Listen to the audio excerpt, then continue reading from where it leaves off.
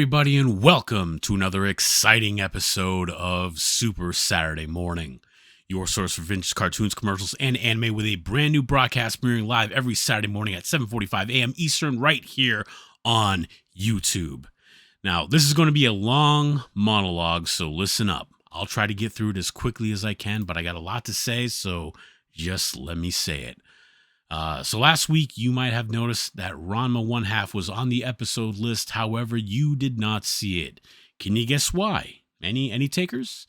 If your guess was YouTube blocked it, then you're correct.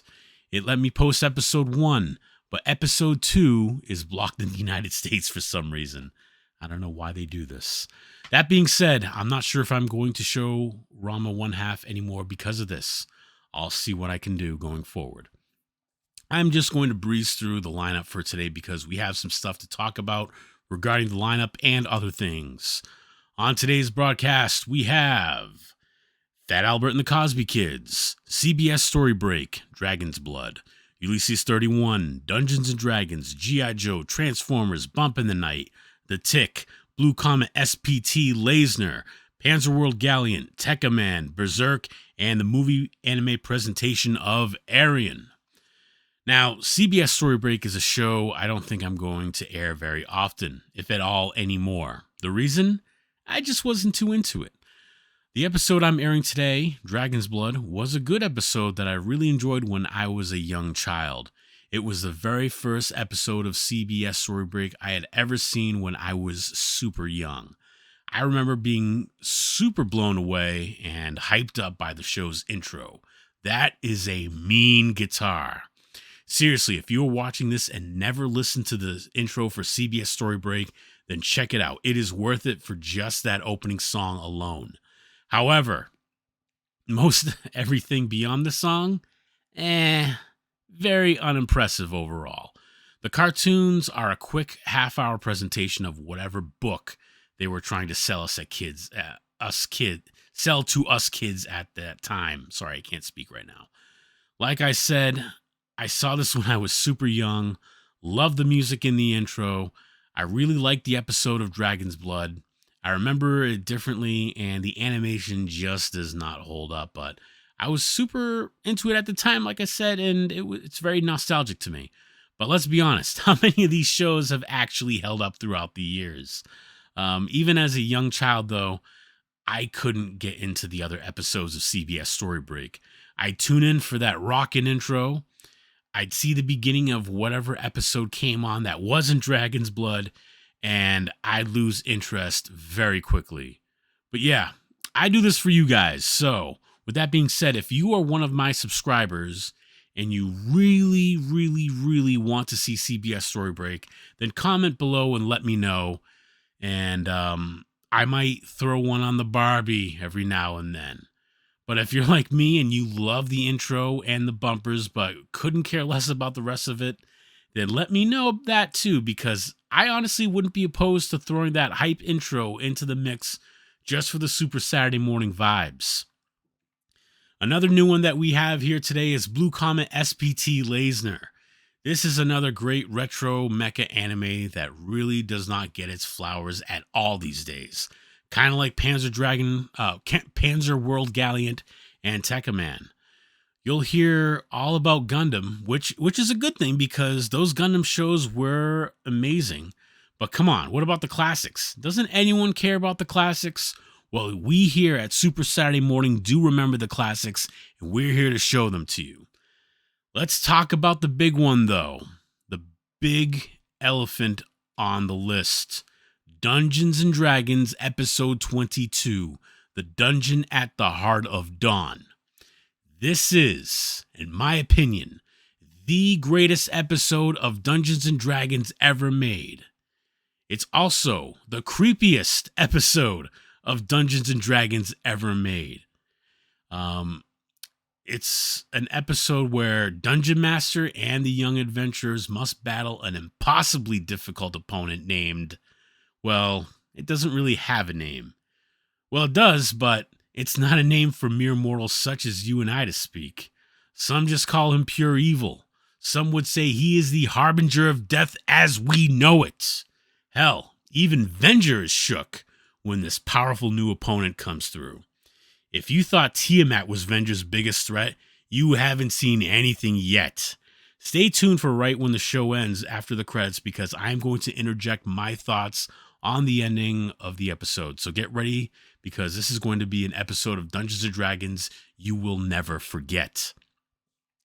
Guys, as I am sitting here working on the episode right now, we have made it to 60 subscribers. I'm sure a small part of that might be because YouTube is showing it to more people searching for Saturday morning cartoons. But I know for a fact that the biggest reason we got up to 60 subscribers is because you guys have been showing this channel to others and are really getting the name of Super Saturday Morning out there. And I thank you so much for that. I look forward to these Saturday mornings, not just for the cartoons, commercials, and anime, but also I look forward to hanging out and talking to each and every single one of you every week. Whether we chill Friday nights with the captain at the Group Therapy Podcast channel for those Sci Fridays, or you come through the following Saturday morning for some cartoons here or with the captain, I just want to let you know that it is a pleasure to bring you some nostalgic greatness. Whether it's something you had fond memories watching when you were a kid, or something obscure from back in the day that you had no idea ever existed until now. Let's keep it going, because if we get 40 more subscribers, you will unlock a bonus episode. So please remember to subscribe to this channel if you haven't already. I'm getting a lot of views, and I know that some of these viewers that are coming in haven't subscribed yet, so please subscribe if you haven't. To get us good with the YouTube algorithm so we can attract more subscribers, please like the video, comment below, and share this video and channel on your social media, or at least with someone that you know who would find value in this content. Now, I have a treat for you guys to open up the broadcast this morning. This is going to be my way of saying thank you so much for 60 subscribers, and thank you so much for making episode 25 of Super Saturday Morning the biggest and most popular episode yet. Seriously, check the numbers. It has the most views for the amount of time it has been out by a very long shot. This is telling me that we are trending in the right direction. Also, it might be because of my clickbait thumbnail there.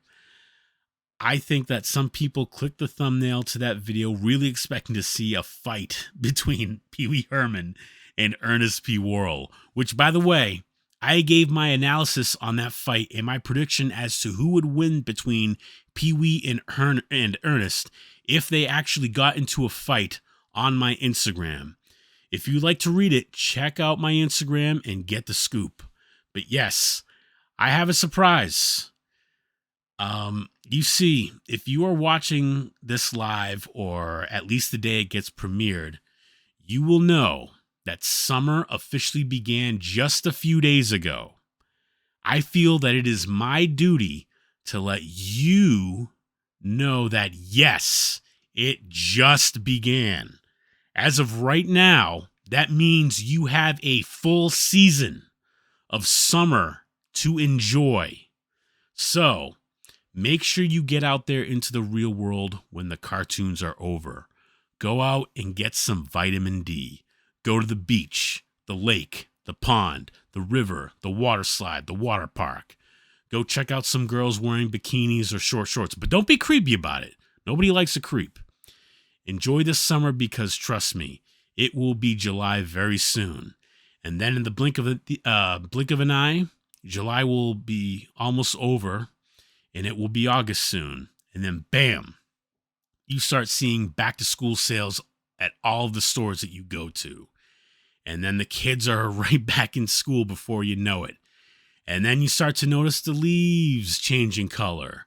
Then the weather starts to get a little bit cooler and cooler every week. And then you're wearing a hoodie. And then you've got a coat on. And then you're handing out candy to trick-or-treaters. And then boom! You're opening Christmas presents. You'll have that present in front of you and you'll be happy about it, but you'll also still be wondering what you even ate for Thanksgiving. And that should be easy because everyone eats the same thing on Thanksgiving, so you know you have a problem. You know what that problem is? That problem is that you realized, oh no, I didn't take the time to enjoy the summer while it was still here. So, I'm letting you know right now, because it is right now. Enjoy your full season of summer because it will be over before you know it. Now, you know how I'm going to help you enjoy this summer? I'm going to help you start it off right. We're going to kick it off the right way. You see, school just ended for all the little boys and girls. Do you remember that feeling of that last day of school, knowing that there were no more classes, no more books, no more teachers' dirty looks? I sure do. And we're all about bringing back those nostalgic feels at Super Saturday morning. So to start this episode, I am going to play a music video from Bump in the Night. It's a cover of Alice Cooper's School's Out. I saw this music video from them as a kid, and I not only laughed to the point of tears, but I also got hyped because school was indeed out for summer. So let's get this summer started off the right way. Get a cool drink to sip on, get a snack to munch on, and get ready to enjoy Super Saturday morning. Let's get this party started with Bump in the Night's rendition of School's Out. School's out! No matter what time of year it is, I love this song!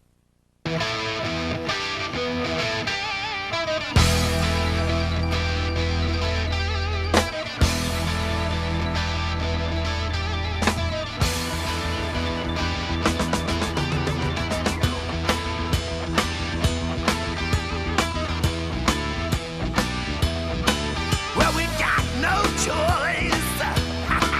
All the gals and boys, ooh, they're making all that noise, 'cause they found new toys. Well, we can't salute you, can't fly the flag. If that don't suit you, that's a drag. School's out for summer.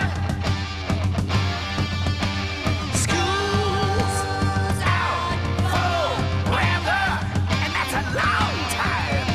My school's been blown to pieces.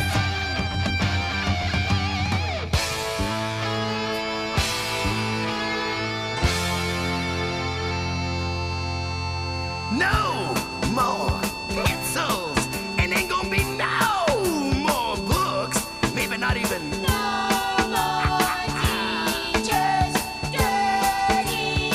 I like that part.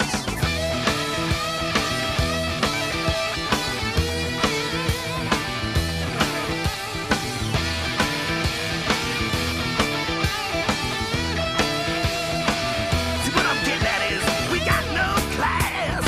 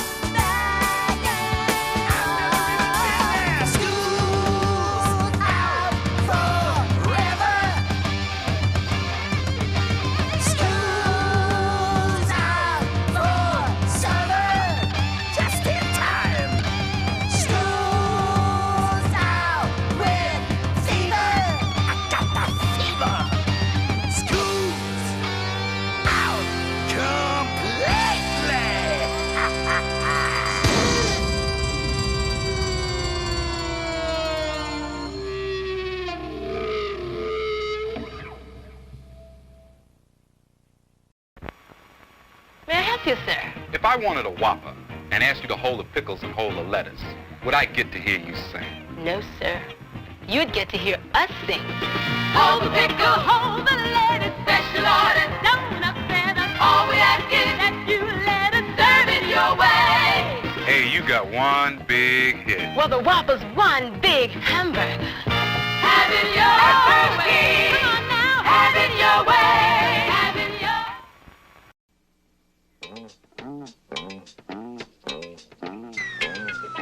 Hey, hey, hey, it's Fred Albert, and I'm gonna sing a song for you. And Bill's gonna show you a thing or two. You'll have some fun now with me and all the gang, learning from each other while we do our thing. Gonna have a good time. This is Bill Cosby coming at you with music and fun, and if you're not careful, you may learn something before it's done. So let's get ready, okay? Hey, hey, hey!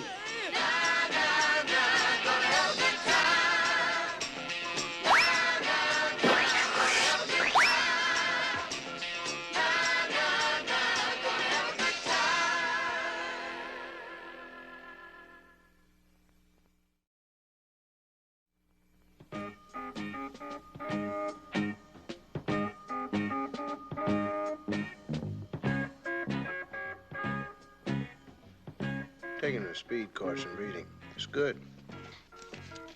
You really learn a lot better when you read this way. Of course, I only got one problem. My mouth moves when I read, and sometimes I get a Charlie horse on the lower lip. You know, I always secretly admired the guy in school who got good grades, but I never let on to it, you know. Fred Albert and the guys, they're just like that, too. They like to have good grades, but they're not too hot on the idea of having to work for them. But there are some people who don't have to work that hard to get good grades, like Thurman. Your examination grades are on the upper left-hand corner of your papers.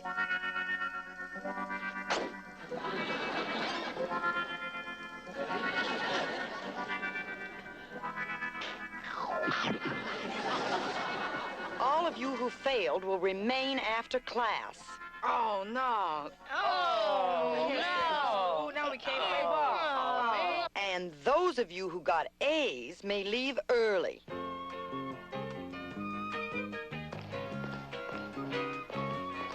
Oh, Thurmond, aren't you forgetting something? I don't think so. Your homework, your books. Oh, that's all been taken care of. That Thurman thinks he's so smart. Yahoo!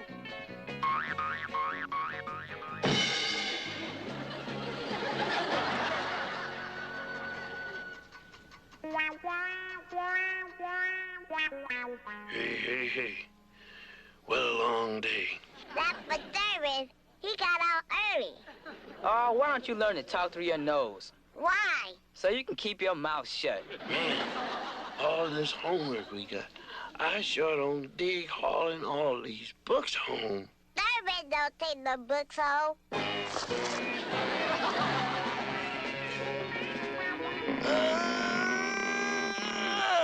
Homework? That's the leastest thing I'm fond of. Me too. Oh, man, this homework is great. Homework all the time. Oh, man, we can't do nothing. Yeah. Homework. Hey, hey, hey, Thurman. Hi, cats. Where you going with them books? Ugh, homework. We're all gonna flunk out if we don't get better grades, man. How come you never take no books home, Thurman? That's not my style. Hey, how about a little volleyball? Nah, we gotta go home and do our dumb assignments. Ah, come on. I got a new volleyball net. Okay, but just for a little while. Yeah, come on. Yeah, we got a new volleyball net. We just got to build it for a while, you know. We do our homework later. Hey, Thurman, I thought you said that was a new volleyball net. It looks like an old curtain. You're both right. It's an old curtain and a new volleyball net. No class. Come on, let's play. I'll serve. Coming at you.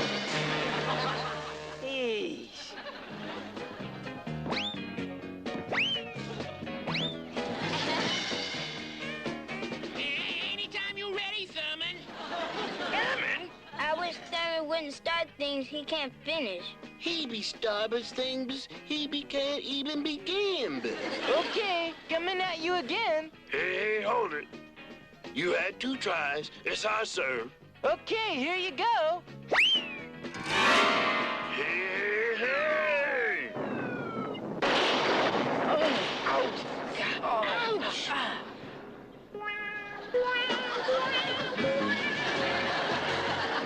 Hold everything, dudes. I'll go get the ball. Hold everything, dudes. I'll go get the ball. I don't know about you cats, but I'm splitting. Me too. Me too. Yeah, this is nothing, Phil. Yeah, man. this is nothing. You ain't got nothing to do. I'm leaving. Be right with you. Oh, no. Oh, wow. Man, this God. can't be... Yeah. Wow. Oh, that. There it is. I see the ball. What's wrong with him? Nothing. It's just that his body and mind never been introduced. Hang in there. Got the old ball right here. Never get your homework done now. Thanks to Klutzo Thurman. He was brilliant with the books, but Babbitt whipped the ball, man. Hey, where are you going? Hey, come on back. Ah, quitters, all of you. Hear what I said? Quitters. And thus, we can see that relativity is the principle that there is no absolute motion, or motion with respect to some absolute space filled with ether, but that all motion is relative, being that of one portion of matter with respect to another portion of matter, a principle confirmed by the fact that the velocity of light is constant and is independent of the motion of the source. Thurman, that is amazing. How did you learn Einstein's theory all by yourself? It was no sweat. Oh, wow. Man, That's that's bad. I never saw nothing like that before. Me either. Yeah. That's bad. Fat Albert and the kids are really impressed by Mr. No Sweat, old Thurman. Seems that everything just comes so easy to him. Or does it?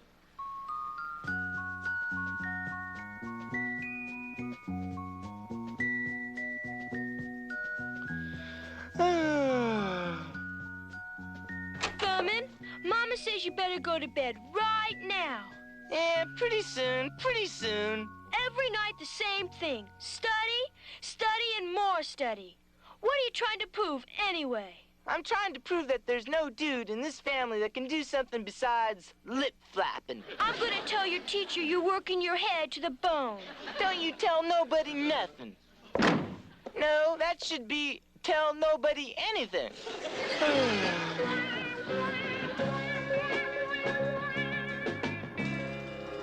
Today's history lesson will deal with the Constitution of the United States. Who can tell us what we call the first 10 amendments? Thurman? The first 10 amendments are called the Bill of Rights. Very good. Very good. Phooey. Rudy, will you please give us the preamble to the Constitution?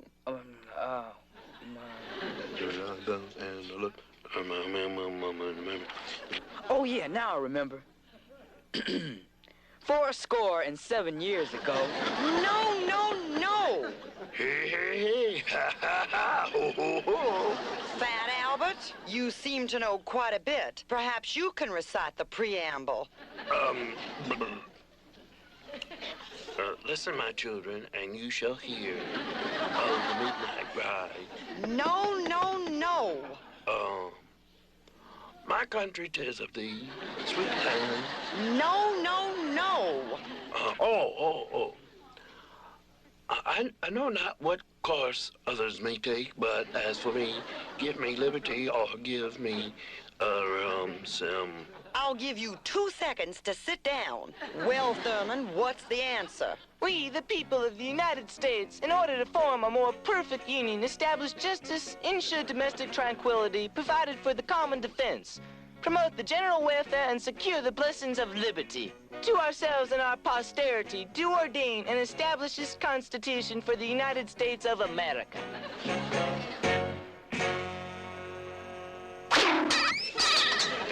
Hey, this staying after school is getting to be a drag. Yeah. Yeah, you say get it. Who needs this? Who needs it? Nobody needs nothing like this. Right. Yeah. Hey, hi, gang. Hey, wait a minute. I got something real cool to show you dudes. Oh, get lost, egghead. Got a new sport we can all play. Guess what it is? Swing the stupid pipe? No. Watch. Thurman, forget it. Yeah. You and sports just don't mix. Apparently, Fat Albert and the kids have made up their minds, and they don't want to be confused by the facts. Lousy homework. Darn. Mumble. We get Tired of homework all day long. All the time. And homework. Hey, this math is heavy on the head. I got it down cold. Ask me anything. Okay, if you got a quarter in one pocket and 40 cents in the other, what do you have? Somebody else's pants. No wonder you've been getting under the water marks. Underwater marks? Yeah, below sea level. I don't get it. 4. Boy, is this ever fun. 4. Hey, wow! Yay! Man, nothing like a good game of golf. Hey, Thurman, what you got there, man? Oh, hi there! Just getting ready to play me a round of golf on my own private golf course. Golf? You? Thurman playing golf. That's a go. Yeah, I like that one. Dig this form.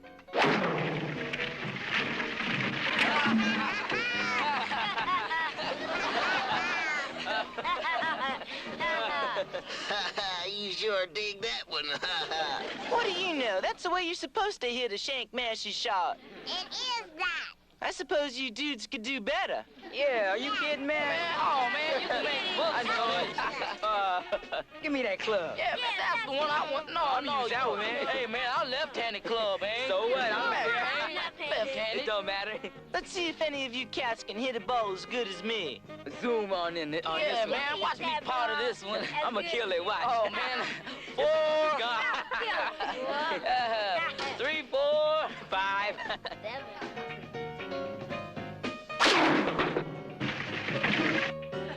How you like them apples, Mr. Old Pro? Think you can do any gooder than that? No class. Golf isn't just power, it's accuracy. It's all in the hands and wrists. Coordination. See that last flag down there? I'm gonna lay it right in the old cup. Hit the ball!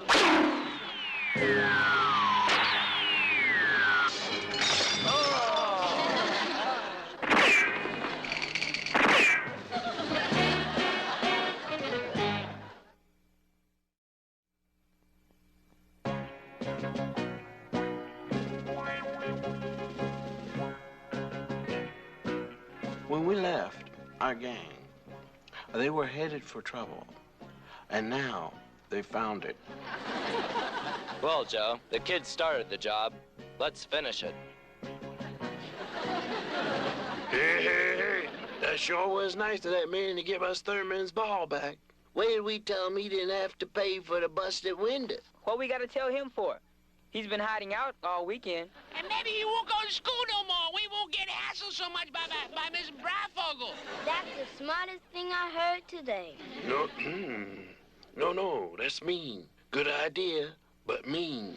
No way of it. We gotta go tell him. You mean you gotta tell him? We're just keeping you company. Mama says you better go out and get some sun. You've been cooped up here all weekend, Thurman. Thurman? Who's Thurman?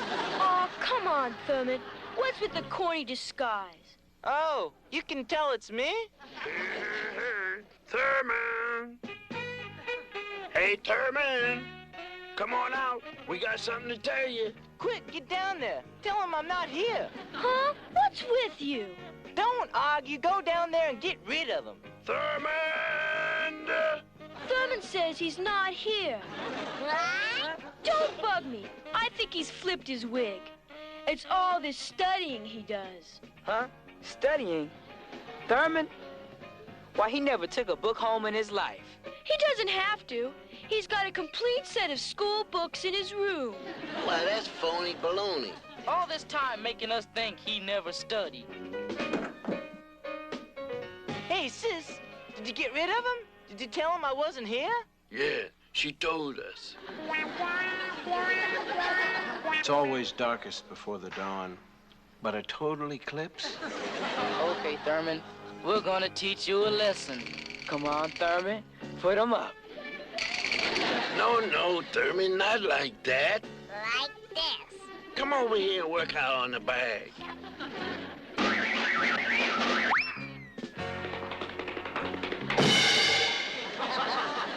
What's the use? You dudes are wasting your time on me. I just ain't no athlete. Hey, man, come on. You just starting now. That's right. You gotta sweat to be cool in sports. Huh? Just like you sweating over your books. Besides, we got a deal now.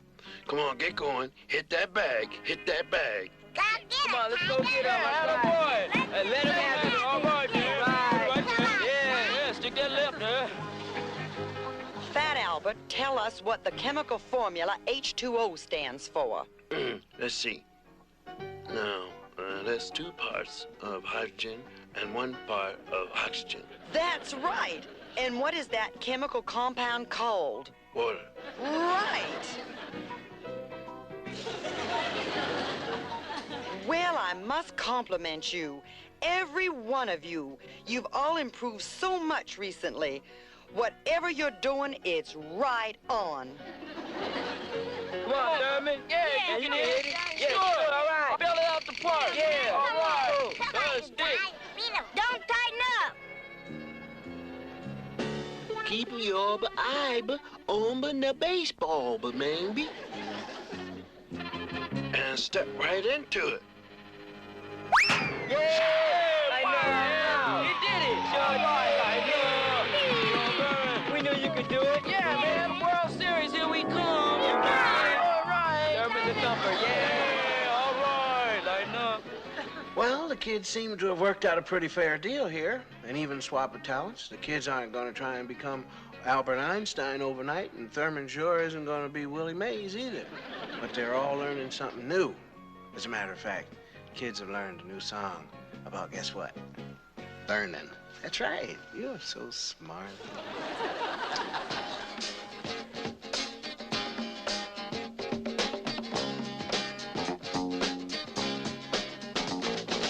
Oh, it's not easy, but you can make it if you try. Oh, it's not easy. When you reach, you've got to reach high.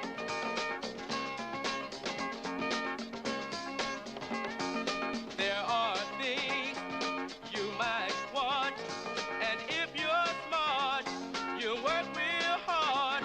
'Cause just as long as you try, there's no mountain you can't climb. No, no, no. Oh, it's not easy, but you can make it if you try. Oh, it's not easy. When you reach, you've got to reach high.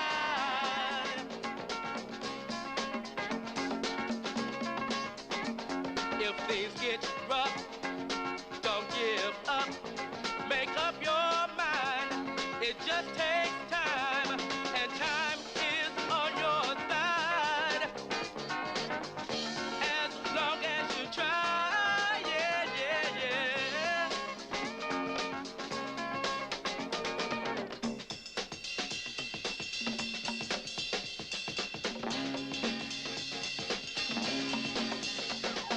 Oh, it's not easy, but you can make it if you try.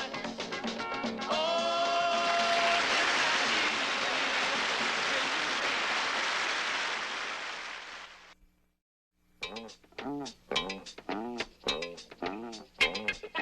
hey, hey, hey!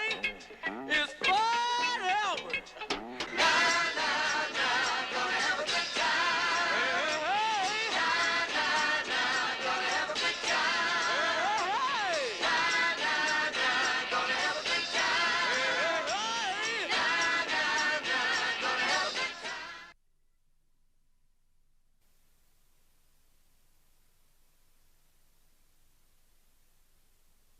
When you're just growing up, every day is a new discovery.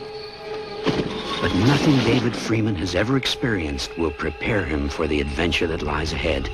Sit down. I think there's been some sort of mistake. Your brain contains data necessary to get me and my friends home. I'm just a kid.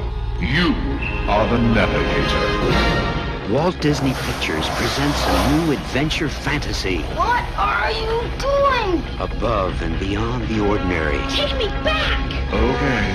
Oh no! Flight of the Navigator. Do something! You're the navigator, not me. 20,000 feet and falling. Come on, one of these hasn't started.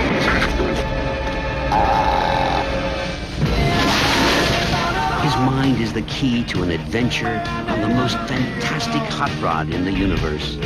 A story of a spaceship. That flying saucer's first rate. Be cool, dudes. A friendship. I'm gonna miss you. I'm going to miss you, too. And an experience beyond imagination. Don't you want to take a turnpike? I'm the navigator. Flight of the Navigator. Disney's new adventure fantasy.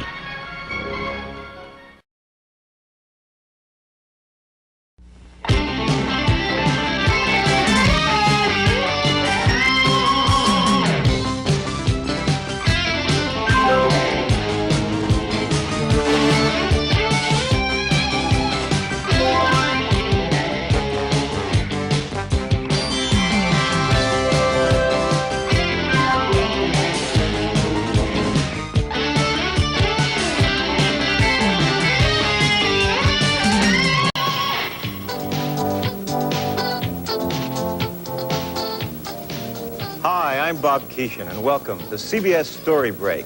Imagine a world where people raise dragons and train them to fight. A world where slavery still exists. Today's story takes place in just such a world. It's about a young slave boy named Jackin, who is determined to win his freedom and must use all his courage to escape. Based on Jane Yolen's book, here is Dragon's Blood.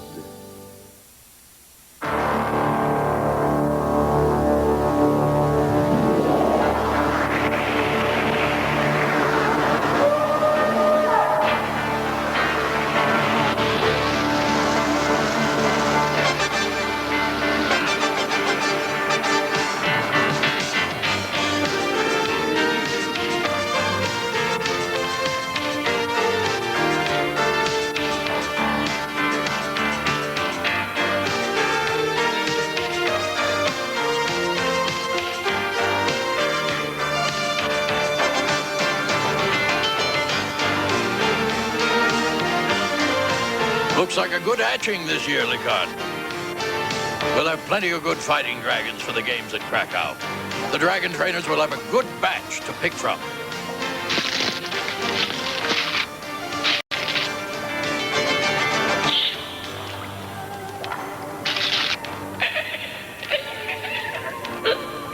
Oh, that one has the look of a fighter, Master Sarkhan. He'll win a lot of matches and fill some bonder's bag with gold. You've had chances to fill your bag and win your freedom, Lickard. Maybe you'll have another one someday. But until then, you see to the stalls.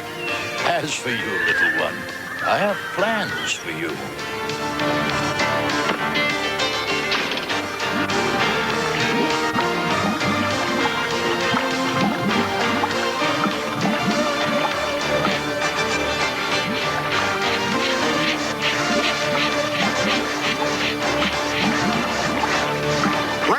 You bonders. Or maybe you'd like to join Blood Brother in his bath. I'll take boiling mud over Lickarn's breath any day.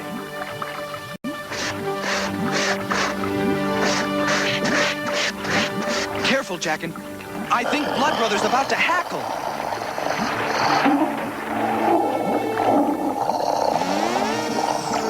No, Slack. He just wants to play.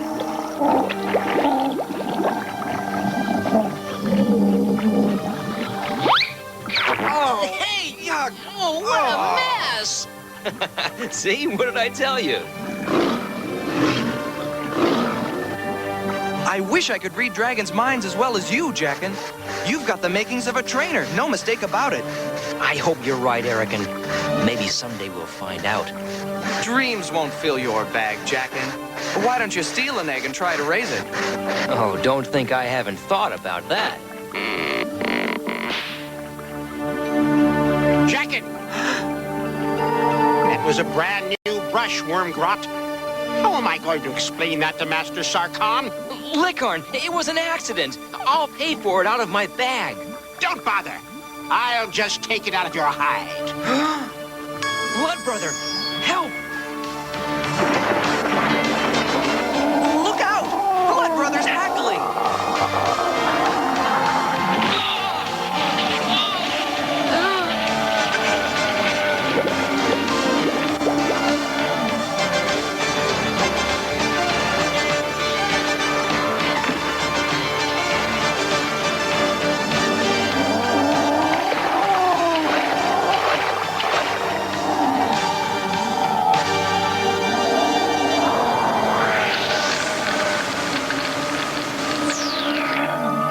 No, Licorn!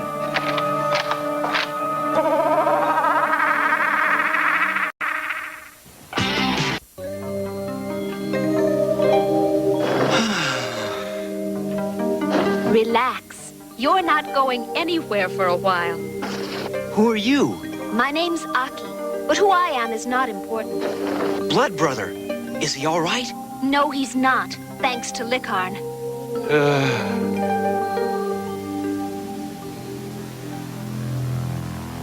How many chances can I give you, Licorn? How many times can I overlook your temper? It wasn't my fault. That young bonder Jackin. Quiet! We grew up together, but I can't let you get away with this. There's no difference between us but half a bag, Sarkhan.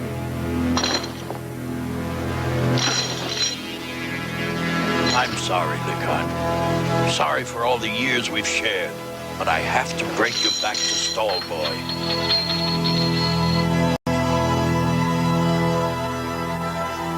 You mend quickly, Jackin. Not quickly enough, Aki. All the dragon eggs have hatched by now.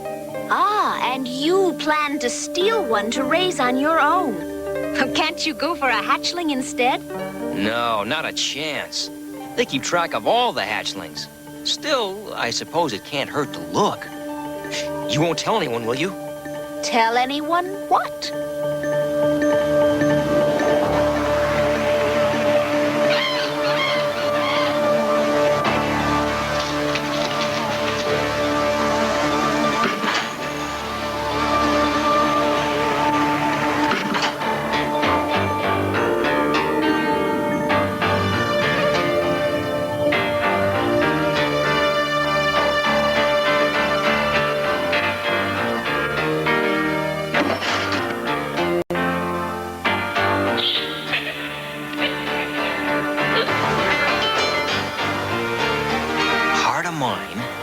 Heart's Desire by Blood Red. 4 hatchlings.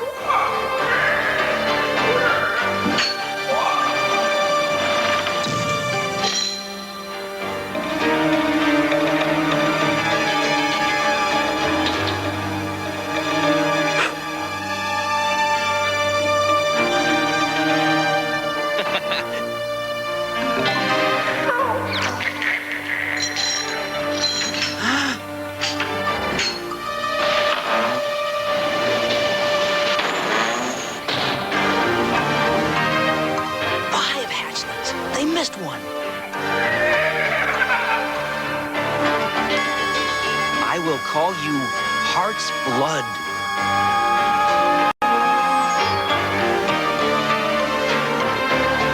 I may be missed, but I've got to get you away from here.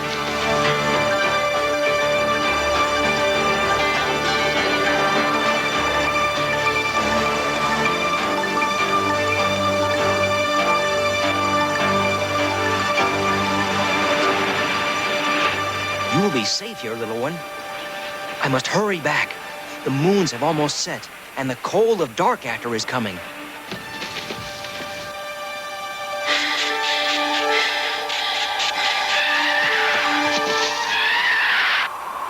Oh no! A track!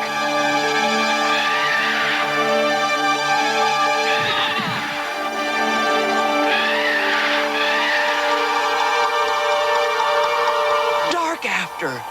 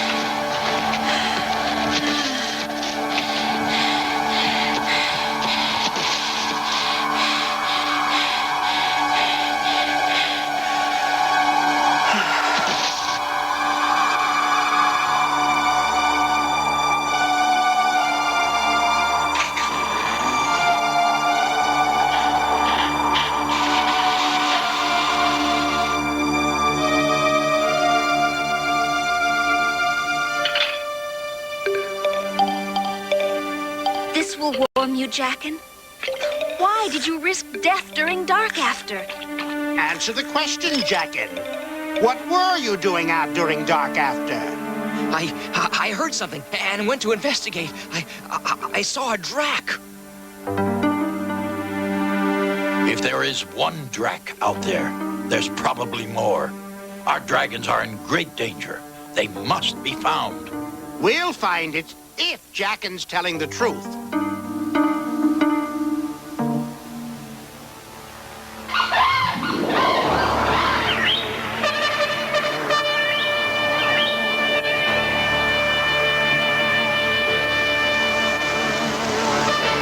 I don't see anything.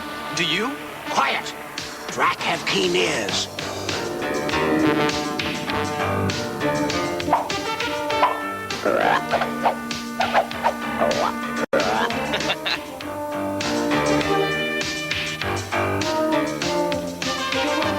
Up there, boy, and check for a nest. Now.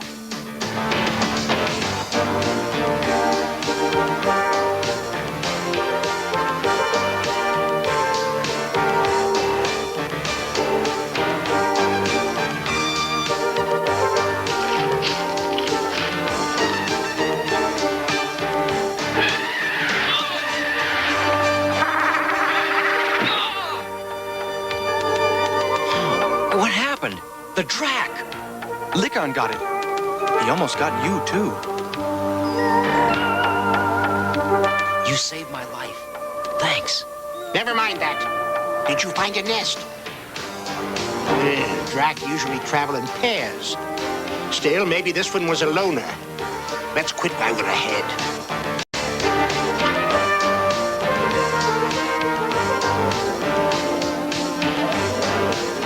In recognition of your bravery, I grant each of you a bond-off week. Enjoy it. Congratulations, you two. What are you going to do with your days off? I'm going to go into Krakow and have some fun. Want to come along, Jackin? Thanks, but no, I've got other plans.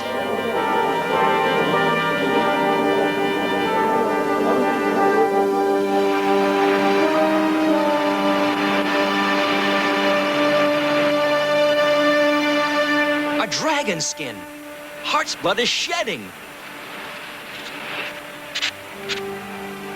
There you are. Eat, young one. The burnweed will build your fire.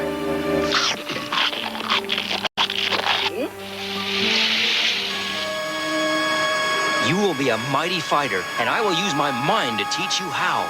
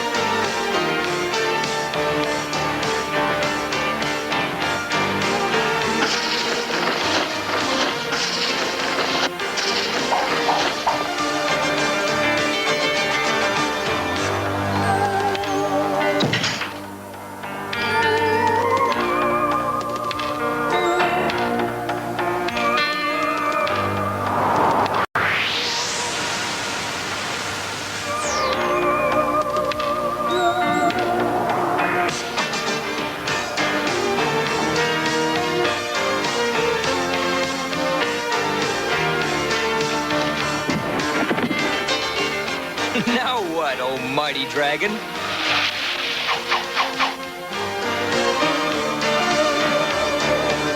Well done, Heartsblood. We will call that the Great Upset. Stay back, Heartsblood. It may be another drac. Oh, he's a beauty. Can he fly yet? Well, not yet. How did you know where to find me? Do you think I couldn't guess that you've been training a dragon all these weeks? I came to warn you. Another drac's been sighted near here. Oh, no.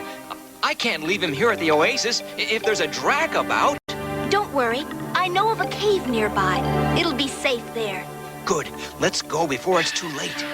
I think it's already too late.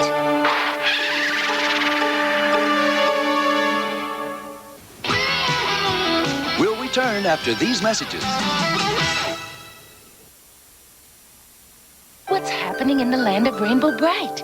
We represent the color kids, and in the name of Rainbow Bright, we brighten up our rainbow land. Murky Dismal and Color Kids, each sold separately. Colors, what good are they? Green's fun, like me, Patio Green. And doesn't this violet make you smart, like me, Shy Violet? Ah, phooey.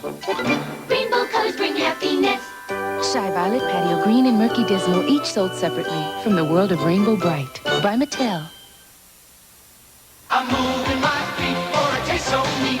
That yellow Pop-Tart taste. Pop, pop, pop, pop, my feet can't stop until they pop up nice and hot. Because they taste so good. I'm moving my feet to the Pop-Tart beat. Moving real fast 'cause they sure won't last. Real fruit on the inside, great taste all around. Pop, pop, Pop-Tart. I'm moving my feet to the Pop-Tart beat because they taste so neat. My little pony, lullaby nursery. Baby ponies play together inside. Lickety-split. Lullaby nursery. A cradle for rocking and a swing to ride. My little pony. Baby cuddles. Lullaby nursery. There are so Baby many things for tiddlywinks. baby ponies to do. My little pony. Each sold separately. Lullaby nursery. I love you, my baby All for you. My Little Pony Lullaby Nursery comes with tiddlywinks, and all you see here, other baby ponies sold separately from Hasbro. And now back to CBS Storybreak.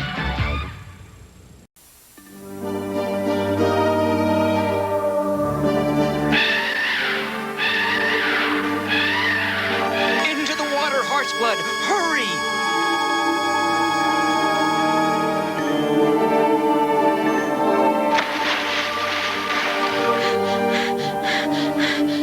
Run, Aki!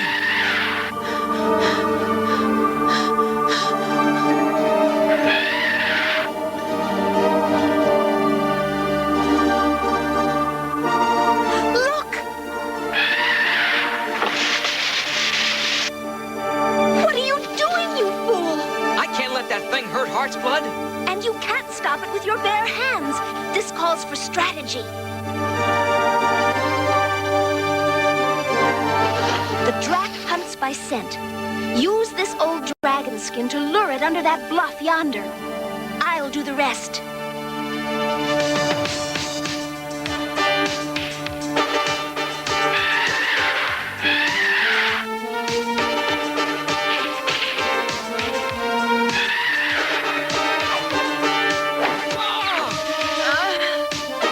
Heartsblood, help me!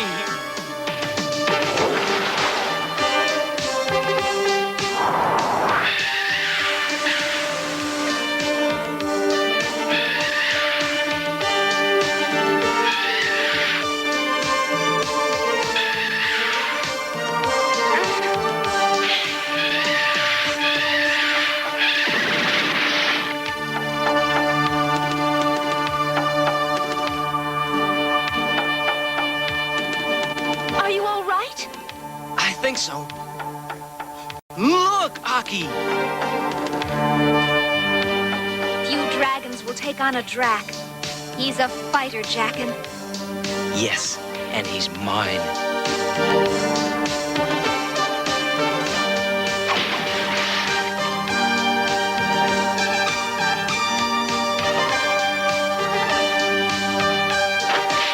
Good, Heartsblood! Snap your opponent opponent's horn just like that. But remember, never draw blood. Skill, not slaughter, is the game.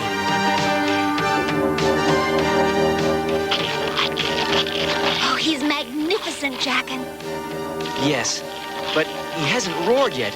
I hope he isn't a mute. You'll find out for sure in his first match. I've brought you a present, Jackin. I've registered Heart's Blood for the next dragon duels at Krakow. You what? That was what you were training him for, wasn't it? Oh, yes, I guess it was. Oh, I can't wait to see him in that ring.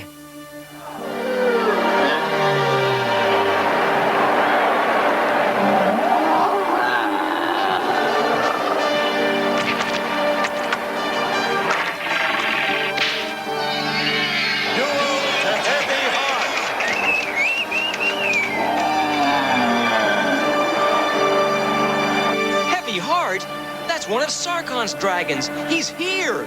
Too late to worry about that now. Yours is the next fight. Jackin, it would be bad for you to be seen with me. I must go. Go? But you can't. I need your help. You need no one's help now. But remember, Jackin, a dragon is only as good as his master. Guide him well. And beware of fool's pride. Fool's pride? What's that? A madness that sometimes seizes dragons in the ring. Remember what you told Heart's Blood. Skill, not slaughter. Good luck.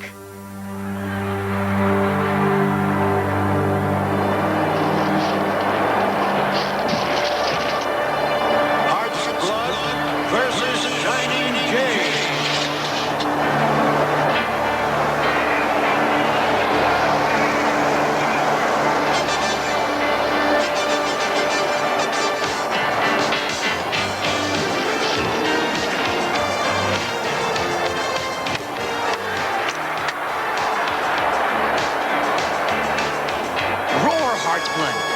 Use your voice to strike fear into his heart.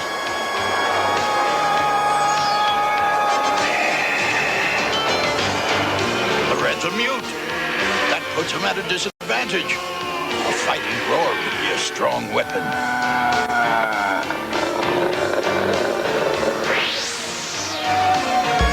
Fight back, Heart's Blood. Fight back!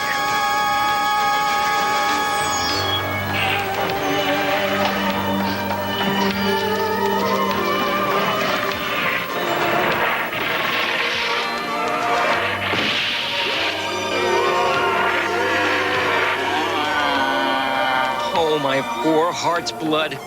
Licorn! Heart's Blood is his name, is it? And just where did a poor bonder like you lay hands on a fighting dragon? You stole it, didn't you? I think we'll go have a talk with Master Sarkar. No, not now. My dragon needs me. Have your fun now, boy. You'll pay for it later.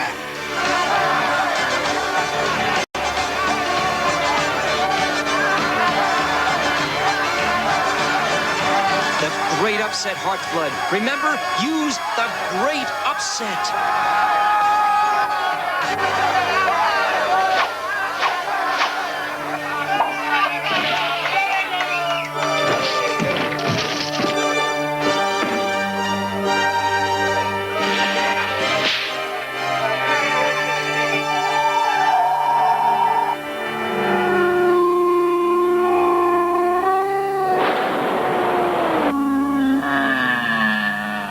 What is it? What's happening?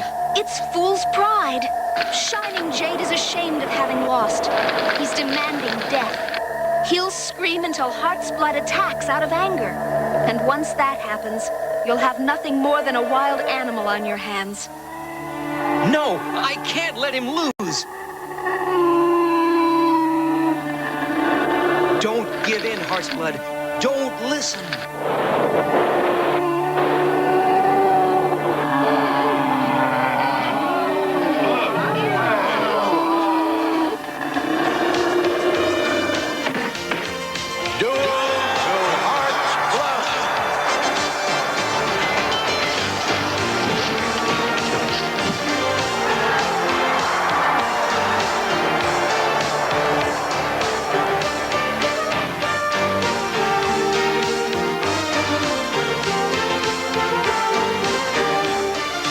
what you did, boy.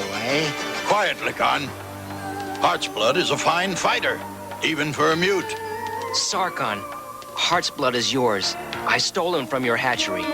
You think I don't know that, Jackin? I left that uncounted hatchling there in hopes that someone would steal it. But I don't understand. Why? I'm always looking for someone with the makings of a trainer in him. How better to find one than to let him raise a dragon on his own? You did it, Jackin. You know him? Yes, Father. Father? You never told me. If I had, would you have let me help you train Heart's Blood? Your bag is full, Jackin. You've earned your freedom.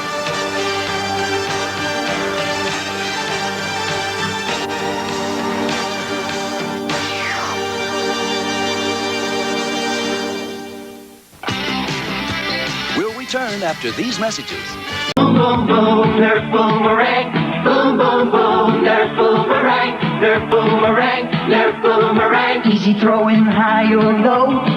It comes back with each good throw. Boomerang, you can throw it by yourself or throw it with some friends. Nerf boomerang is safe, soft fun that never, never ends. Nerf boomerang. Nerf Boomerang from Parker Brothers. Look, new gem, new rock and curl gem. You see the greatest look and most incredible hair when rock and curl gem is there. Wow, wow, what a smile! She's the prettiest girl. I love new gem, rock and curl. She's prettier than ever. I love what you can do with her hair. You can curl it up, you can tease it out. Rock and curl gem's got hair to rave about.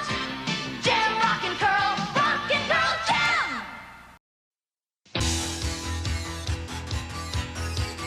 Ulysses, Ulysses, soaring through all the galaxies in search of Earth, flying into the night. Ulysses, no one else can do the things you do. Ulysses, always fighting all the evil forces, bringing peace and justice to all.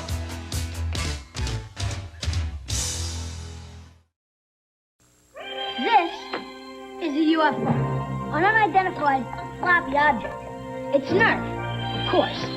You can fold it up, put it in your pocket, take it anywhere. And this thing really flies. But what I like best is that it's easy to catch. See? And it's Nerf, so if you miss one or two, it doesn't hurt. Be on the lookout for the new Nerf unidentified floppy object. You can't miss them. There's only one Nerf. Gleaming in the morning light, home of She-Ra shining bright. Crystal Castle. You put it together. She-Ra so separately, you can pretend. Magic things shine everywhere, 'cause it has a secret power. Lifted high on a throne, She-Ra saves the world alone. The fate of the world safe in Crystal Castle, Princess of Power. Crystal Castle comes with everything you see here. She-Ra dolls sold separately. New from Mattel. Hey, look! The Dungeons and Dragons ride!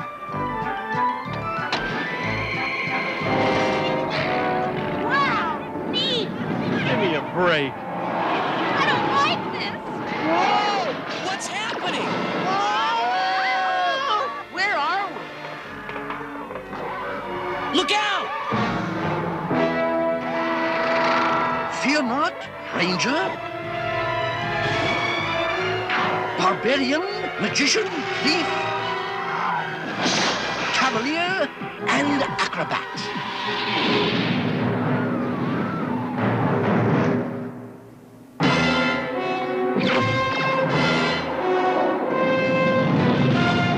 Who was that?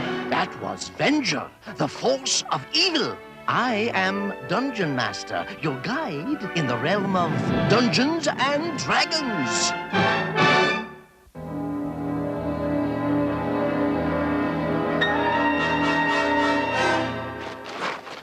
Gee, when Dungeon Master said Tower of Darkness, he wasn't kidding.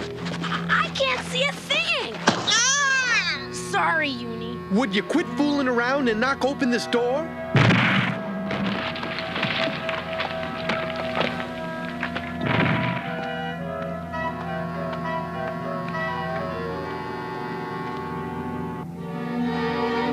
All right, Eric. There you go. Yeah, here I go. Whoa! Now look what you did, you muscle-bound pipsqueak.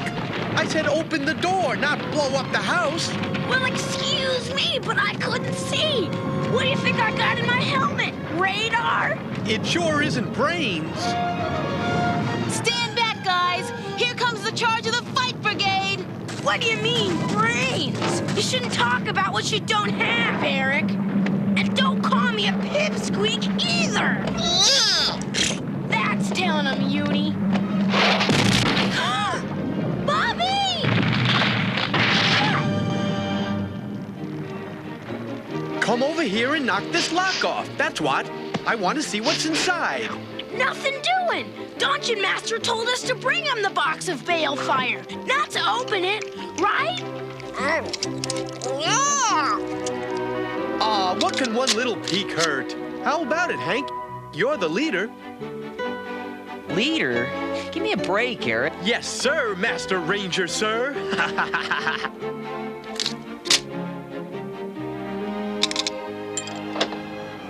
Stop! Ah! Now move away from there, Cavalier. Slowly. This isn't what it looks like, Dungeon Master. Well, we were just... Quickly! The lock!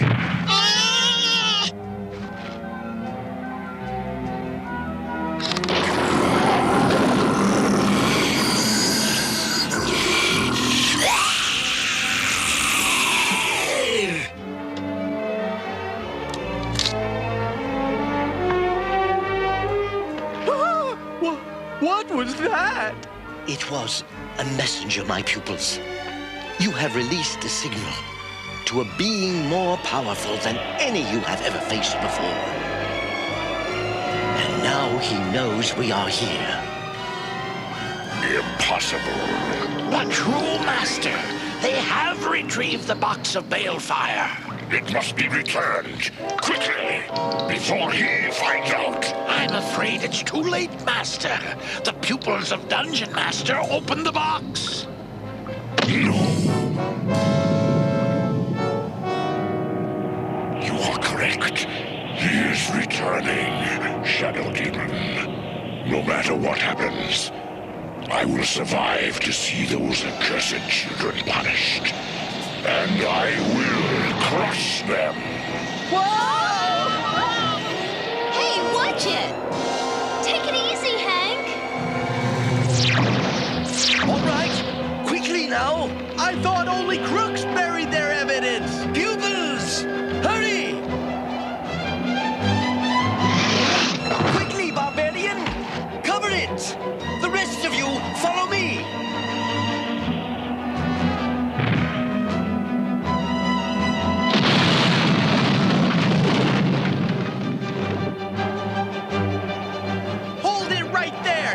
Shortness. Not you, the other one. This stupid safari's not taking another step until you tell us what's going on. We are running, Cavalier, for our very lives. From what? Come on, this is a joke, right? You're looking at old pros here. We've survived everything this silly realm has dished out, from 5-headed dragons to one-horned vengers. Yeah, everything except triple-eyed, double-fanged, flying purple people eaters. Are you kidding? I got one of those last week. What we mean is, what's so big and bad that even you're afraid of it, Dungeon Master?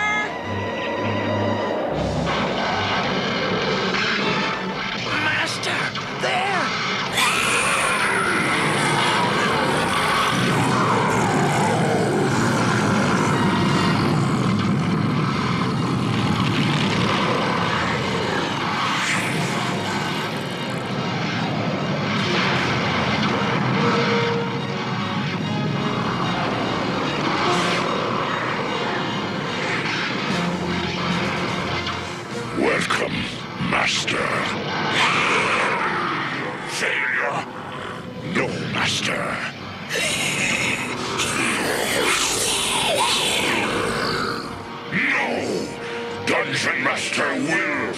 for me.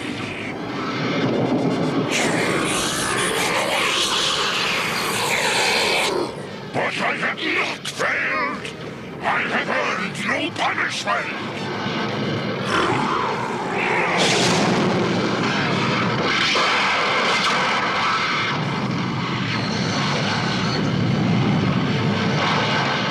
Ah, nuts! Give it up, Presto. Nothing in that hat's gonna help us.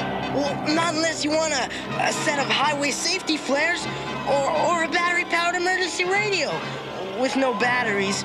Or maybe a copy of Ranger Fred's Guide to Survival in the Amazon? I think my stupid hat needs a tune-up. Hey, for a smart thing you said all week.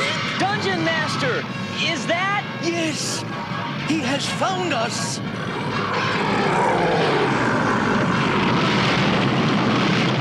You gotta be kidding. Come on, Dungeon Master! Who is it? Or what is it? His name is not for your ears, barbarian. He is not life as we know it. He has many identities on many different worlds, but all know him as evil.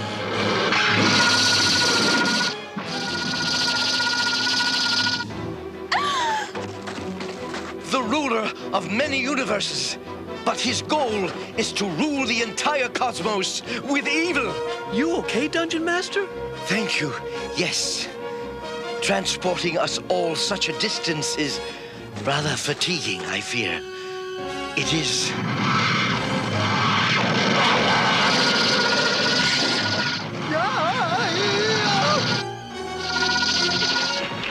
What? Oh, no! We're back where we started! That thing's chased us all the way around the realm. Where else can we run? We will run no further.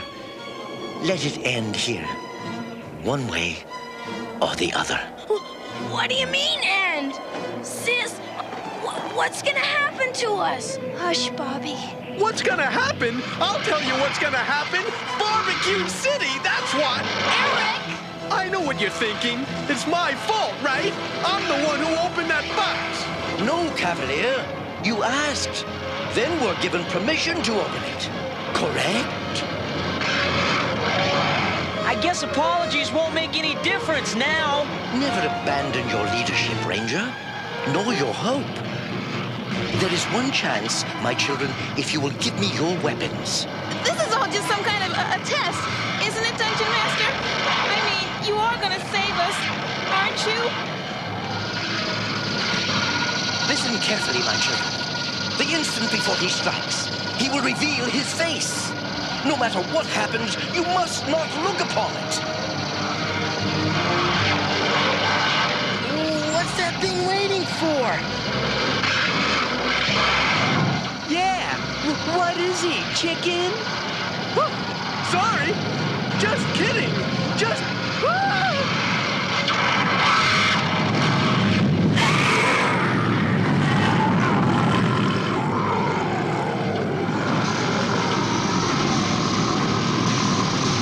What's happening?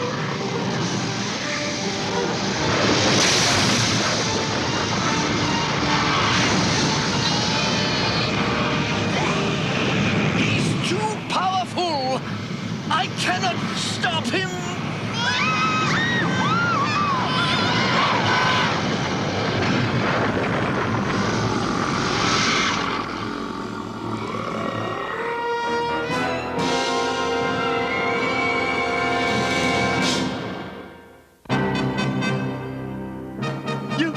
You mean we're alive? Well, Dungeon Master must have saved us. But where is he? Where is he? Where are we?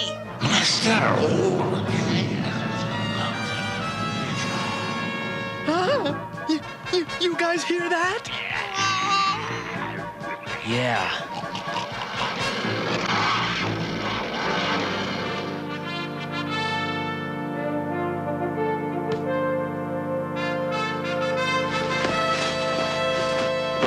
Our weapons! Hank, our weapons! dead.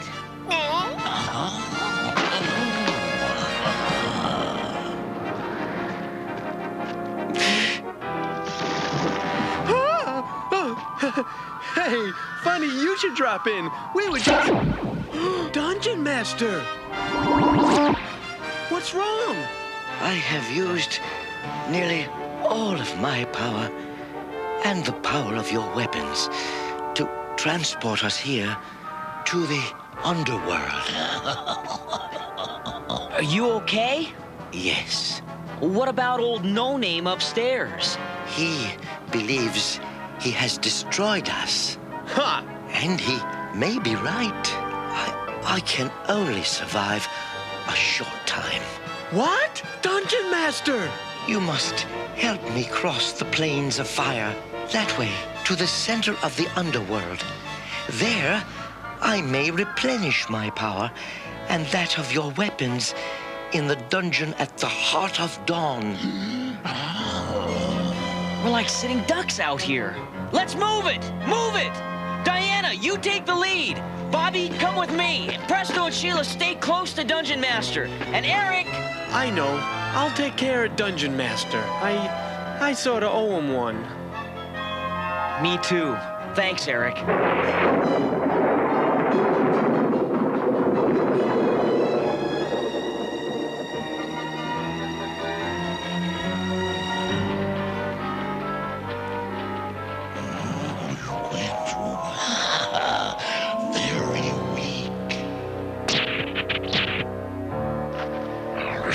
Used much of my power as well, Shadow Demon. But I am still strong enough to defeat Dungeon Master. Now we will let the fools lead us to the heart of dawn, where I will be the first to drink of its power, and the first to have my revenge.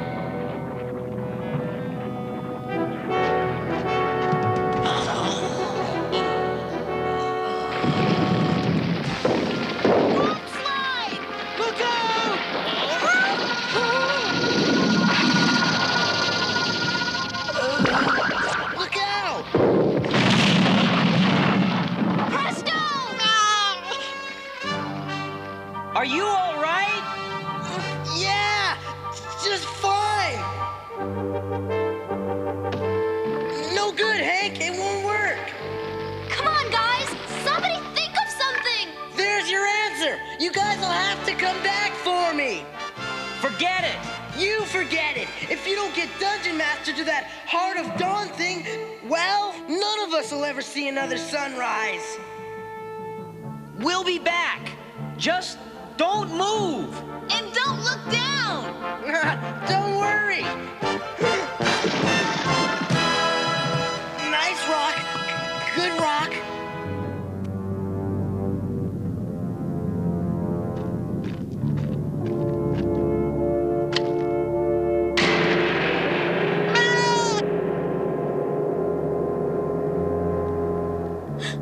What do you think that is? Last time I heard a gong like that was in a movie on TV. King Kong, remember? Just before he came crashing through the jungle. Ew! Giant salamanders! I hate this world!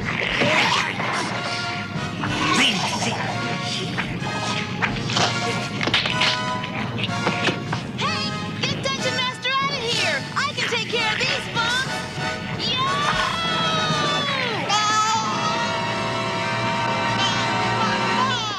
You think I just fell off the rock pile? This stone is lousy, useless slime slag. Rugar, your master speaks. I have a task for you now. Well, it's been a long time, Venger. Perhaps your powers are no longer strong enough to enslave us. Shall I show you how strong my power is, Ugar? No, Master. What is your wish? We are almost at the heart of dawn, my children. The entrance lies at the bottom of the stairs. But first, we must get past the Guardian. Guardian?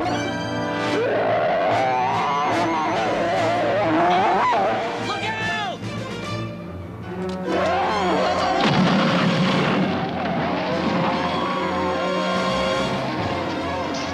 Dungeon Master! He's almost gone!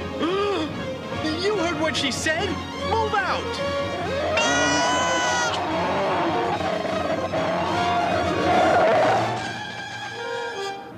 There, my children.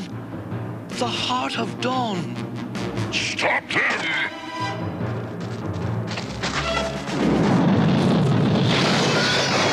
You guys get going. I'll stop Venger. But go on! Stop the others! This one is mine. Go on, Sheila. I'll hold him off.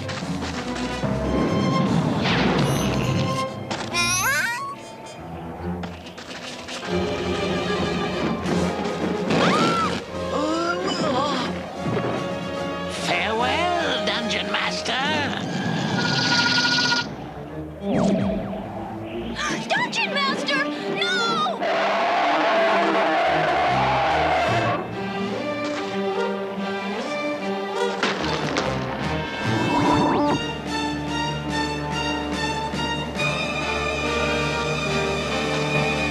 Your time has come, Ranger.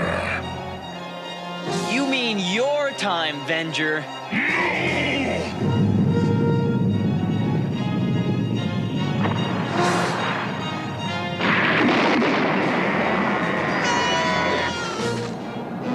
Cowards, come back!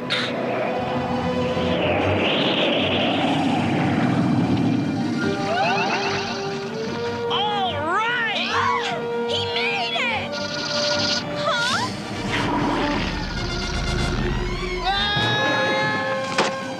Hey! Okay! All right! Aren't we, missing somebody? I beg your pardon. My error.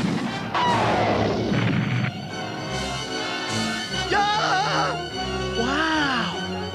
I guess this is what heaven's like. You are wrong, fool. Ranger, your bow! All right! We're back in business! You have won nothing. We are doomed to hide forever in this accursed underworld, while he, whose name cannot be spoken, rules the realm. Well, I guess it's time to head topside for a little heart-to-heart chat with big ol' what's-his-name. You will perish! Nevertheless, we shall face him with all our powers combined, including yours, Venger. What? A little closer together, I think. There, that is it. We may be attacked the very instant we return. That is, those of us who are not afraid to return.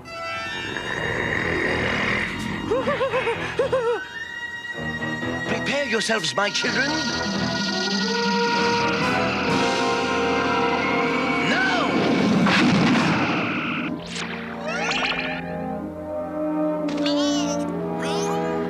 He is gone.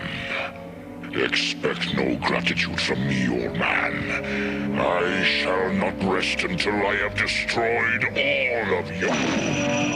Is he really gone? Yes. Gone to wreak terror and destruction on other worlds. Still, we may have little time. Until what? Until he returns.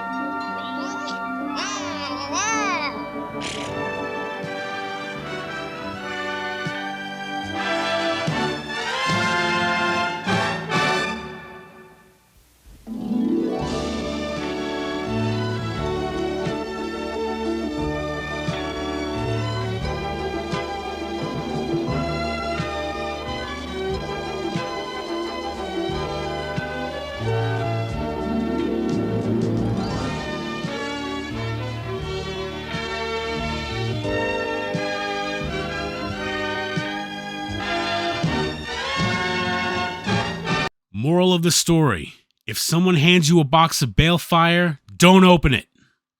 Seriously, what a crazy episode. I love how this episode ends without a resolution to the enemy that they just encountered. They come back up preparing for a fight for their very lives, only to see that thing just got bored and decided to travel to other worlds to wreak havoc and destruction. How crazy is that? You rarely saw things like that in cartoons like that back in the day.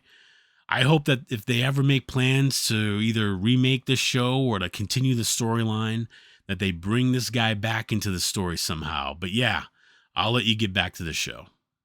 You can do it, Upsy, baby. She's getting up all by herself. Quick, get the camera.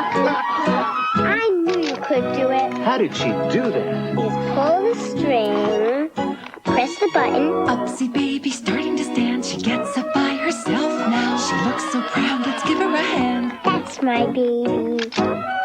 Upsy baby. Upsy baby, the doll that stands up. She's new, from Kenner.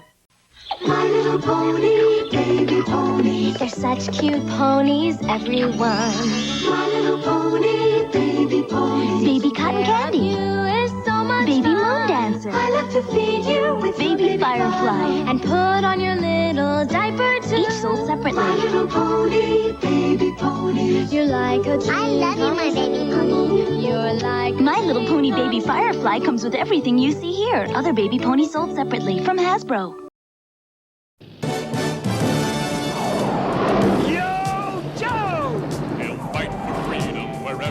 Trouble.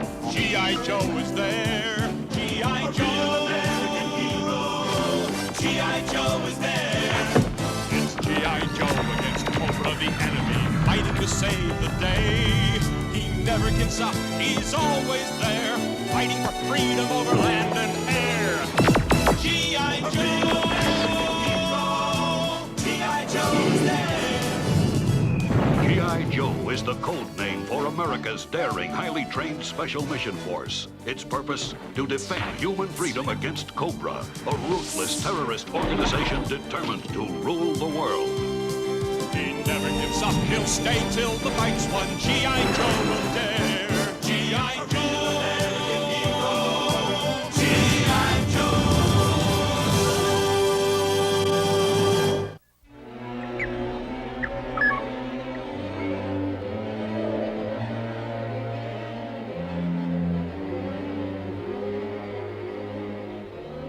Right, trainees. You've got work to do if you expect to join Cobra's army. No, me boy. That will never do. What? Destroy the Foundation, and the rest comes tumbling down. All right, hold it. Stop. You want results? Use tracer ammo like this. Is plastic explosive. Catch! By itself, nothing happens. But if you add a detonating device and set the timer, watch out! To be a ninja warrior, you must have perfect balance. Do as I do. Rise. Try again. That's impossible. We can't do that. Who'd want to? You look like a bunch of bloomin' storks. You want to learn some real tricks? Come with us. This old unused tank'll do. Go to it, Buzzer. Gladly, mate. Here now, look at Ripper. Impossible. Like it was a sardine. You've had your fun, lads. My turn now. With our weapons, we dreadnoughts are unbeatable. Anyone can use a weapon, but the ninja is a weapon. Behold!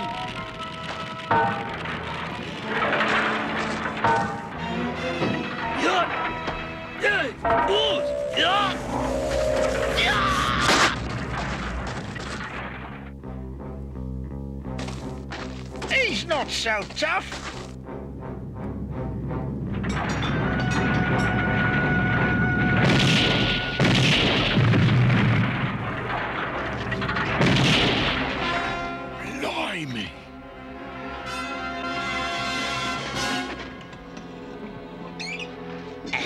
impressive display. Of the ninja's power, yes, but the dreadnoks are useless. Their only loyalty is to the gold their sniveling master Zartan pays them.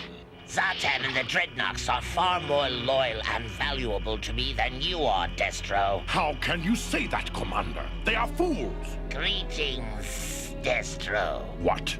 But if you're in here, Commander, then who? Very convincing, Zartan. Who plays the fool now, Destro? One day, Zartan, you will push me too far. Enough of this bickering. There are more important things. This is the Worldwide Defense Center. Their goal is to end terrorism. I am already well aware of it. Scientists from around the world have gathered to feed all their information about terrorism into the Defense Center's computers. That could threaten Cobra's very existence. Have they finished programming yet? No. They still await the arrival of Dr. Metier of France. We must act now. Zartan, is your plan ready? Of course, Cobra Commander. You'd entrust such a vital mission to him? Stop! We have no time to waste. Go, Zartan, and do not fail Cobra! Bring my car around, please, and hurry. I'm very late for my conference. Mon Dieu!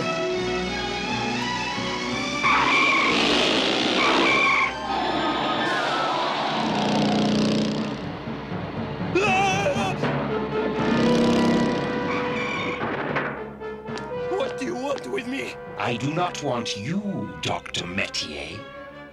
I want your identity. And now, my dear doctor, I must bid you au revoir.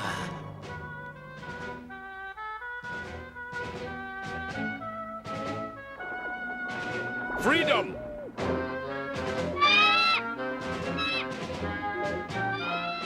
Stay with me, Freedom. I thought I'd check in with you, Spirit.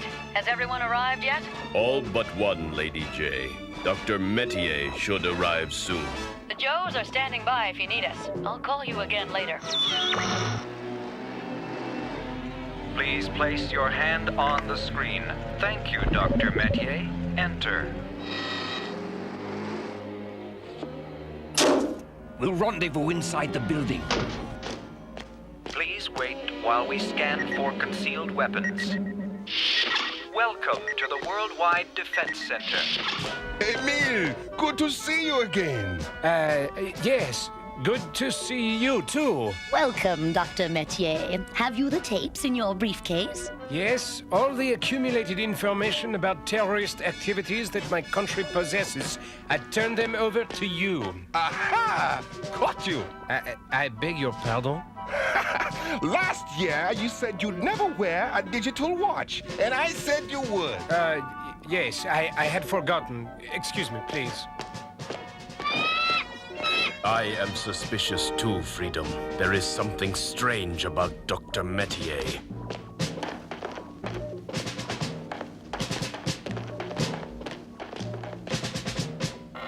Excellent. Give me the bomb. So, Storm Shadow, still you serve the evil of Cobra. Don't let him sound the alarm.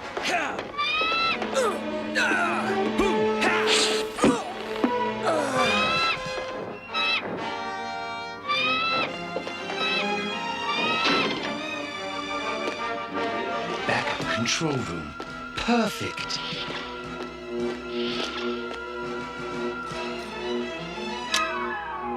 In 35 minutes, this defense center will be nothing but a smoking crater.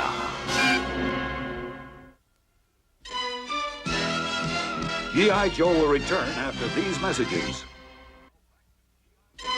Now, back to G.I. Joe.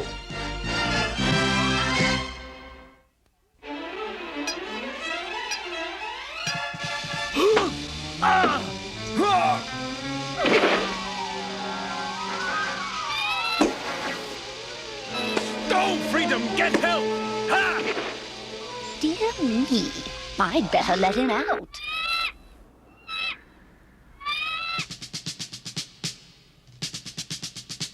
Your turn, gung-ho, and remember the loser makes dinner.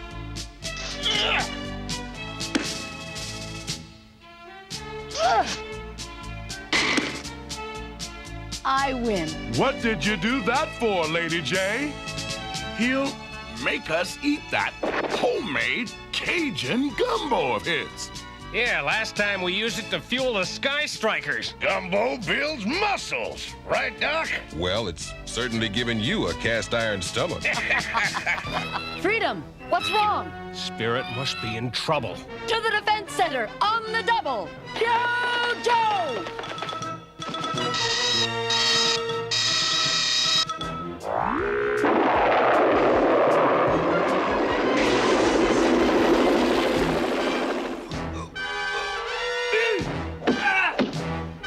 I must put an end to this fighting or we will both be destroyed.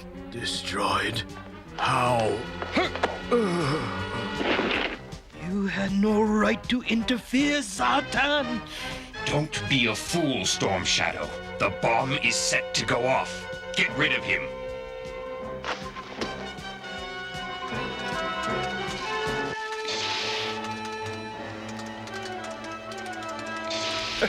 Emil, where have you been?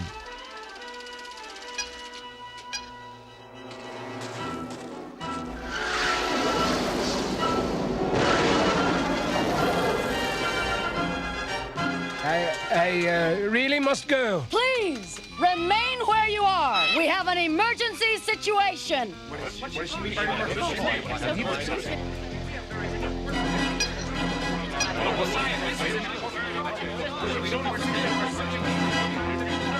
That man in the corner. Look. It's Zartan. Now I know we've got trouble. What have you done with Spirit? I'm your prisoner. Take me away. No problem. They got a cell here. No! Take me to the G.I. Joe prison. I demand it. You seem awfully eager to go to prison. Yes, that's the strangest demand I've ever heard. What's so interesting about this watch? Yeah!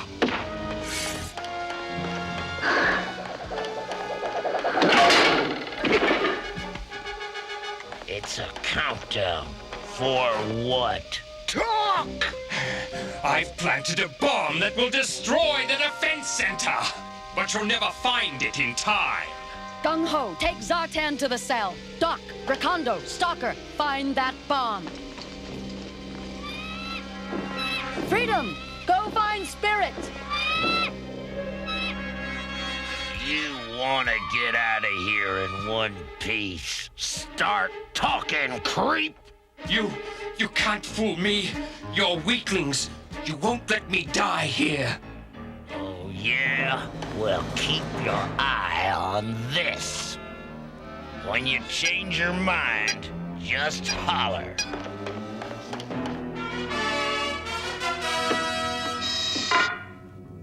So, they have kidnapped you as well, mon ami. Now, where is Zartan? He was in the building when the G.I. Joes arrived.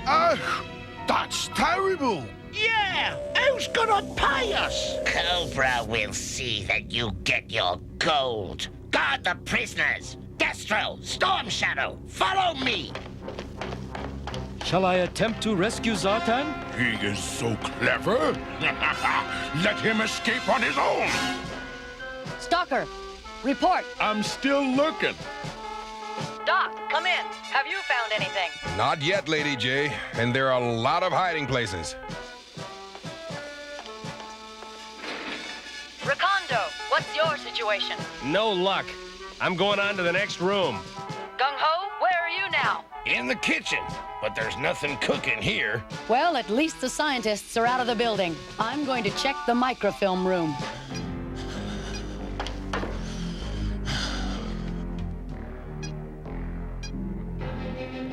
What will happen? What will happen? They'll kill us. Oi, lads, did you hear that? I sound so scared. Right, then let's cheer him up. First, we make the cell airtight. Then we give him a bit of laughing gas. I'm laughing so hard, it hurts! Can't stop! What a gas! Right, they'll laugh themselves to death.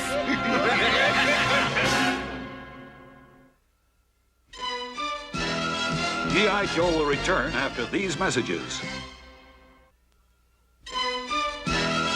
Now, back to G.I. Joe. It's no use. Let's grab Zartan and get out of here before the bomb goes off. Give me a few seconds. I'm expecting something. Something besides the explosion, I hope. Oh, tell! G.I. Joes! Get me out of here! Okay, creep, where is it? The backup control room! Third panel from the left! Hurry! Move it! Wait! Take me with you! They'll never make it. I'm doomed.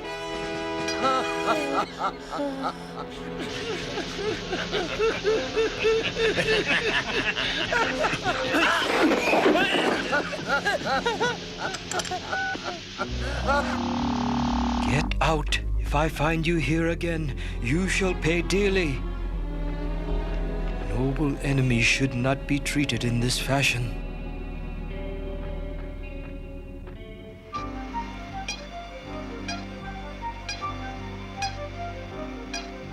They're too late! Impossible. My bombs never fail. There it is. Get it.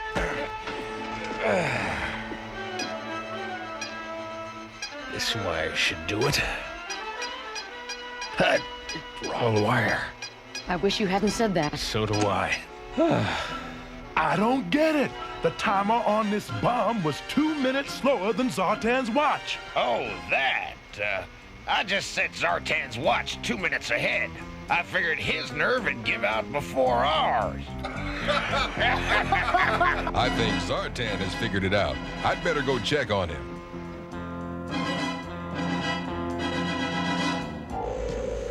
No! Zartan has failed! What did you expect? I want that building destroyed!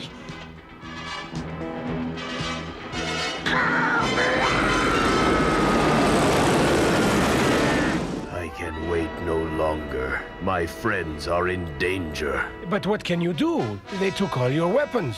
They did not find this. Spirits of my fathers, guide my hand.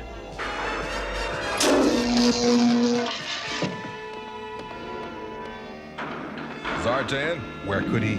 Zartan? Sweet dreams, little man.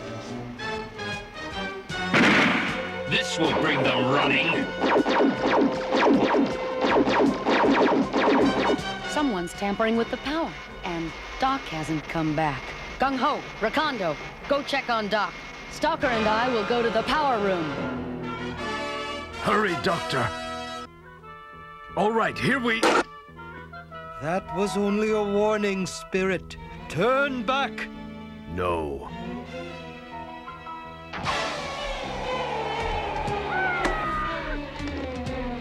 Freedom!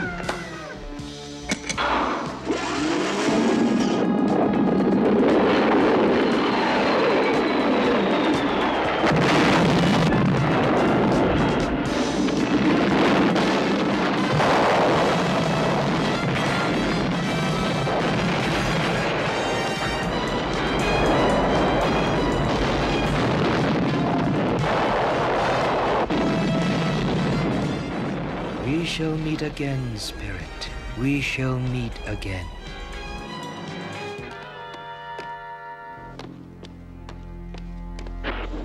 Lucky thing I carry these flares. They won't help you.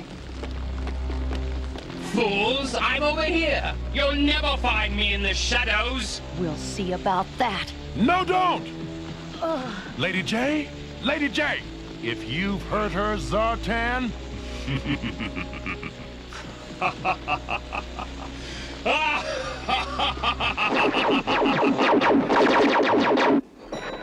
Let's hope there's enough auxiliary power to give you a big surprise. No! Stop it! Lady J, are you hurt? I'm all right. He hit me from behind. I hate the sunlight. I hate it! If I had your complexion, so would I. Good work, team. Guess we can finally breathe easy. Hit the deck! It's Cobra! Zartan's gone. Forget him. Let's get those snakes. Split up!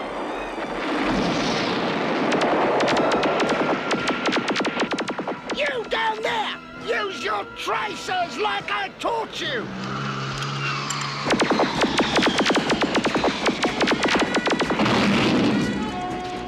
Destroy the Foundation, and the rest comes tumbling down. Cover me! That's what I call the foot and mouth maneuver. Duck! Hold that pose!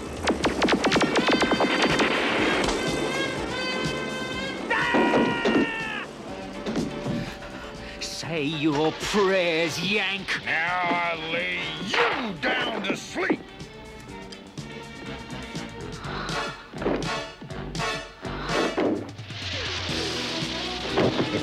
Boy, is he gonna feel dumb when he realizes I pulled his detonator.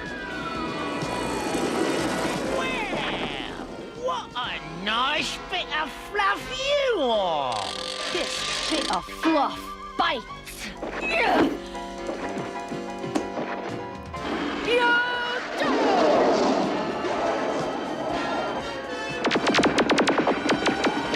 Lady J, we're outnumbered. Give it your best shot.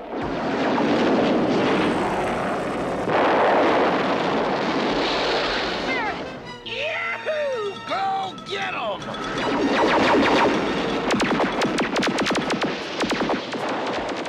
Destro! Get me out of here! Don't panic, Commander! Retreat! Retreat! Trying to get out of here, lads! Not without me! Now that Cobra's done with, let's get down to serious business. Making Cajun gumbo. Ah, Cajun gumbo. A true American delicacy. At last, a man with good taste. Freedom, how'd you like my share of that gumbo?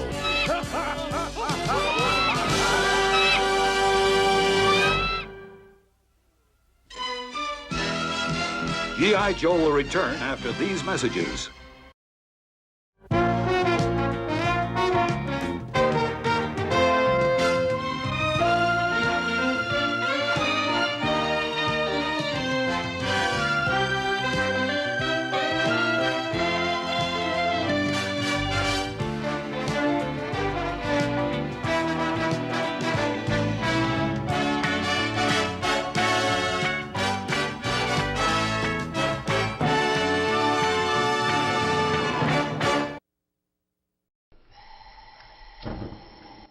You're not cooking. Yeah, I do.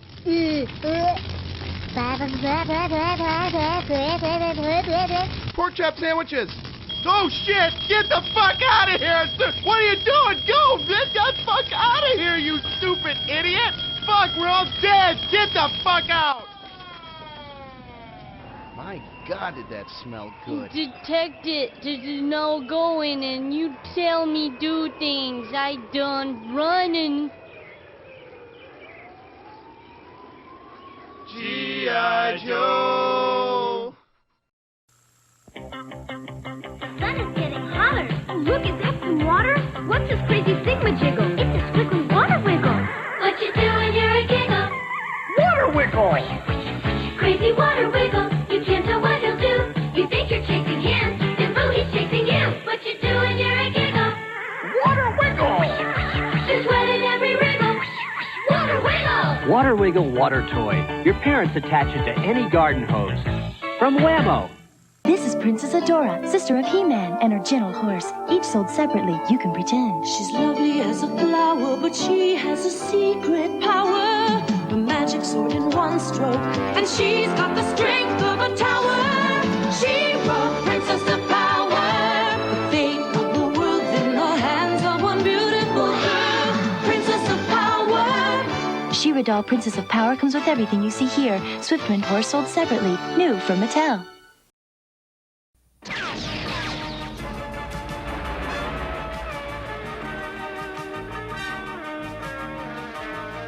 Transformers, more than meets the eye.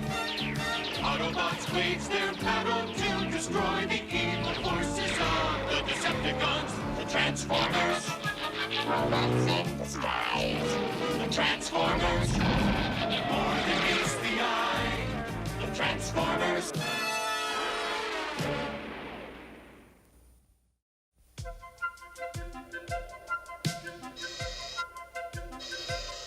Factories are busy manufacturing weapons to be used against the greatest threat the world has ever known.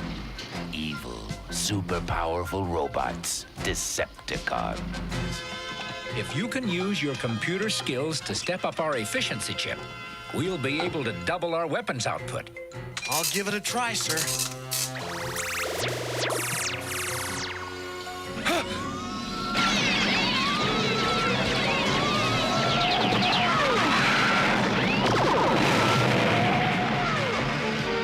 Decepticons!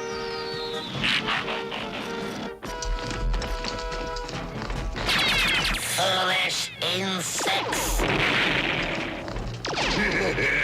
Humans run funny, don't they, Starscream? Look out behind you. Drain this factory of its energy at once. Fill the Energon cubes.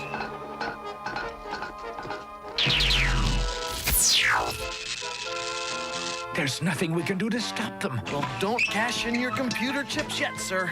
There may still be a few buttons we can push. Any luck, Optimus Prime? Did you figure out where the Decepticon space bridge will show up next? I'm afraid not, Ironhide.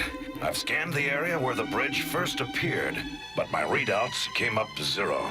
We might as well head back to Autobot headquarters, Prime. Wait, a distress signal from Chip Chase at the munitions plant. Decepticons attacking. Autobots, transform and meet me there. You heard the Chief. Roll out! I wonder if I'll ever get used to that. There it is, Starscream. Every last micro spark of energy we could wring from the place. I'm afraid your button pushing was too little, too late. Mission leader to Decepticon headquarters. Acknowledge Megatron. Megatron here. Report mission leader, Starscream. I have achieved complete success. All the factory's energy is ours. Return with the Energon cubes. When I receive the new coordinates for the space bridge, we will transport them to Cybertron. As you command, Megatron. But surely you wish to commend me for my efforts. After all, I was... Autobots. I knew the Autobots wouldn't let me down. Optimus Prime. Very perceptive. You outnumber Prime 3-1. Gang up and destroy him. With pleasure. Alter attack angle. I'm with you. Optimus, are you all right? Affirmative, but keep back. I'd rather bash Prime one-on-one, but when Megatron says gang up, Thundercracker gangs. You blew it, Thundercracker, but I won't. Wrong, as usual, Skywarp. Optimus, watch out! That's a heat-seeking missile!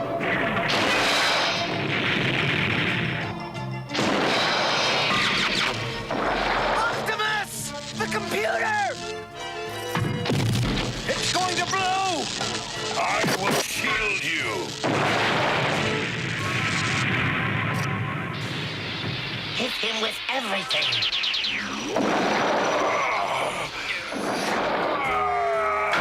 Unidentified vehicles approaching. Autobots! Starscream, do not fight them! Escape with the Energon cubes!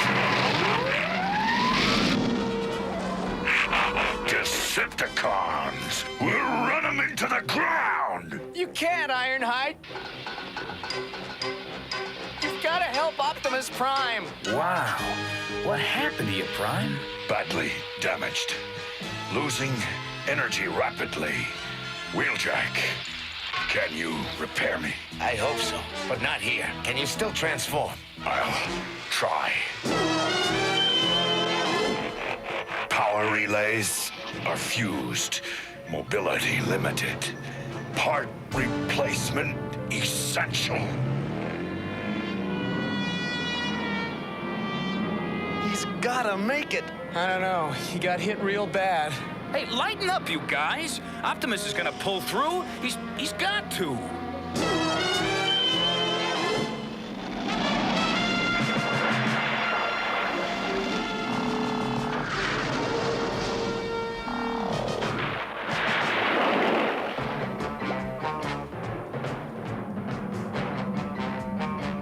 What is the condition of Optimus Prime?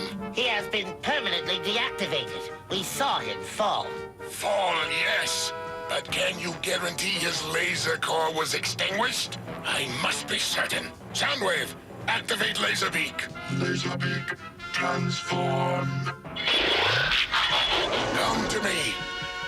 Fly to Autobot headquarters and learn the true condition of Optimus Prime. I think Laserbeak's chicken. He'll have more to fear if he refuses to obey me. If Optimus Prime's laser core was in fact extinguished, we shall destroy the accursed Autobots, and none shall stand between us and our conquest of the universe.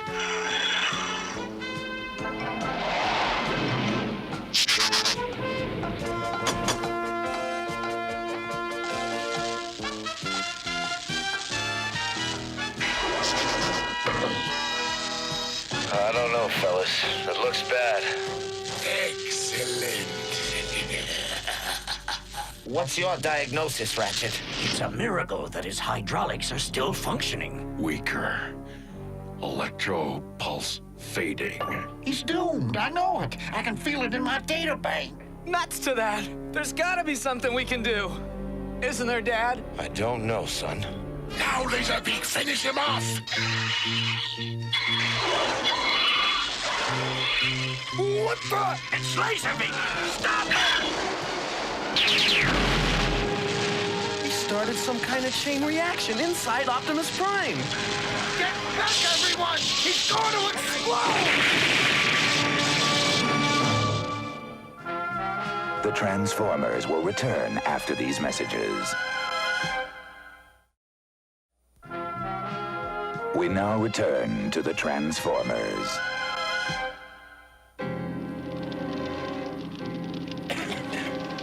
Everybody okay? We're fine, Dad. What about Optimus Prime? Functioning, but energy draining fast. They sure don't build them like that anymore. Ratchet, how long do we have before his energy drains away completely? Not long, unless I can replace this. A Cosmetron. I have an extra one of these, but not here. Hey, talk to me. Point me in the right direction. It's not that simple, Bumblebee. The Cosmetron I'm talking about's in my old workshop on Cybertron. Cybertron? And to make matters worse, the Decepticons put a computerized lock on the door. I knew it was hopeless. I just knew. We got ourselves a computer whiz who might be able to get some of us through that door. Sounds like I've just volunteered to pick a lock. Well, what are we waiting for? I always wanted to visit another planet. Without Optimus Prime leading them, the Autobots will be helpless. Then why don't we attack them now, leader? It's usually good strategy. We attack when I so order, Starscream. Come in, Shockwave. Acknowledge. Hail, Megatron. When will the space bridge materialize? Within 72 billion astroseconds at these coordinates. Broadcast visual representation. Excellent, Shockwave. But how are we gonna get to Cybertron in time, kid? Even Prime couldn't find a clue to the whereabouts of the next space bridge. But Optimus Prime didn't use the greatest detective on Earth, Teletran 1. By feeding Teletran 1 all the data we have about the space bridge's last appearance, I might get it to predict where the bridge will appear next. Hey, just like Sherlock Holmes with floppy disks. Come on, Teletran. Prime's running out of time.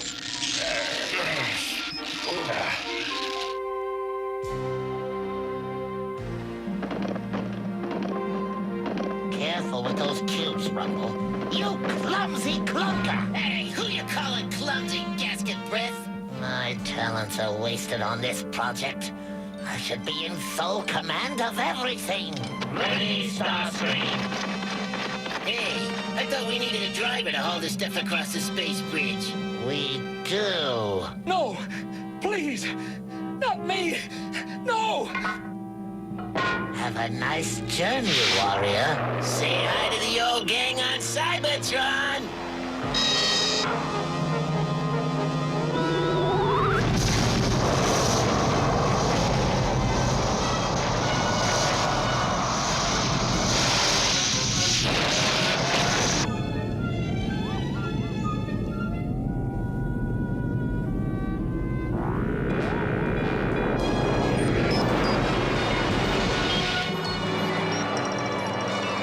Shockwave to Megatron. Energon cubes received. Chip, you and Teletran are some hot team. You found the space bridge. Autobots! Trash 'em! Battle time!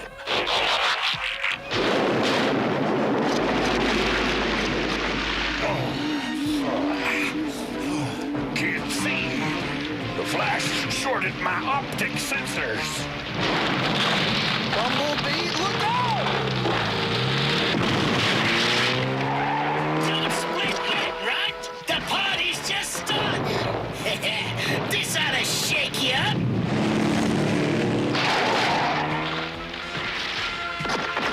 What a sorry sight for sore eyes. Starscream, wait! The rain has given me an idea. Let the Autobots win. Do as I say.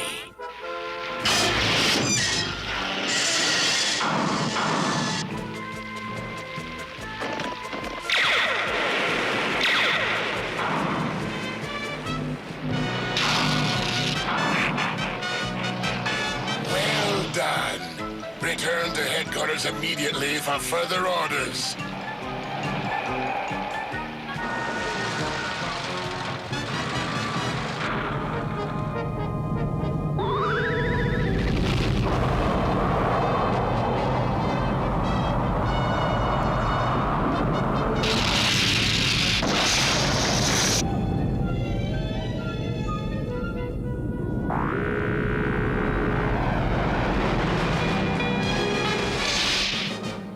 Autobots!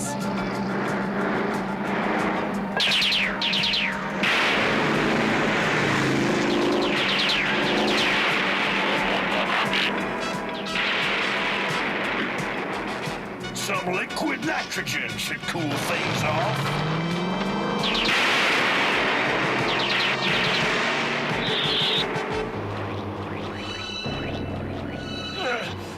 Can't move! We're stuck! Megatron speaks. Security on Cybertron has been breached. Destroy all intruders with rain. Acid rain. We gotta get into Wheeljack's old workshop. Don't give up. I know you can do it. There's one last sequence I can try. You did it, Chip! Now, if my detectors can only find that Cosmo whatchamacallit. Was that fast enough? Let's get this gadget back to Optimus. Acid rain. If it hits our circuits, we're goners. And so is Optimus Prime!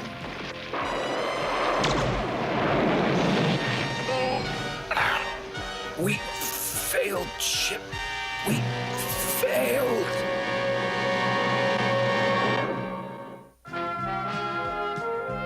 The Transformers will return after these messages. We now return to the Transformers.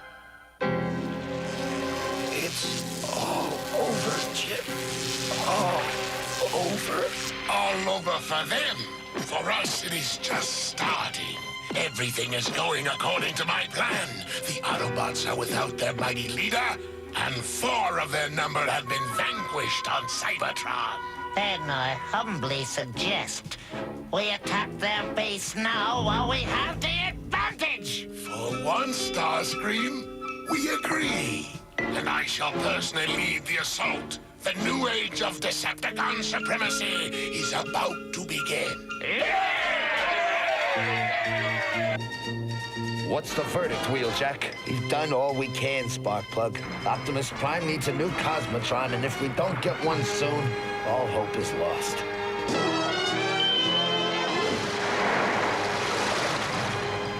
Onward to victory! No one can defeat us now! We can't fail. Optimus Prime, our worlds, the whole universe depends on us. Failed, Chip. Acid storm disabled circuit tree. No one's ever really disabled as long as he has courage.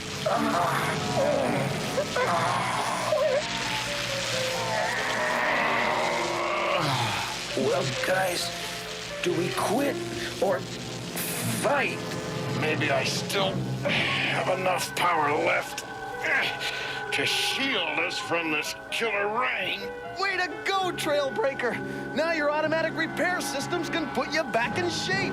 And while they work, I'll take care of our 3 Raiders. I never did like rain, acid, or otherwise. I'm really feeling better, like I just stepped off the assembly line. All right, let's stop talking and save Optimus. Transform and roll for his life!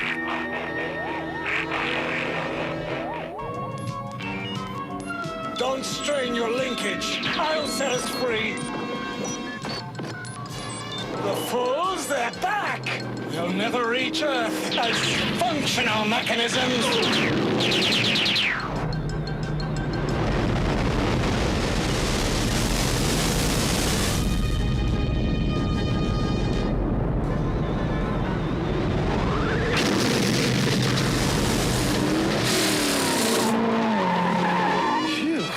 But we still have to get the Cosmotron to Optimus Prime. How fast can you go, Bumblebee? Hold on to your teeth. I'm sorry, Spike. Sometimes nothing you do makes any difference. Optimus Prime, Dad? Teletran 1 security alarm. We're being attacked. Decepticons. Looks like all of them. Oh, we're doomed. Without Optimus Prime, we're no match for the Decepticons. We can't go down without trying. Prime would want us to go for it, no matter what the odds. Well, are you with me? Or do I fight this battle alone? Son, you can't. But we can. We get your message, Spike. Autobots, transform! Wheeljack and I'll stay here to guard Optimus Prime. Roll for it!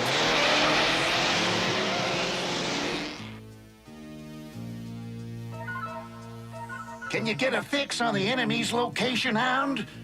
Radar scope detects Decepticons in close proximity, Huffer. Forget the radar, here they come! All right, guys, let them have it! Take no prisoners!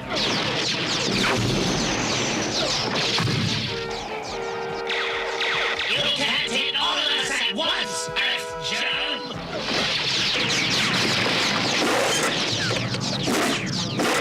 Ravage, eject. Ravage, bad kitty!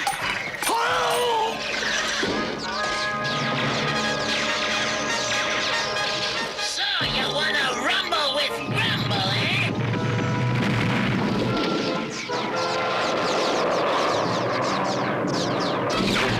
We're expending too much energy. We must conserve. Then I will end this charade now.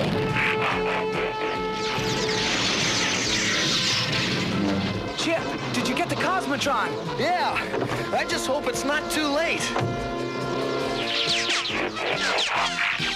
There's still time for us to see some action. But not for long.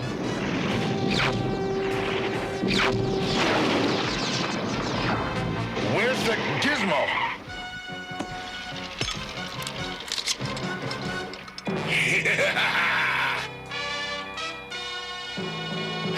We are victorious! Is there anyone in the universe who'll challenge the might of Megatron? There is one Megatron. I, Optimus Prime, challenge you. Optimus Prime? He lives? Our leader's back. He accepted your challenge, leader. The battle code requires you to engage him in combat alone. Then it's just the two of us, Megatron.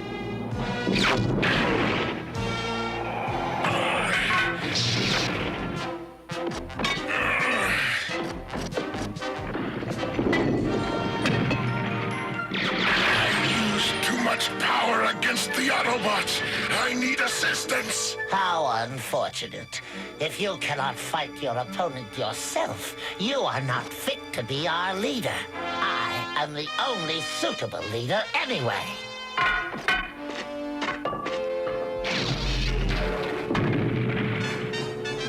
Megatron, do you yield?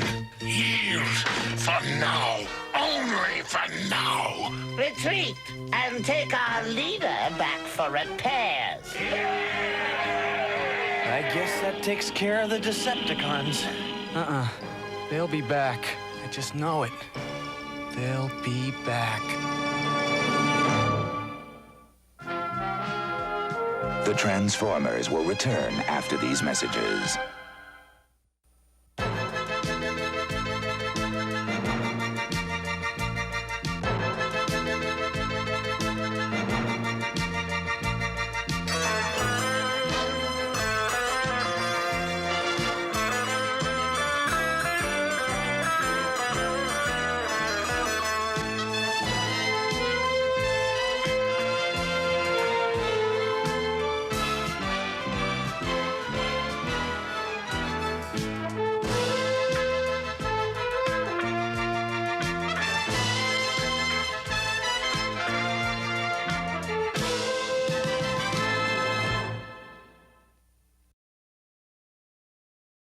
Now I can eat my fruit snacks in peace. Hey, Odie! Whoa!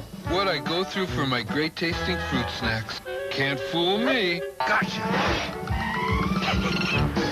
Oh, no! Garfield stripes. Now the Garfield Stripe Roll. 1 in marked boxes of Garfield fruit snacks. My stripes. I felt so naked. You really fell for that one. Garfield fruit snacks with the new Garfield Stripe Roll. Great tasting. And now even better looking. It's the Jurassic Park Command Compound.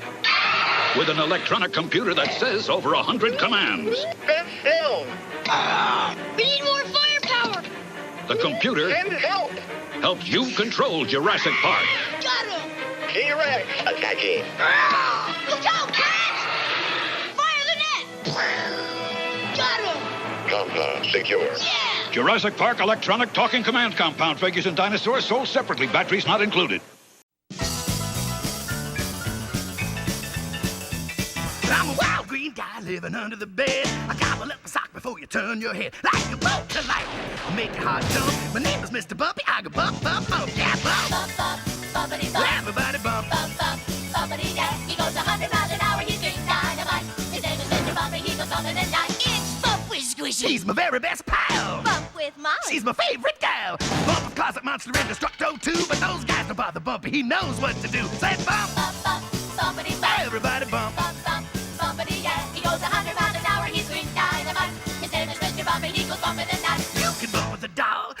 with a bug. Bump on the ceiling, a bump on the rug. And you can bump too from the east to the west. Just bump with the monster you love best. Say bump. Bump, bump, bumpity, yeah. Everybody bump. Bumpity, yeah. He goes 100 miles an hour, he speeds dynamite. His name is Mr. Bumpy, he goes bumping at night. My name is Mr. Bumpy, I go bump in the night.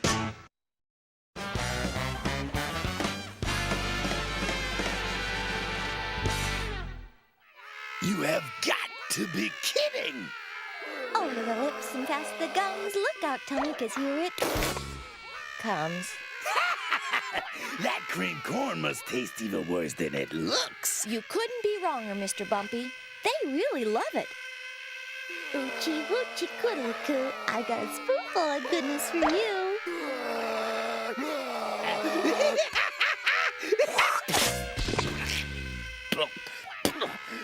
Babies, who needs them? They can't even spit upright. Is somebody testing jet engines in here? No, it's just Molly trying to wrangle these wretched rugrats. Oh, listen to a whale! Babies are good for nothing food tubes who just make noise, break stuff, and get all messy. Well, that sounds like you, Mr. Bumpy. Except for the good-for-nothing part, of course. Man, if I was a baby, I'd enjoy living the easy life. No rent, you're illiterate, and nobody minds. These little monsters don't even know how good they got it. You know, Mr. Bumpy, you could help me a lot by getting these little monsters, my darling charges, some baby formula while Squishington and I wash these diapers. Yeah, they would be quieter if I plugged their muzzles. With the bottle, I mean. Hey, wait! I didn't mean I was gonna do it. Did I say I'd do this? I don't remember saying I'd do this. I guess I'll do it. Well, let me see what we got here. Oh, this smells pretty good. Child's play. Like taking candy from a baby. Come on, you little sucker. Give me the sucker and take your bottle.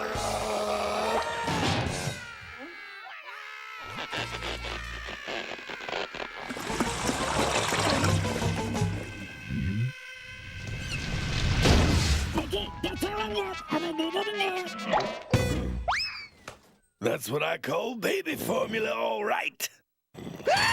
Pull a bottle on me, will ya?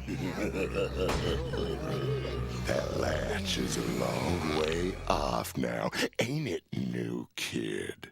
Patty cake, patty cake, patty cake, patty cake, patty cake. The ankle biters want to see a little patty cake. Patty cake. Nobody's ever beaten Big Mike, the pacifier king. He's got a tooth. I'll patty cake you into the middle of next week. No drooling little baby beats Mr. Bumpy. Let's slap some hand. Little Mr. Bumpy, gross, green, and lumpy. He thought that he was tough at first, but now he's getting jumpy. Michael, not a tight guy like-o. Drool on your bib, I'm the king of the crib. It's time you took a hike-o, huh? Tickle, make the baby wiggle. A 1 or 2, a coochie-coo. I'll make the gasp and giggle. Who's drooling now? You're a real sight. Hey, ankle biters, fix 'em up. Oochie woochie coodly coo. I've got a spoonful of goodness for you. That stuff tastes awful. Man, being a baby bites. I want out of these itchy diapers, and I want some real food. Welcome to the other side, tough guy. You just tasted the best this dump can offer.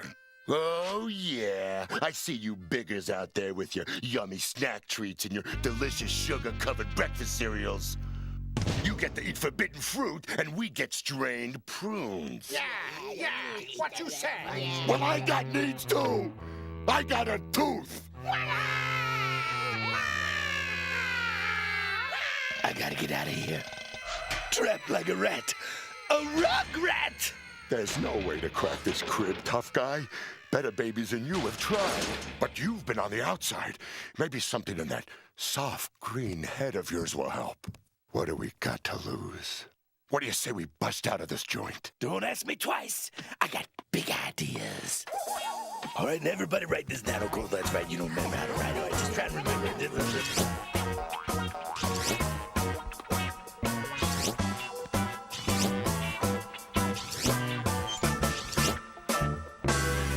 Patty cake, patty cake, patty cake, patty cake, patty cake. Free at last! Free at last! Free at last! Well, I gotta hand it to you, Big Mike. I thought babies were sloppy and worthless, but you've shown me the value of teamwork and cooperation. It's the warden! Every tot for himself!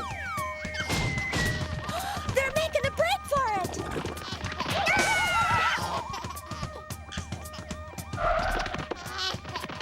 Don't worry, Squishy. I've done this before.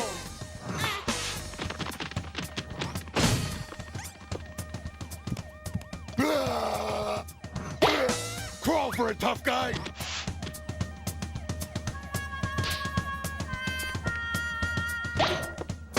Why, tough guy? Why? Well, you took the net that was meant for me. I couldn't let you go back to a life of strained carrots, woogies, and potty training alone. Thanks, pal, but you might sing a different tune after what comes next.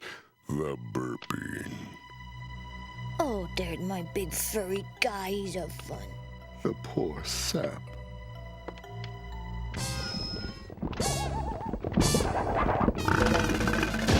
Oh!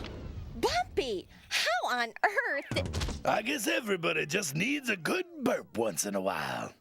You know, babies aren't so bad if you look at things from their perspective. Low to the ground, that is. I mean, the things they're forced to endure. I hear you, brother. I hear you.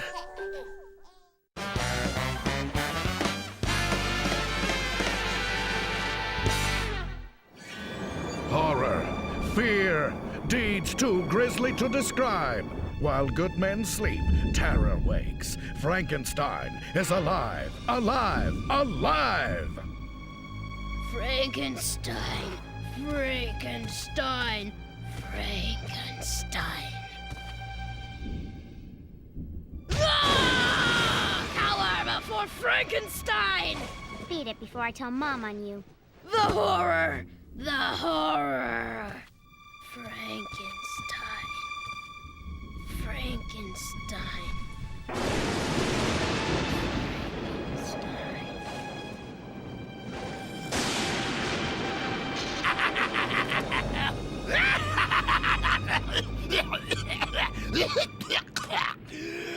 I, Dr. Buppenstein, shall create the dream of the ages. What no man hath createdeth beforeth. I know. You're gonna create life. Why would I want to do that?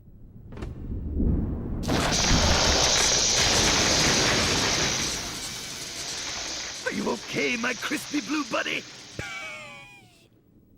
No problem, Dr. Bumpy. Great! Keep those zaps coming!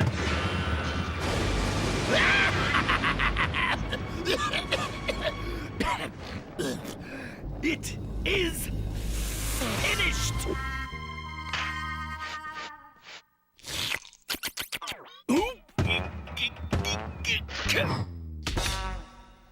Hey, where'd my top piece go? Who needs that last slice of bread anyway? There's plenty more right here.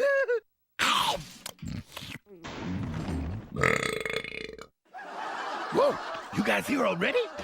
Man, well then it must be time to get on with the show.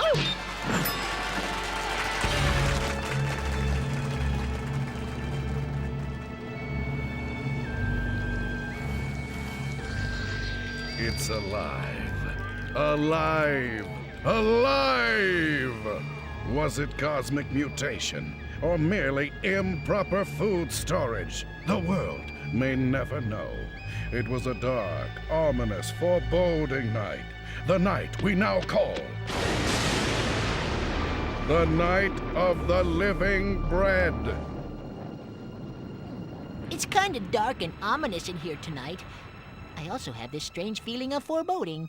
It's probably just something you ate. Probably, but I haven't eaten anything.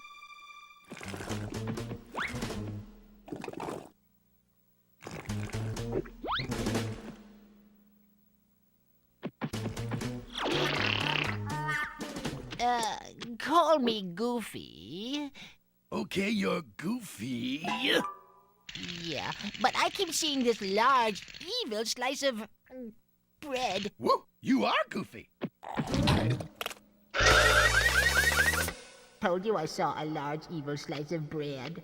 Oh no! He's been sandwiched! Get me out of here! Unhand my buddy foul yeast!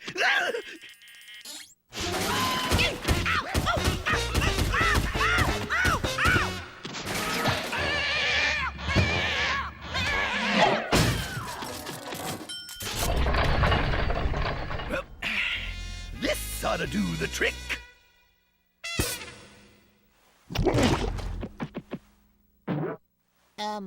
Mr. Bumpy. Chill, Squish. I'm busy saving you. It worked.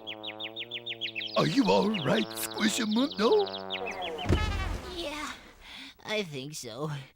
But Mr. Bumpy, may I add something here? Just one small thing. Yes, Squish. Thank you. We gotta do something about that bread! Relax. He won't get within 10 feet of us. Everyone knows that white bread can't jump. Must have been whole wheat.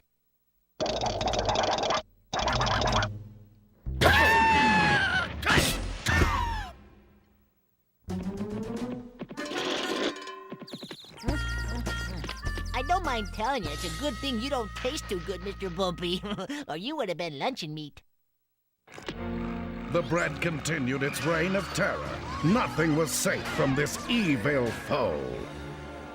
Oh, this is all my fault. We better get that bread before it gets on so weird. Toast!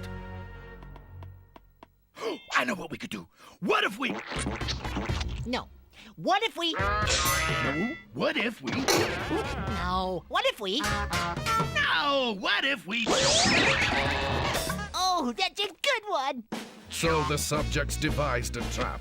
First, they gathered the most tempting bait they could think of. Don't worry, it's dolphin safe.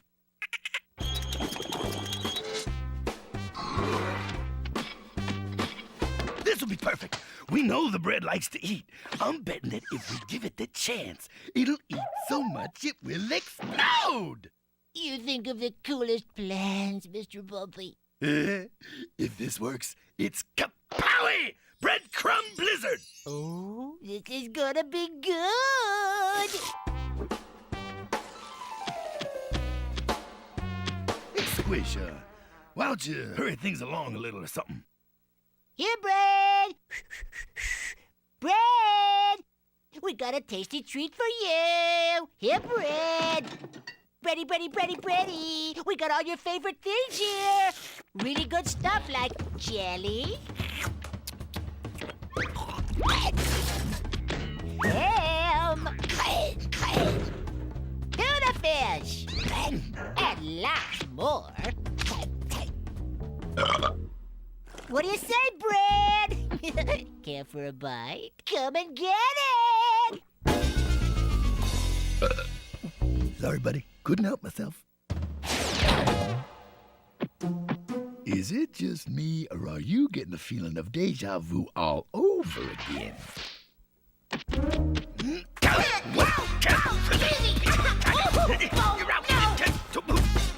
This isn't working. Hey, Squish! Yeah? How'd we get you out the last time? Not the safe! Not the safe! That's right. The safe.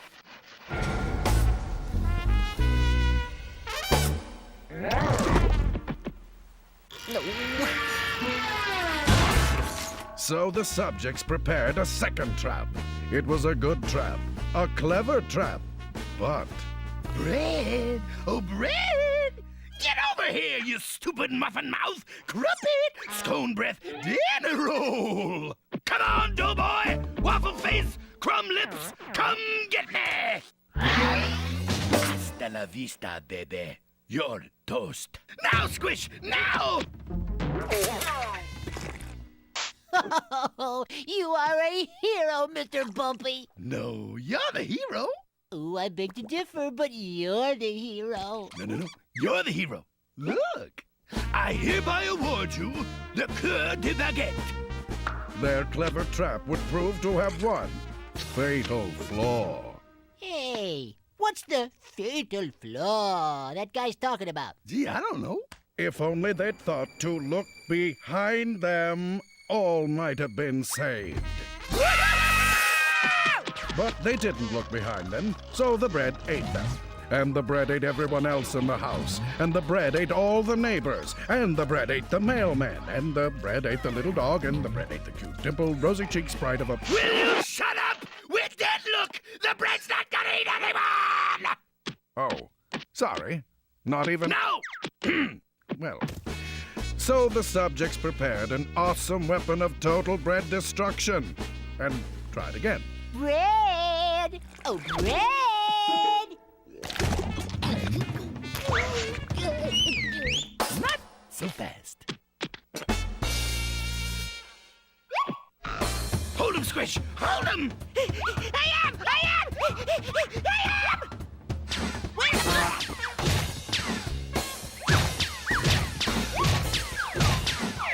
Oh no! It's getting away! Oh, bread!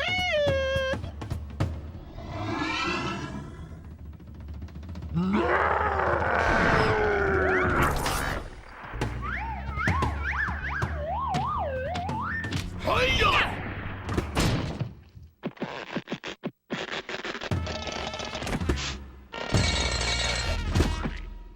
The evil bread will trouble us no more. Oh, that was great, Mr. Bumpy. But tell me, how could you predict... It's simple, Squish. It's a scientific fact that bread always falls to the floor peanut butter side down. Having accomplished their mission, our two subjects... Enough already! So our two heroes repelled the evil bread which didn't eat anyone ever, the antidote. But, Mr. Bumpy, what about the rest of the loaf? No. Get that bread away from me. It's everywhere. No, you can't. I'll never narrate again. Coming soon. Evil Bread 2. Bread Before Dawn. Bread again. Bread men don't wear plaid. Bread takes a holiday.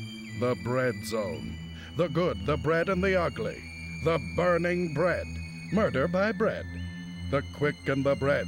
The bread also rises. Yeast of Eden. Bread at 21.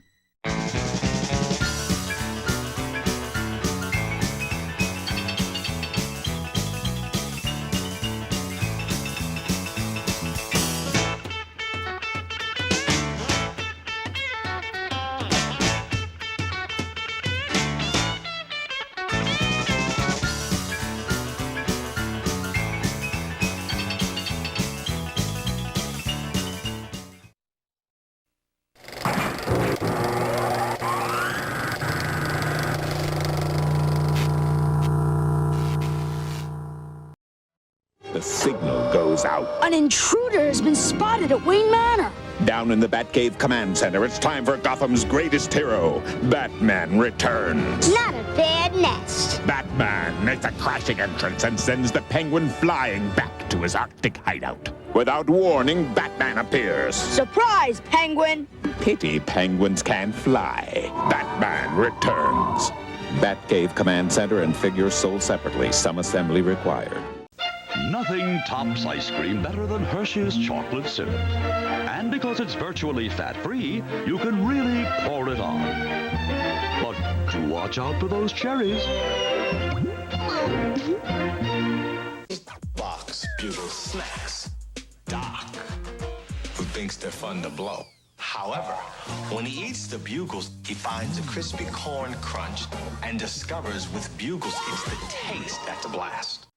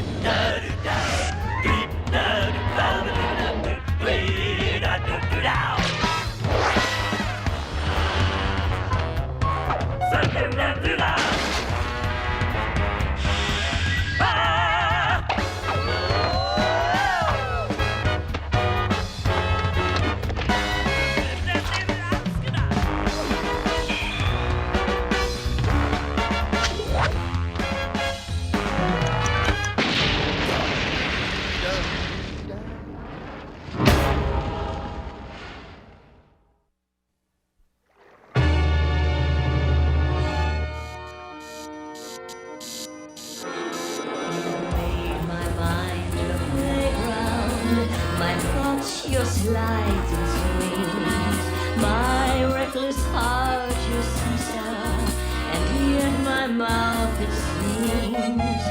I've lost all my marbles, and you hold all my dice. My heart is skipping jump rope. I want my playground back.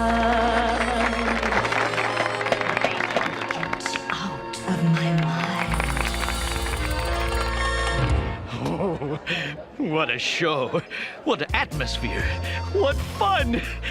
And for free. Oh, I don't know about this place, Tick. It doesn't seem wholesome. And who'd want to treat us to it? Obviously, it's some citizen we've helped, expressing his gratitude. Come on, Arthur. Live a little. The night is young. And we have umbrellas in our drinks. What could go wrong in a swell place like the Evil Eye? They're here. I told you those invitations would work. Soon the Tick will be a slave to my will. You didn't tell me he was so big.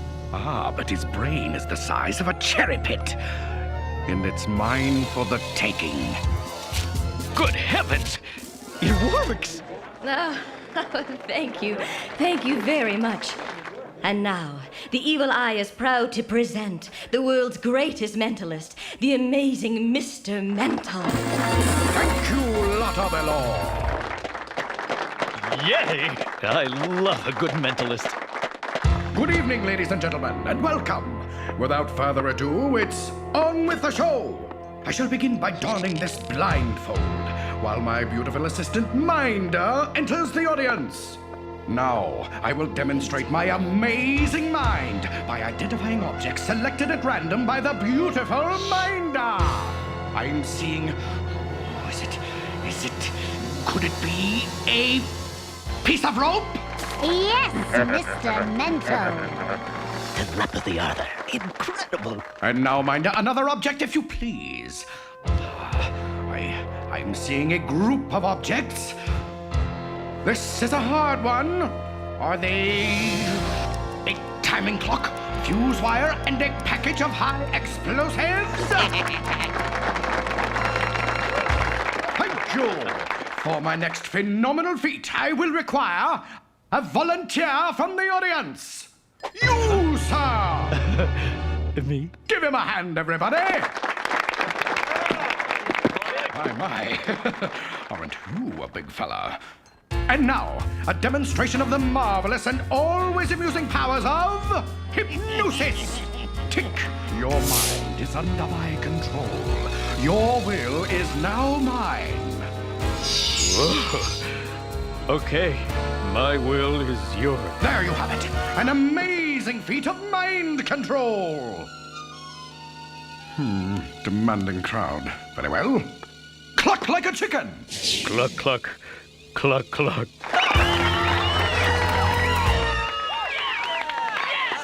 I release you. For now. Thank you. Thank Thank you. Hasn't he been a great sport, folks? Tick, are you all right? Yeah, I guess so. Well, I think we've sampled enough atmosphere for one night. Let's go home. There it is. The Pendeca Laboratory. That gizmo you want? It's in there? It is no mere gizmo, my dear, but an experimental device that will make my mind the most powerful force on Earth. Nothing will stop me. Yeah, right. You don't even swim, and those walls can withstand a dynamite blast. Why do you think I forged my mind link with the Tick? To make sure that the Tick would do the swimming tonight, and worse.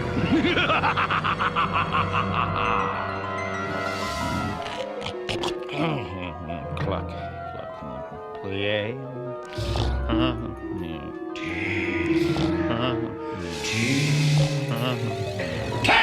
Hello. Do me a favor. Go to the Pendeca Laboratory and bring me the box labeled Thinking Cap. Go, and Tick, destroy anything that stands in your way.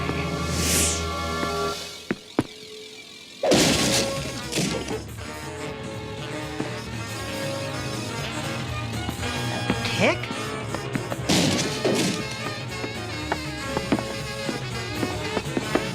Tick, what are you doing?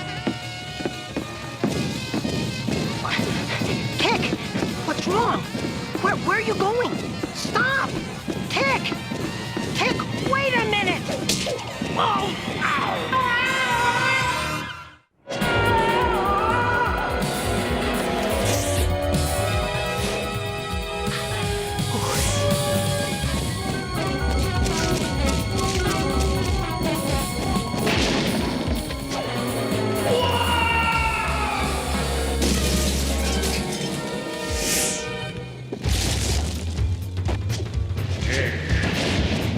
Hang a left on Main.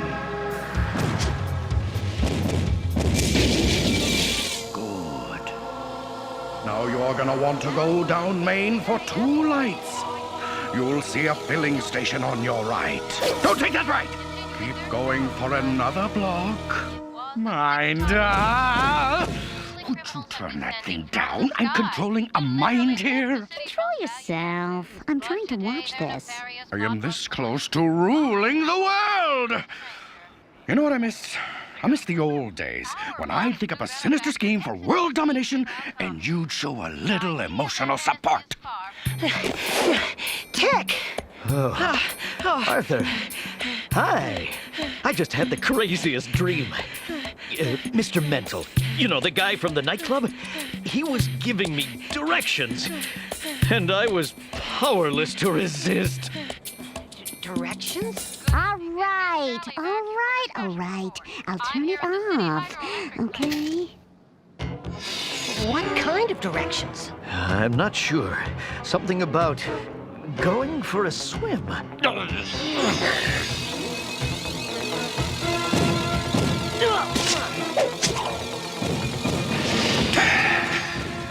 still in control here. Try to find it, Tick. I'll get help. So what are we gonna do? Hey, you guys want to see my fabulous new place? In the sewer? I don't think so. Of course, I found a very beautiful couch. The Fledermaus, Sewer Urchin, Crusading Chameleon. I need your help. The Tick is in trouble. There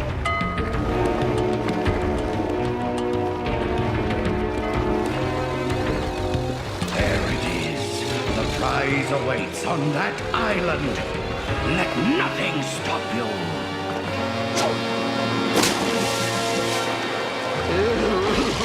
Blimey. Your will is mine. All right, now, who had the Danish? All I know is he said something about going for a swim. Water. People swim in water. Aw, neat. I did some of my very best work in water. Yeah. I'll bet he's going to the river. All right, let's go to the waterfront.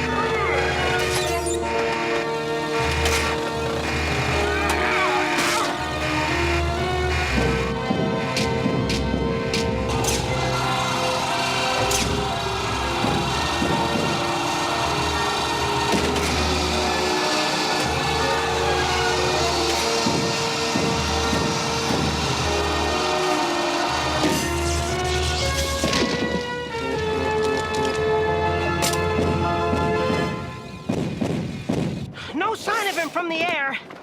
Anything on land? No, nothing. Maybe he went home and went to bed. See anything down there? I didn't find a tick, but I found a beautiful pie. Oh, man. What?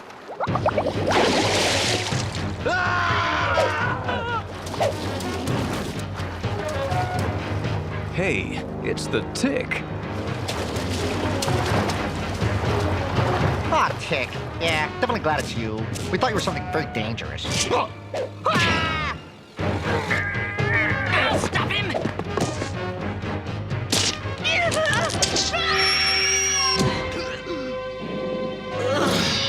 Bricks! I told you, the tick's mind is being controlled by an evil force. Oh, yes, I see.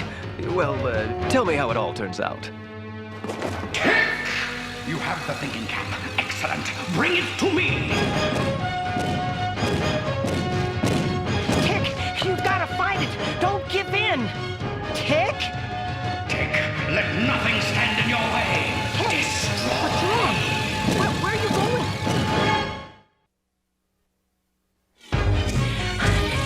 Tick, don't do this. It's Arthur, your sidekick. Sidekick. Arthur? What's going on? What am I doing? Good question. Destroy him. Him and all that stands in your way. Bring me the thinking cap. I don't wanna. Come on. You gotta. No!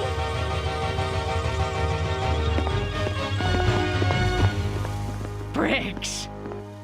Crusading chameleon, help me get Sewer Urchin down. We've got to save the Tick. Tick, you must heed my commands. Oh, nuts, mind, I'm losing him. I must pummel his mind, beat his will into submission. Whatever. I must regain total control. I know. I'll open the floodgates of his own worst nightmare. This will take every ounce of my mental strength. I must enter the Tick's mind. I wonder what the Tick's worst nightmare will be.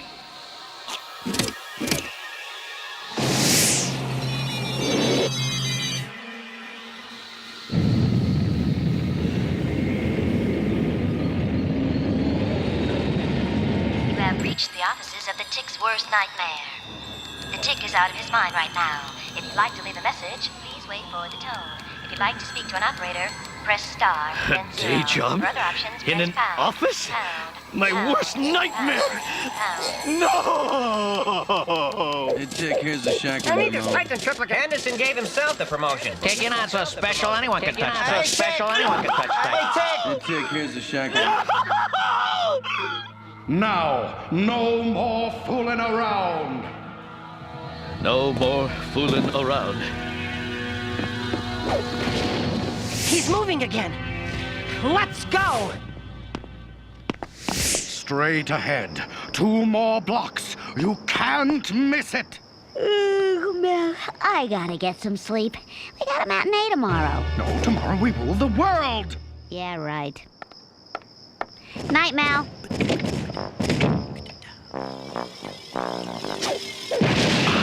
The thinking cap.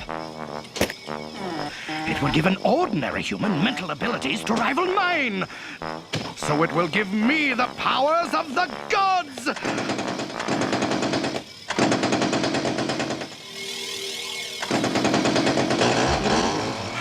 That feels good. Thanks. Thank you.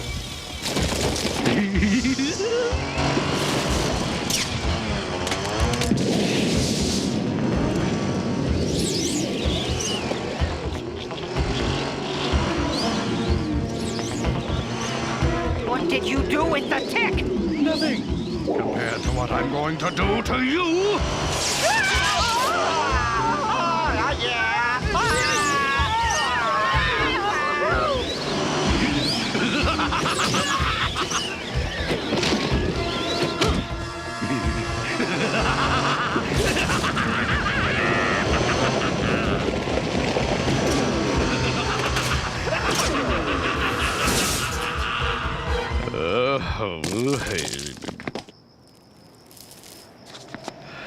Oh, hi, guys.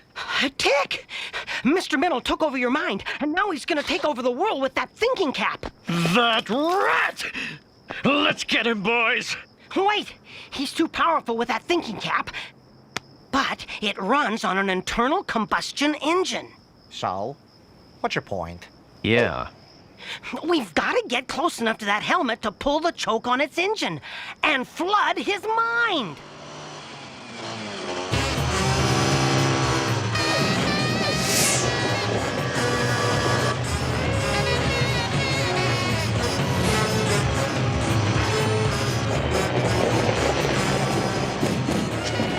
You're a bad act, Mr. Mental. Don't mess with me, you fool! I'm cooking with gas!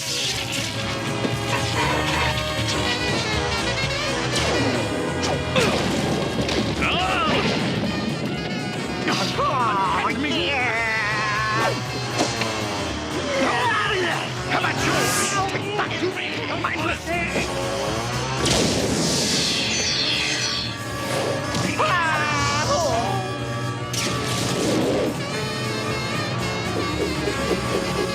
Batter up, boys!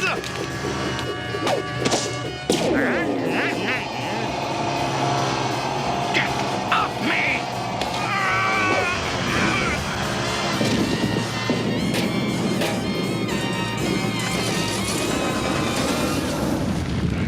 Headache I've got.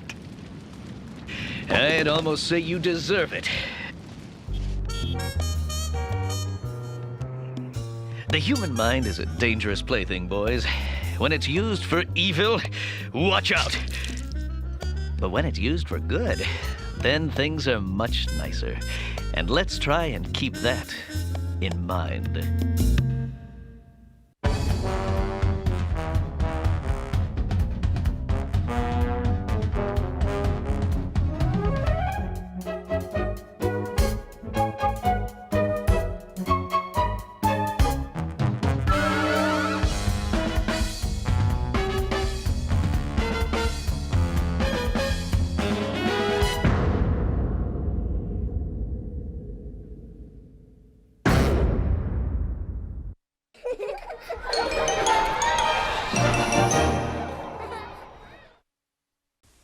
今ドナルドランチでほら毎週変わる4つのカップがもらえるよ。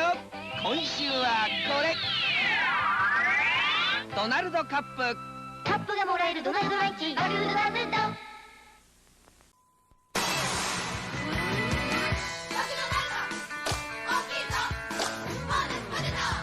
今ならポテトの M サイズが 30% 増量。お値段そのまま。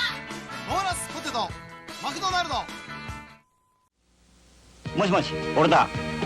じゃあお買い物お願いね。セブンイレブンいい気分。空いててよかった。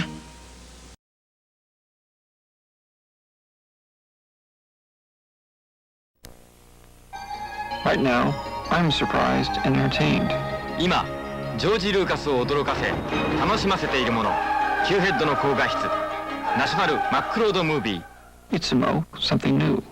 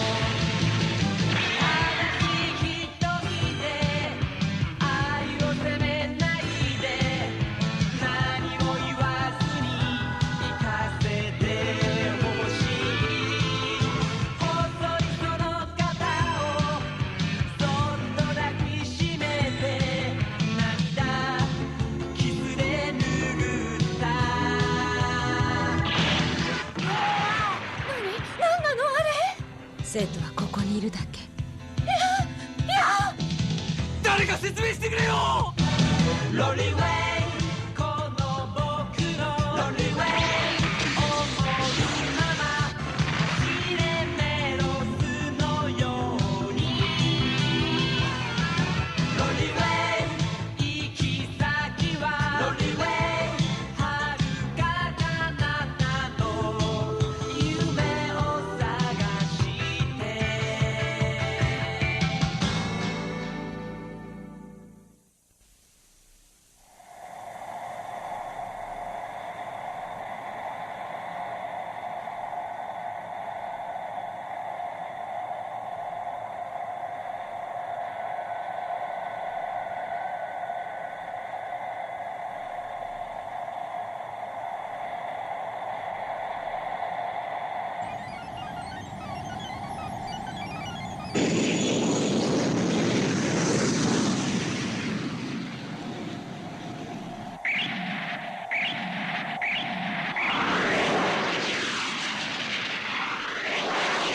こちら USA 宇宙軍火星基地所属コスモファイヤー129シャトル104応答願います。こちらシャトル104どうぞ。着陸予定地および搭乗者の国籍人数。1996年10月3日火星の国連基地に向かっていた私たちを最初に出迎えたのはアメリカ軍のスクランブルでした。そしてこちら USSRシャトル104暗証コード AL で応答願います。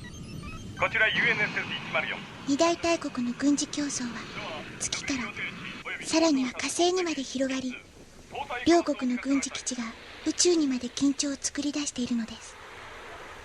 地球での現実がそのまま火星にまで及んでいるのを目の当たりにし、これから降り立つ私はなんだかとっても不安な気持ちです。私の名はアンナ・ステファニー、14歳。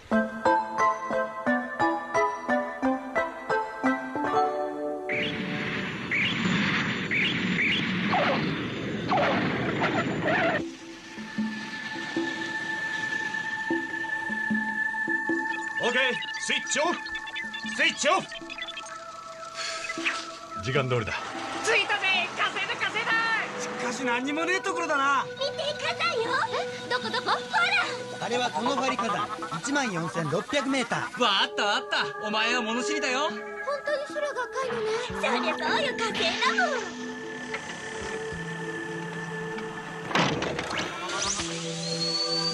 装着完了。エアを入れろ。エア注入。気圧調整に入ります。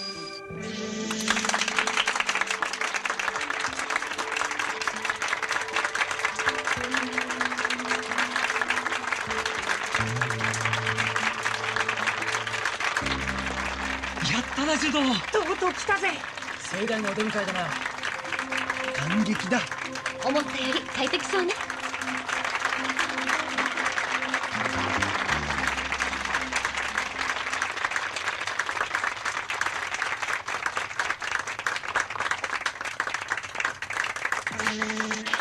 整列。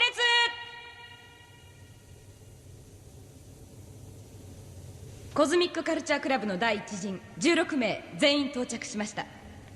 よく来てくれた。基地副隊長のリブレだ。エリザベスです。国連宇宙局より第一陣の引率者として参りました。ご苦労。参加者のリストです。あのユニフォームを着るのが俺の夢だ。体験学校に入れたからってなれるもんじゃないぜ。分かってるよ。アーサー君っていうのは？アーサー。はい。ここは軍隊ではない。敬礼はいい。はい。君が最年長のようだね。17です。正確には地球時間にして17歳と5ヶ月と3日です。大したもんだ。恐縮です。アンナ・ステファニーは？私です。一番年下でもみんなに負けないように。ここでの心構えなどは隊長から後で話があるだろう。ビル、君からあげてくれ。私たちの心ばかりの贈り物だ。君たちの代表に受け取ってもらいたい。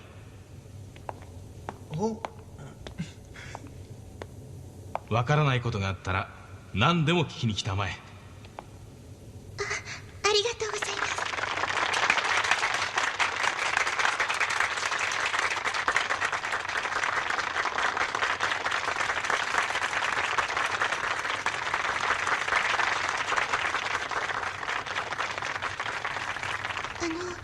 お花ここで作ってるんですか？生きていくのに必要なのは食べるものだけではないだろう。このバラはここで初めて咲かせたものだ。我々もそして人類の宇宙開発も今はその小さなバラの花と同じだ。やがて大輪の花を咲かせ、この荒れた土地は見渡す限りの花園になるだろう。君たちへのプレゼントには一番ふさわしいと思ってね。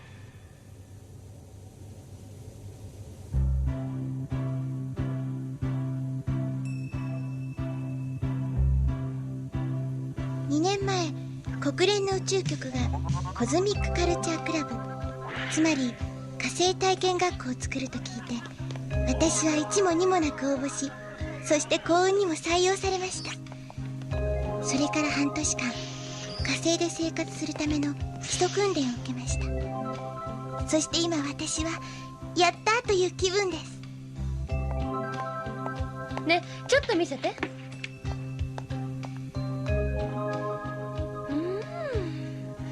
この世で一番ゴージャスな香りがするわ。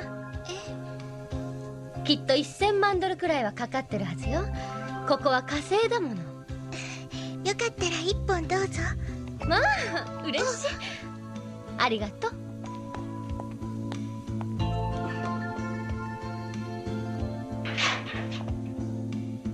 ロアン、君と同室するのは初めてだけど綺麗好きかい？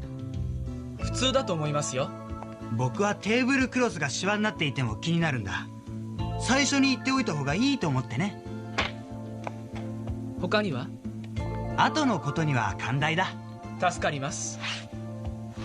いやっほー！ジュド、俺たちよっぽど縁があるんだな。また同じ部屋だぜ。訓練所で飽き飽きしたんじゃないのか？んなことはない。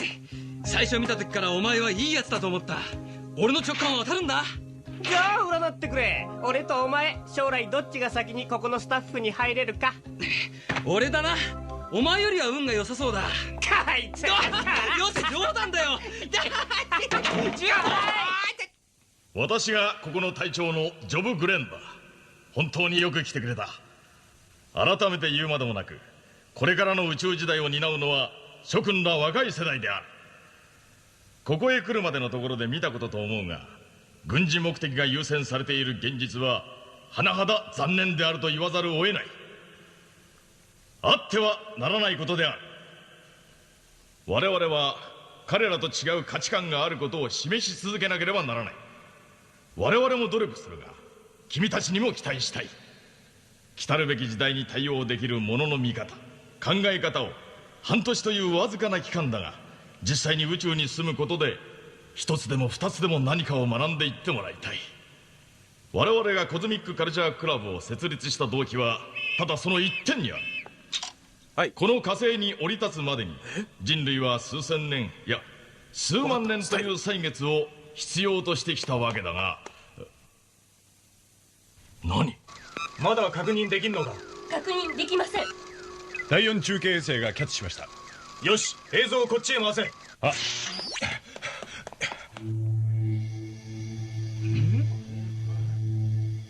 そのままでいてくれ。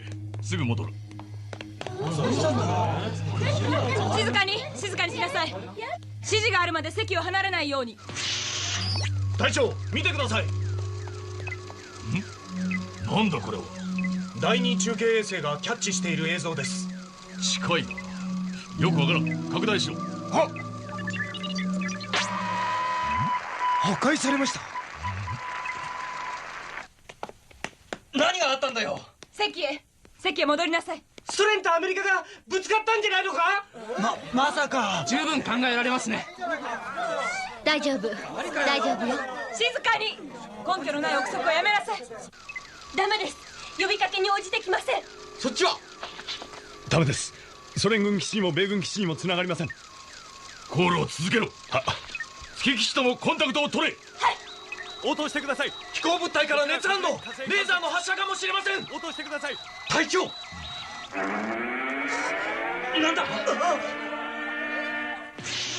子供たちを急いで避難させてください。何があったんですか？急いで。デイビッド、ジュノ、戻りなさい。あなたたち。僕呼んできます。戻りなさい。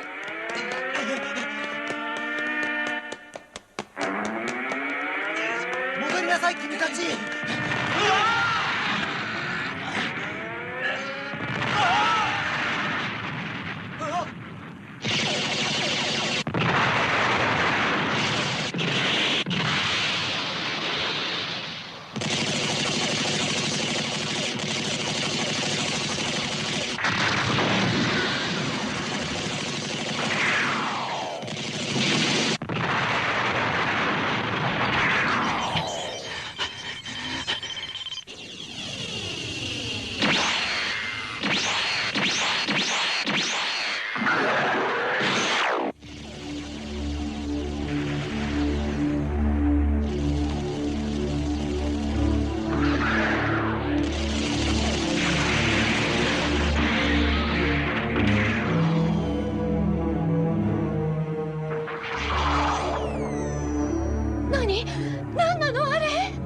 それを見た時、言いようのない予感に私の胸は張り裂けそうでした。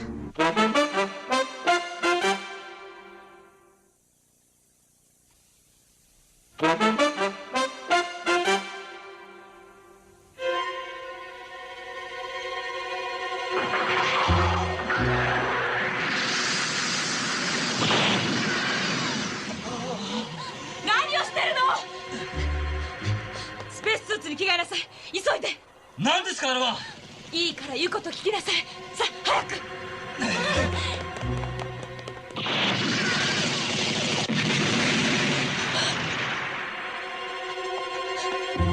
こちら国連火星新しいタイプのマニピュレータースーツか。こんな大きいのは見たこともない。第一武装しています。どちらのかは分かりませんが。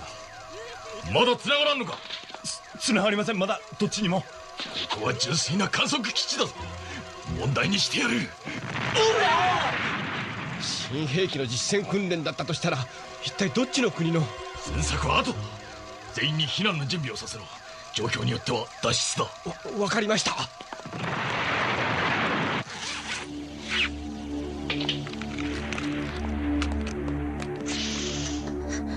アンナ、急いで。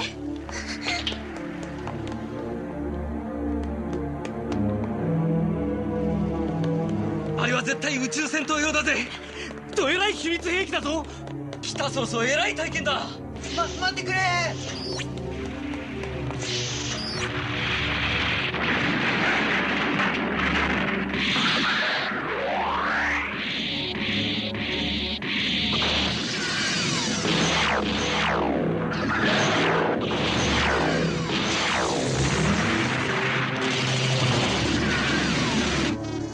脱出準備だ。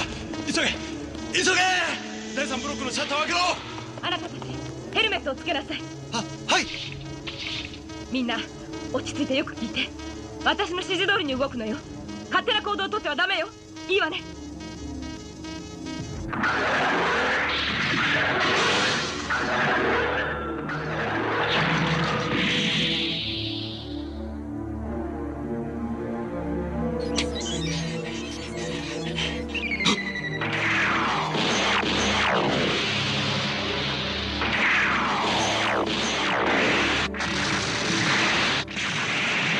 メインレーダーが破壊されました。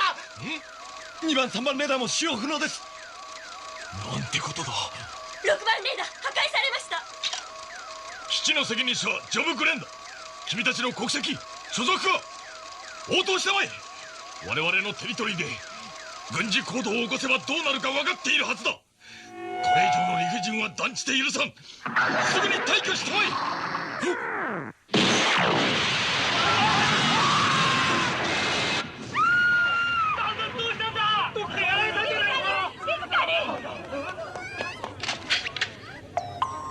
もしもし、管制室応答してください。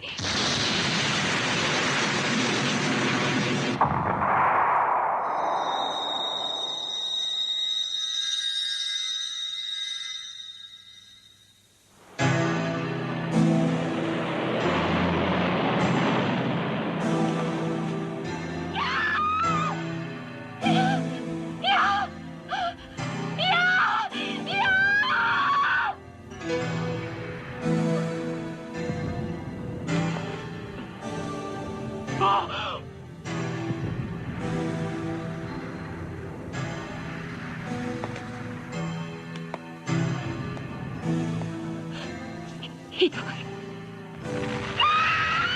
下室へ、みんな地下室へ避難しなさい。アーサー、シモーヌたちを連れて行って。さ、立って。いやシモーヌ、落ち着くんだ。アンナ、早く。さあ、しっかりして。ジュノデビッド、地下へ避難しなさい。ジュノデビッド、しっかりして避難するのよ。分かった。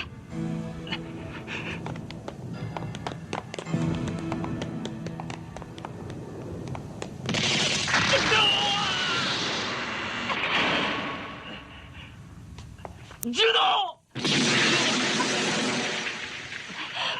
早く地下室へ。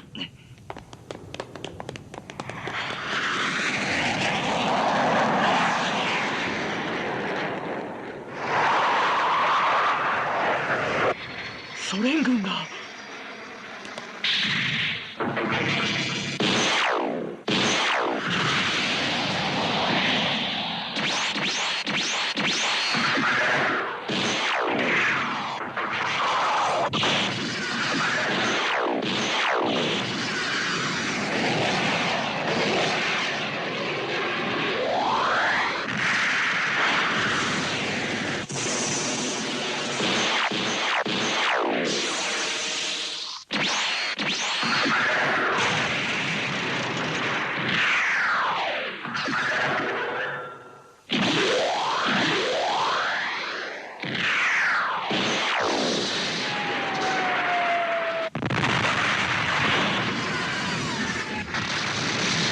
やられた。ソ連機が。するとあれはアメリカ軍の。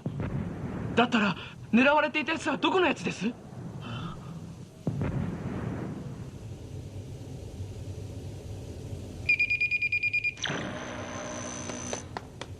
もう大丈夫だ。奴ら行っちまったよ。他の人は？生徒はここにいるだけ。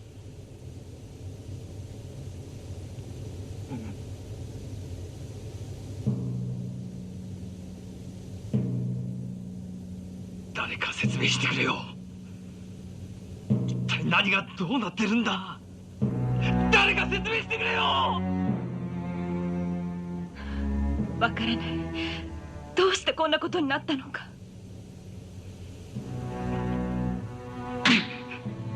たった50センチだ。50センチと差でジュドは死んじまった。そうだよ、俺は運がいいよ。だからどうなってんだ。喜んでた。俺よりあいつの方が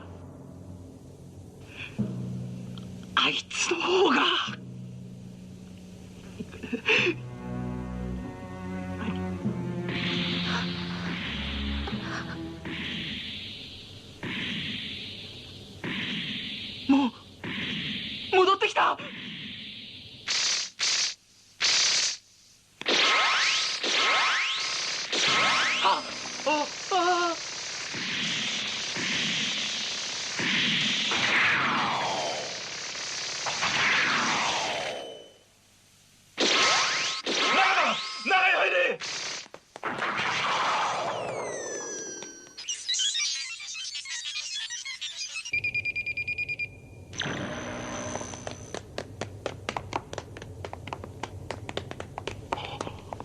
君たちだけか。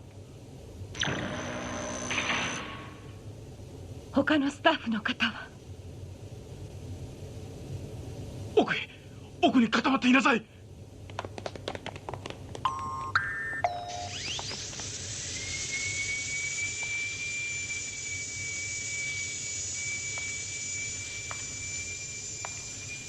おっ、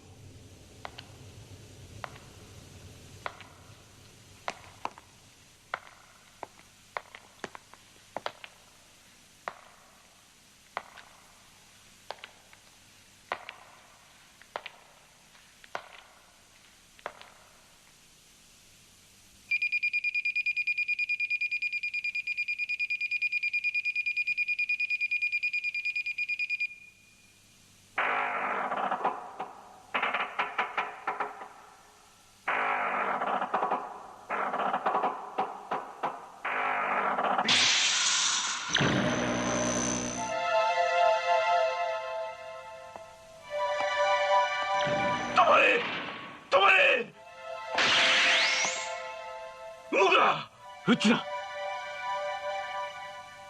撃つな。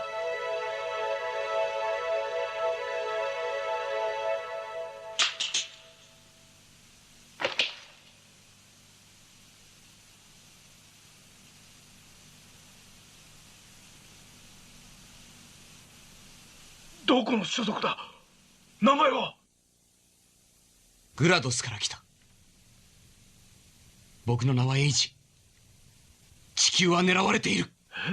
こ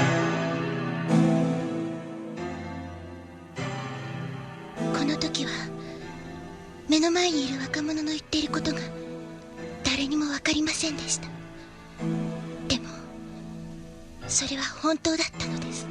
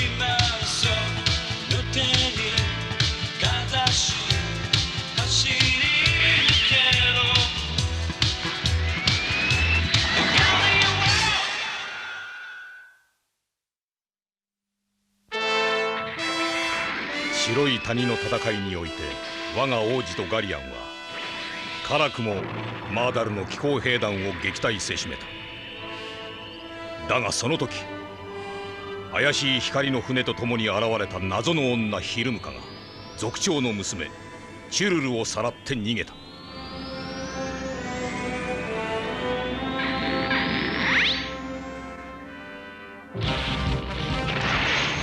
王子はガリアンを狩ってその空飛ぶ光の船を追ったが、マーダルの親衛隊長ハイシャルタットの追尾を受けることとなった。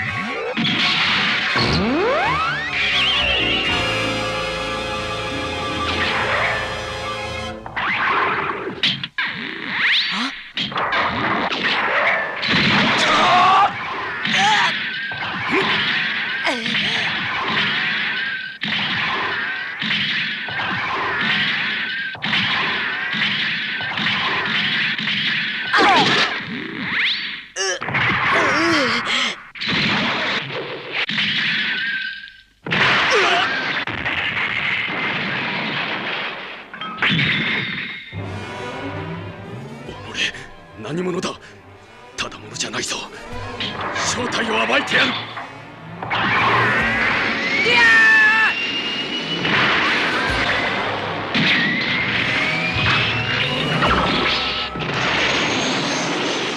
逃がすものか。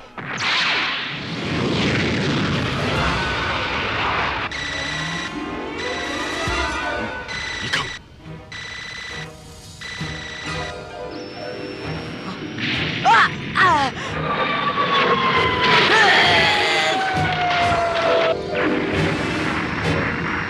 無様な。ここの場所の意味も知らないと見える。こちらハイシャルタット。プロット様はおられるか。至急お話ししたいことがある。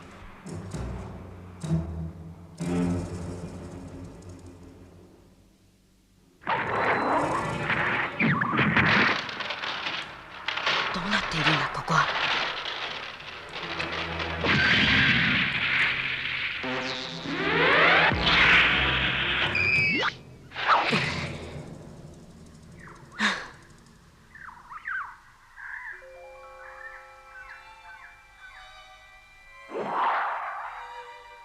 どうしたんだ。体が浮いちゃって自由に動けないぞ。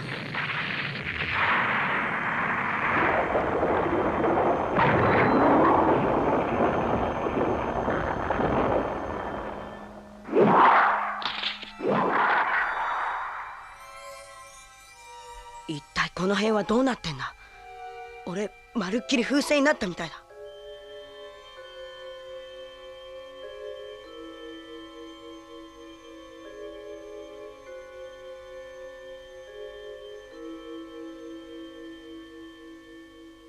チュルルー、チュルルー、どこだ。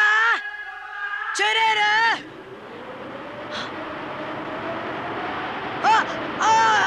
うわ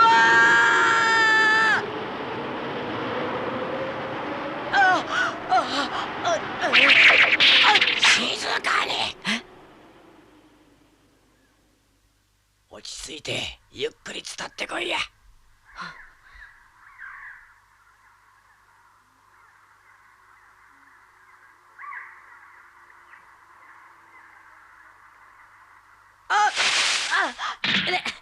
誰だ。乱暴だ。助けてやったのに文句はねえだろ。え、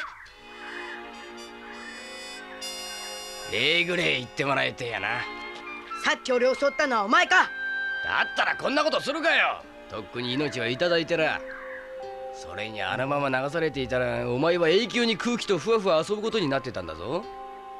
そうか、ありがとう。なんて愛想のねえやつだな。この谷はどうなってんだ？浮かぶ墓場よ。墓場？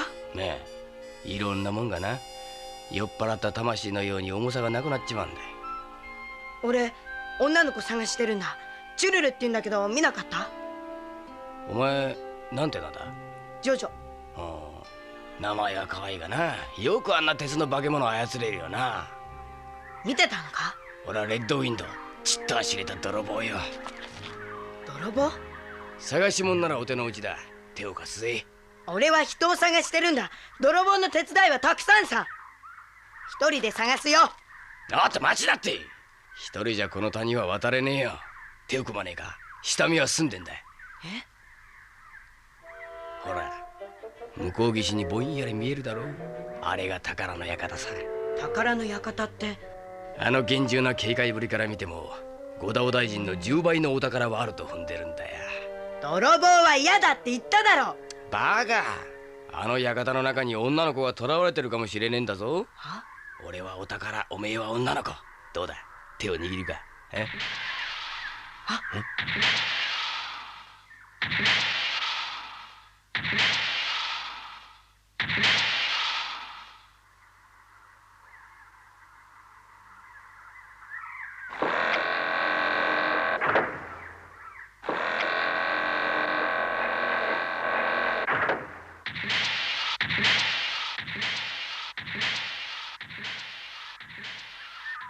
もうこうなったら是が非でも行くっきゃねえぜ。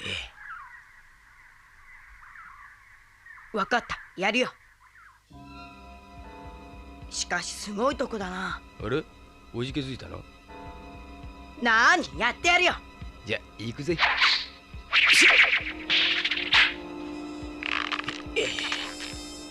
岩から離れるんじゃねえぞ。ああ。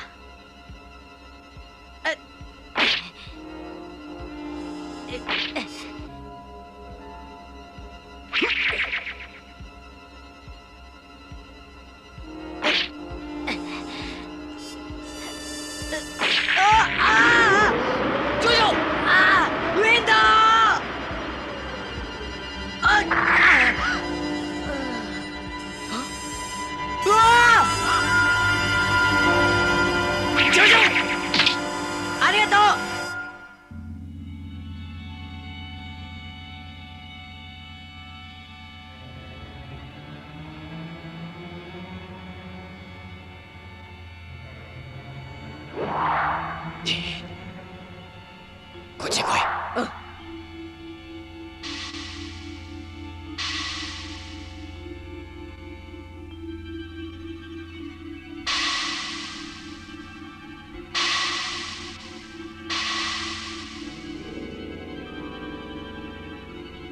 マーダル兵だ。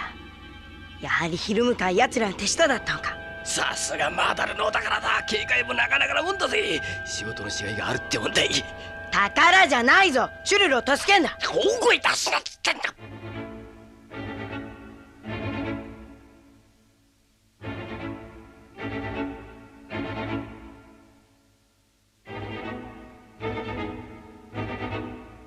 あれが館の入り口だ。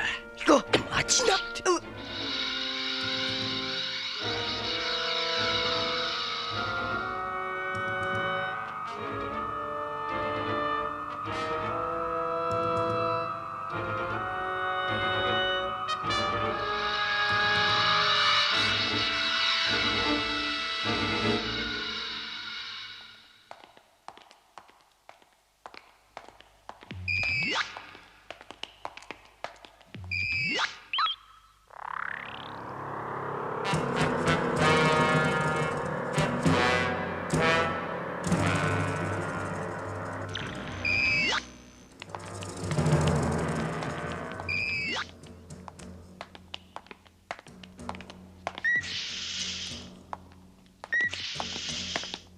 フロッツ様、谷の内部巡回を終わりました。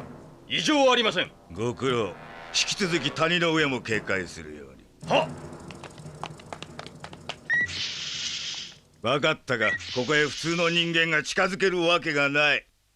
お言葉ですが、プロット様、鉄巨人を操るほどのものです。一筋縄では行きますまい。はい、シャルタット。陛下の心に熱い豪の者のお前がたかが一騎の騎行兵に恐れをなすのか。いえ、そうではなく、全ての大事はアリの一穴からと申すのです。どんな敵であれ、ここには近づけさせる。ここはこのプロッツが守っておる。それはぜひともお手並みを。素晴らしい。いつ眺めても飽きない。お前にもわかるか。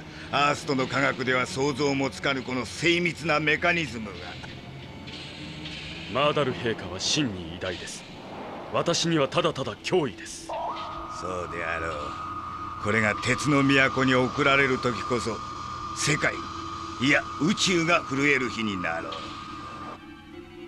それこそが陛下の望み、そして我が命を懸けるにふさわしい日。お前は若い。わしはこの頃は陛下の業の深さ、強さが恐ろしくなる。だが陛下の望みもこれなくしては成就しえないのも事実だ。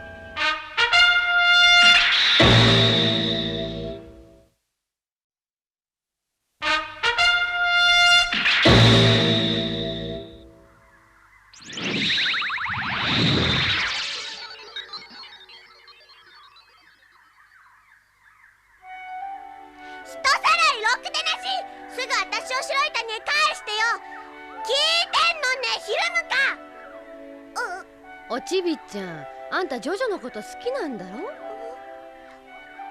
どうしたのよ。あんたに関係ないでしょ。ジョジョもあんたのこと好きかどうか知りたくないかい？大きなお世話。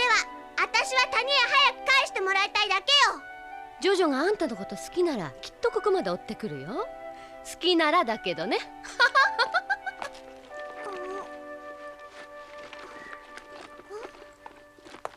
ヒルムか。ねえヒルムか、何やってんの？ねえヒルムか、ジョジョ来ると思う？ねえってば。もう来ているよ。どこに？教えて。ね。今に合わせてやるさ。何をもったいつけて。ヒルムかってやらしいの。私とジョジョのこと焼いてんでしょ。そうよ。さあ、これを着るの。何よこれ、かっこ悪い。贅沢言わないの。やだもん、ジョジョに早く会わせてよ。だだこねるんじゃないの。こんなのやだ。いや、何よこれ。わかった。それがないとジョジョのところへ行けないよ。さあ、暗いうちに目的地へ着かないとね。どこへ？ジョジョのいるとこさ。少し歩かなくちゃね。でも足のことだろ。その直径があればすぐになれるさ。ほら、こうさ。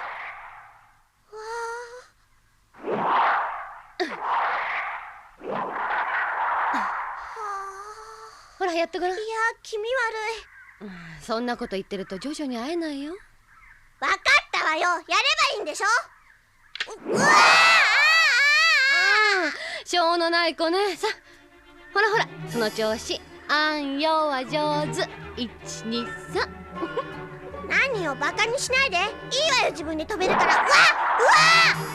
そんな格好ジョジョに見せられないよ。意地悪。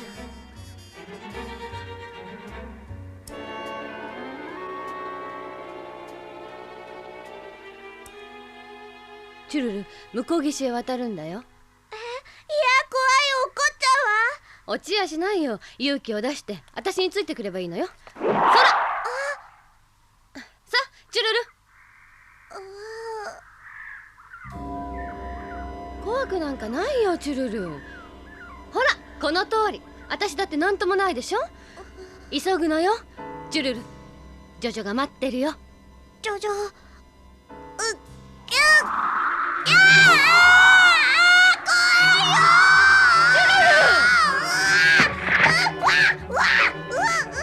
たく世話のかかる子。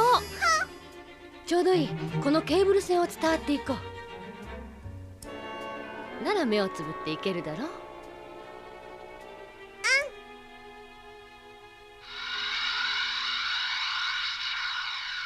宝の館を掘り起こしてどうする気なんだ？鉄の都へ運ぶつもりだ。都へ？そうよ。だからな、その前に俺とお前でいただくわけよ。俺は泥棒の手伝いじゃないと言っただろう。あ、しまった。いけねえわ、逃げろ逃げろ。なんだ、怪しい奴がいるぞ。誰だ？あら、見つかった。あらくそ、ジョジョこいつしまった。こいつささいい子だね。おとなしくしてるんだよ。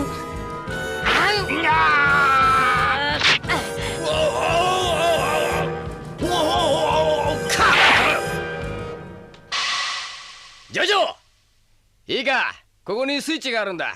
加減によってスピードが変えられる。しかしお前いい度胸してんね。何、必死だったんだ。ますます気に入った。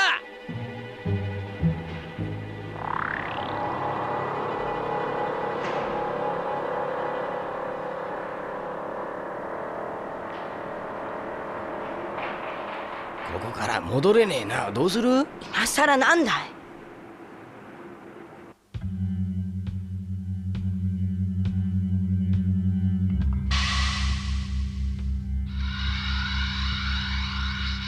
頭を引っ込めな、見つかるよ。いいでしょ、気がついてないんだから。おとなしくしなってば。いちいちうるさいわね。あ、チュルル。誰だ？あ、いやー、ヒルムか。出てこい。何者だ？どうしよう。だから言わないこっちゃない。こっちへ来るよ。仕方ない、逃げるんだよ。女だ、捕まえろ。マーダルは一体何を考えているんだ？これは普通の館じゃない。別の目的でできたものだ。そんなことどうでもいいだろうが。それよりお宝は一体どこなんだよ。金銀財宝はよ。ったく。チュルル。どうした？チュルルが。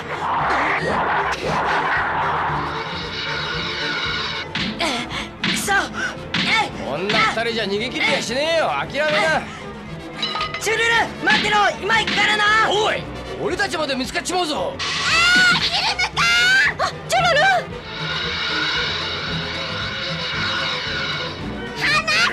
離してしろ。ヒルムか。チュルル。待て、生け捕りにするんだ。チュルル。ジョジョ、ここにも兵隊たちがやってくるぞ。逃げるんだよ。くそ、ジョジョ、チュルルが危ないんだ。放っておけるか。あ？あら、開いた。あら、おい、ジョジョ。よーし、待ってろ。チュルル。やめろ。俺たち二人で勝てるわけねえよ。命がいくらだって足りやしねえよ。付き合いきれねえよ。おっ、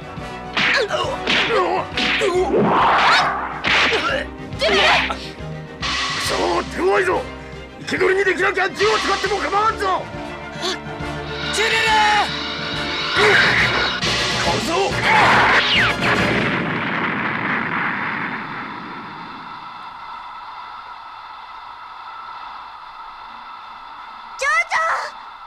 チュルル。ジョジョ、チュルルを頼んだよ。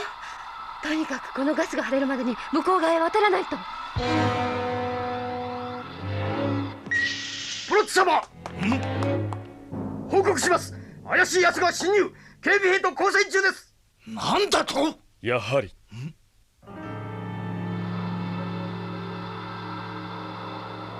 ねえ、ジョジョ、まだ撃ってこないの？あ、この煙が晴れるまではね。静かに。居場所を悟られるよ。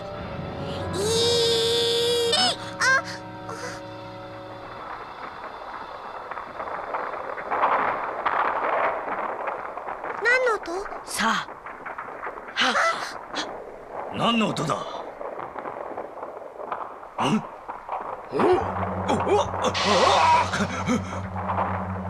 だ、骨か。風で流れてきたんだな。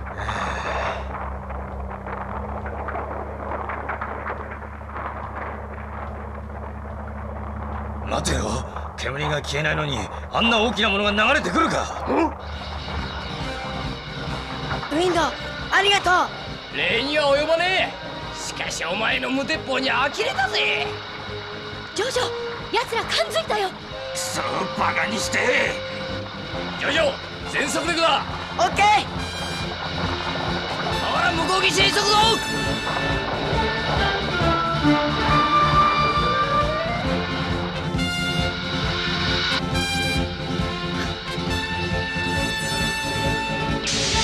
ジョジョ！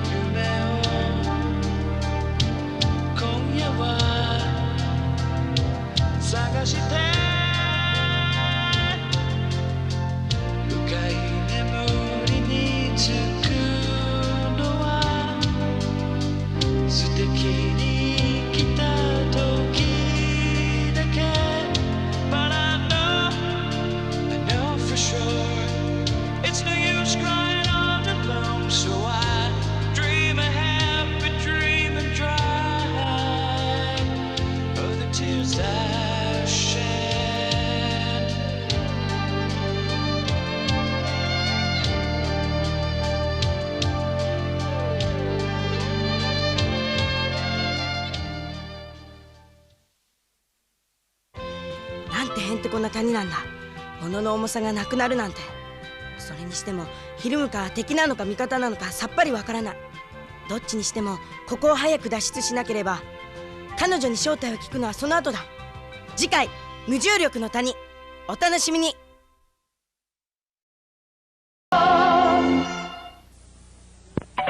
マクドナルドのドライブスルー。パパ、テレビの前でストップ。いらっしゃいませ。マイクに注文して。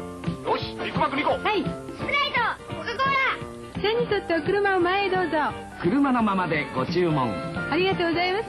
車のままでお受け取り。気軽な格好で来れるんですよ。嬉しいですね。マクドナルドのドライブスルー。世界の言葉、マクドナルド。ここですか。違うってかゆいのはそこやない。この上のとこね。いや違う、せやから3本目の上からやらないと。ここでしょ。いや違う、穴もこの上のとこね。ちゃうちゃう。さあ、気持ちいい。かゆい水虫にシンピロエース。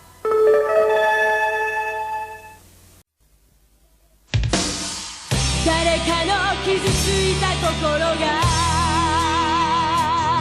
孤独な空で燃え上がる。愛を知らない瞳が求める闇に隠されたリズム。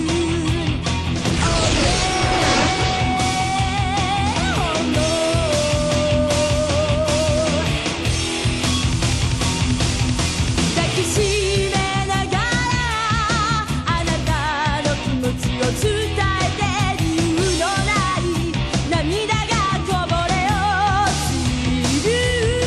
愛は果てしなきバイオレンス。この世界を最後の輝きが包む。昨日はいらない。Let me see the way. Let me see the reason. Let me see the way.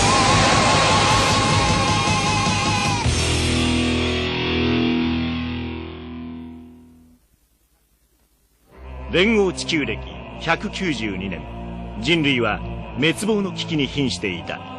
人類の惑星進出の夢を託して作られたオービタルリングが謎の宇宙生命体ラダムによって占拠されてしまったのである。地上に封じ込められた人類にオービタルリングからの攻撃を防ぐ方法はなかった。大地はえぐられ、都市は崩壊し、地球は徐々に荒廃していったのである。死ねテッカマンブレード、ボルテッカー。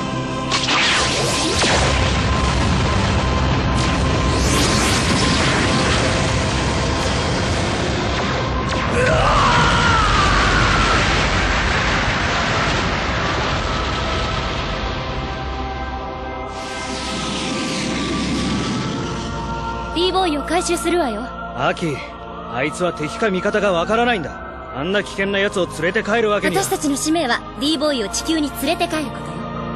ああさ。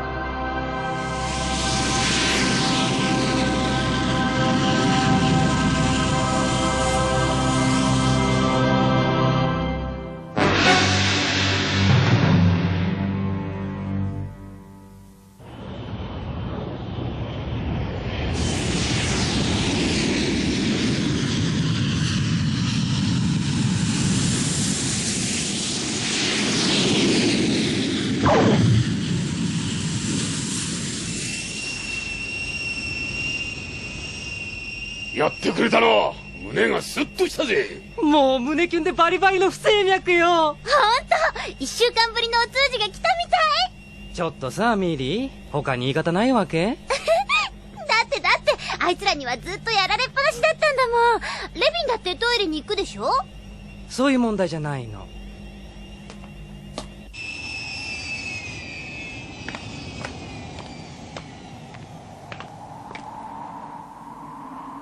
さあ、早速チーフに報告しとこうか。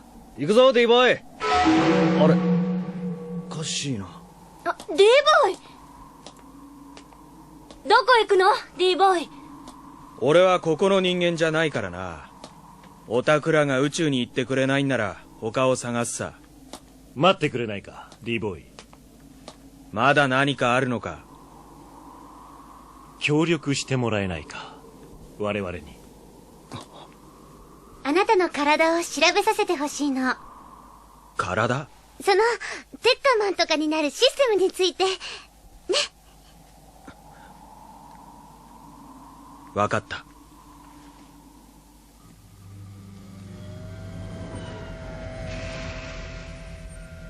脈拍72、血圧128の63、体温36.3度、血液、骨格、内臓ともに異常なし。全く通常の地球人と変わりません。唯一脇にあるクリスタル状の物体が不明ですが、それ以外は。信じられないぜ。それでなんであんなパワーが。ということはやはり彼の持っていたあのシステムボックスに秘密があるのかね。多分。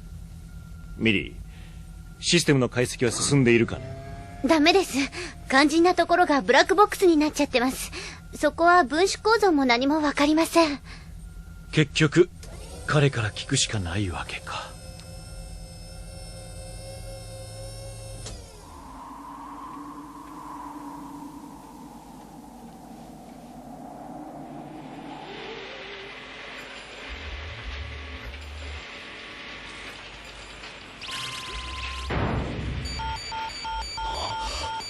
オービタルリングが。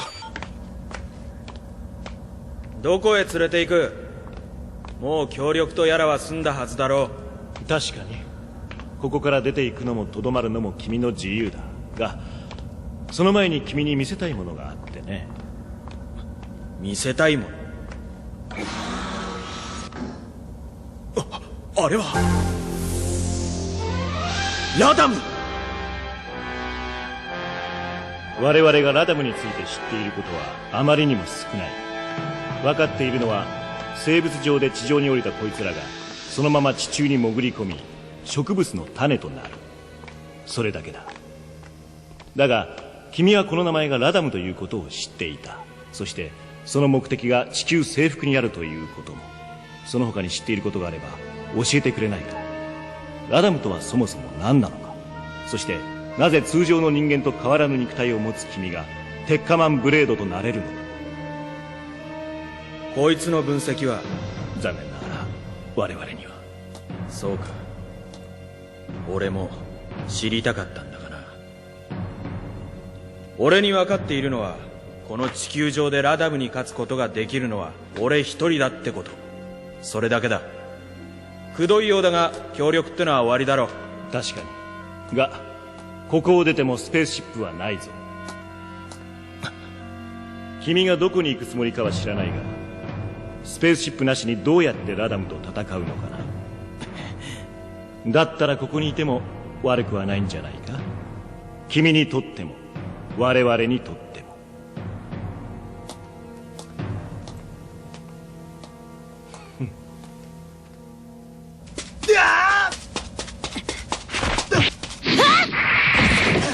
参った。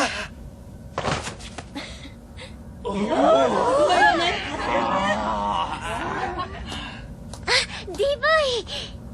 はいディボーイ、遊びに来たの？身体検査は済んだのかい坊や。ああ。じゃあ次は体力検査なんてどう？ディボーイならアキさんとでも互角に戦えるんじゃない？さあな、テッカマンにならなきゃからっきし弱いかもよ。私も興味あるわ、そこのところ。やってみない ?D ボーイ。やだね。あんたらと力を比べて何になる？戦うのはラダムだけで十分だ。ディボーイ。ラダムか。嫌だね、ラダムオタクは。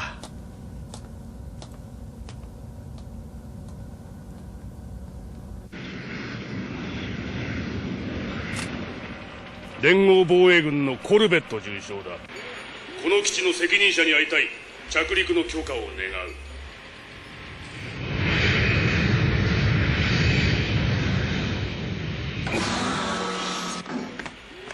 ようこそコルベット准将。久しぶりだなフリーマンと言いたいところだが、そんな暇はない。ことは一刻を争うのだ。というと？とぼけるな。すでにここでも感知しているはずだ。オービタルリングの落下。そうだ。計測の結果、リングの R23 ブロックが分離。30分後には大気圏に突入することが分かった。質量の3分の2は突入段階で燃え尽きるが、何せ物が巨大でな。残りは地表に激突すると判明した。問題はその落下地点だ。 X2008 地区。そう、あそこには軍の兵器工場がある。でコルベット准将殿は我々に何をしろと？テッカマンを引き渡してもらおう。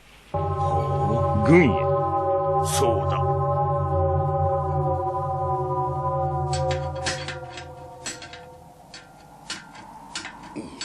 Dボーイ、ミリーが気に入ったのか？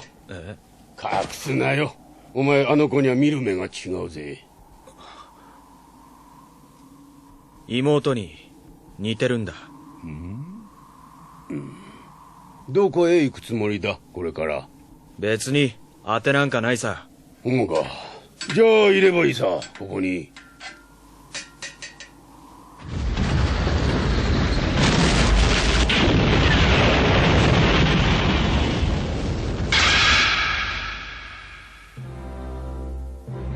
できませんな。何？なぜだフリーマン。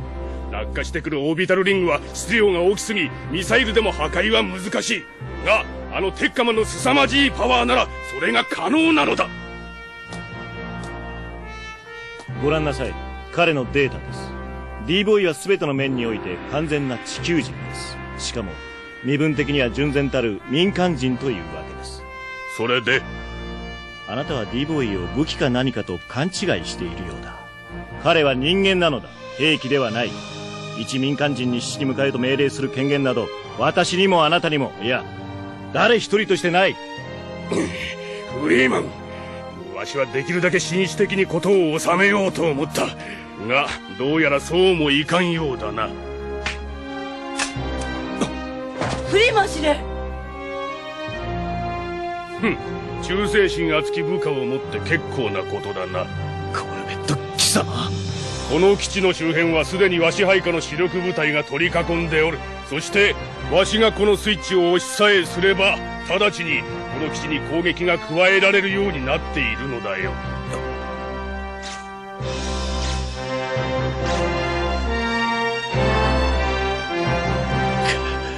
さあテッカマンを引き渡してもらおうか。オ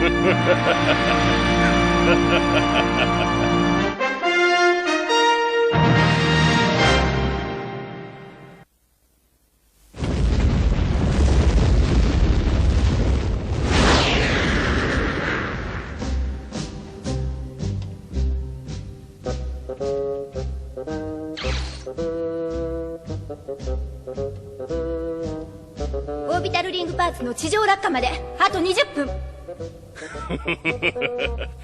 さあ、鉄火マンを渡すか、基地と運命を共にするか、どちらを選ぶ？フリーマン。コルベット准将、押したところであなたも一連卓勝ですよ。フリーマン、君もボケたのかね。わしの主力部隊を侮ってもらっては困る。すでにわしはこの基地に特殊部隊ブラウンベレーを配置しておる。彼らと部隊を連動すれば、このわしの立つ床だけを残し、周り全てを焼け野原にするなどわけはない。さあ、さっさと諦めろ、フリーマン。所詮貴様らには鉄火マンは役立てられん。我々軍にあってこそ奴の能力を十分に発揮できるのだ。オービタルリング落下まであと15分。フリーマン、 D ボーイおよびスペースナイツ要員は直ちに中央ルームへ。繰り返す。 D ボーイおよびスペースナイツ要員、至急中央ルームへ集合せよ。至急中央ルームへ集合せよ。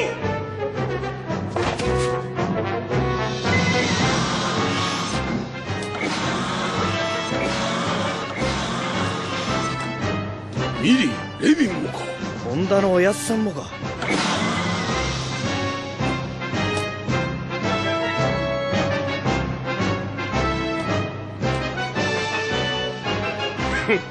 お前が D ボーイ、テッカマンブレードか。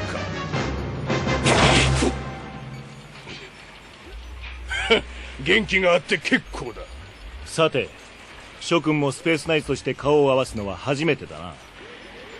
今までは互いに要員であることは秘密にすることが義務付けられていたからな。チーフ、ということはいよいよ。危険区域突入まであと10分。総員このままで待機。なんだと？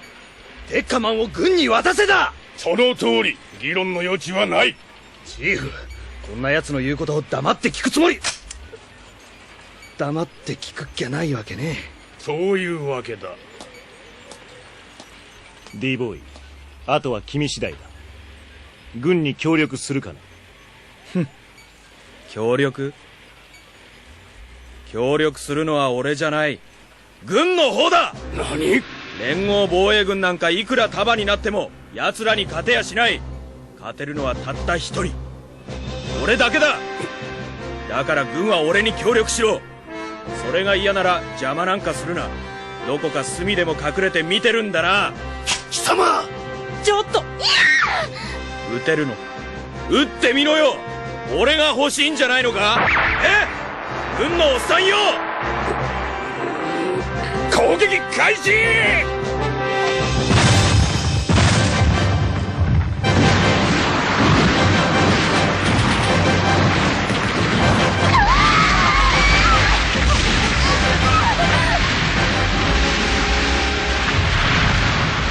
どうだ、まだ言うことを聞かんのか。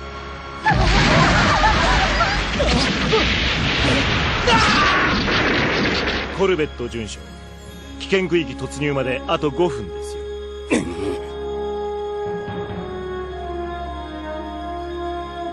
オービタルリングパーツ、間もなく大気圏に突入します。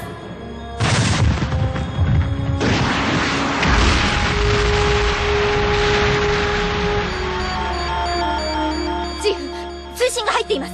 なんだと？そんなの放っておけ。しかし最優先事項で。誰からだ？大統領閣下からですよ。何？コルベット君、君はそんなところで何をしているのかね。はあ、もちろんテッカマンを軍の指揮下に置くべく要請しております。おお、銃器を使って脅すのが要請かね。はバカ者、全ての状況は分かっており、スペースナイツは本日をもち特殊戦闘部隊として再編成された。鉄火マンを中心として軍とは独立した遊軍とする。しかし大統領、聞こえなかったのか中将。これは要請ではない、命令だ。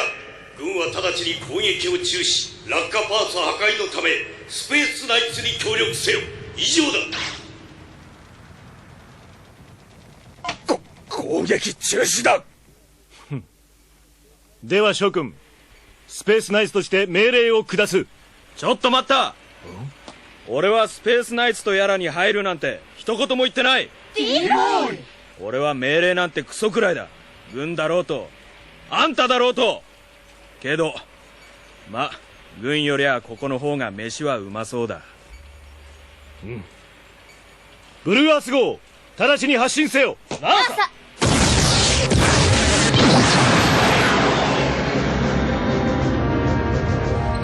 目標大気圏到達まであと2分。あれよ、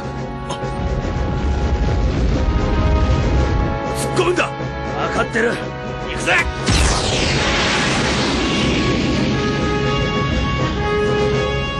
見てあれよ。アダムがくっついてきやがった。あと1分よ。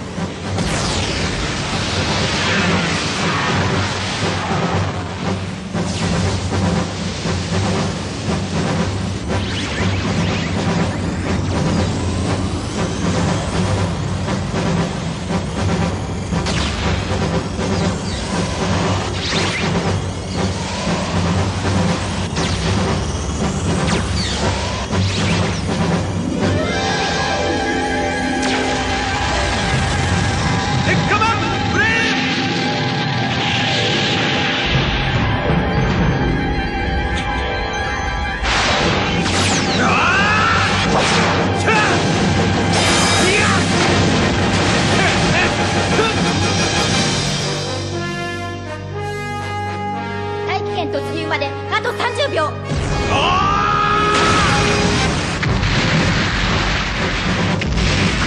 数が多すぎる。大気圏突入まであと15秒。うわ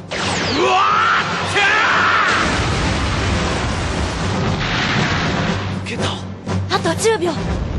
9、8、7、6、5、4、3、2、1。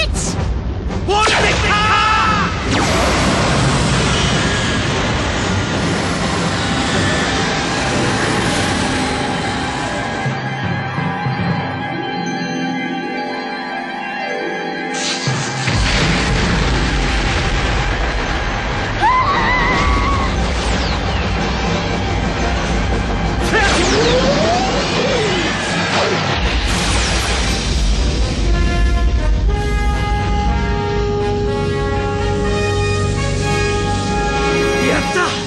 完全に破壊したわ。テッカマン、なんて美しいの。スペースナイツ結成記念の花火ってわけね。ははは、そりゃいいな。テッカマンブレードか。小僧め、これで終わりだと思うなよ。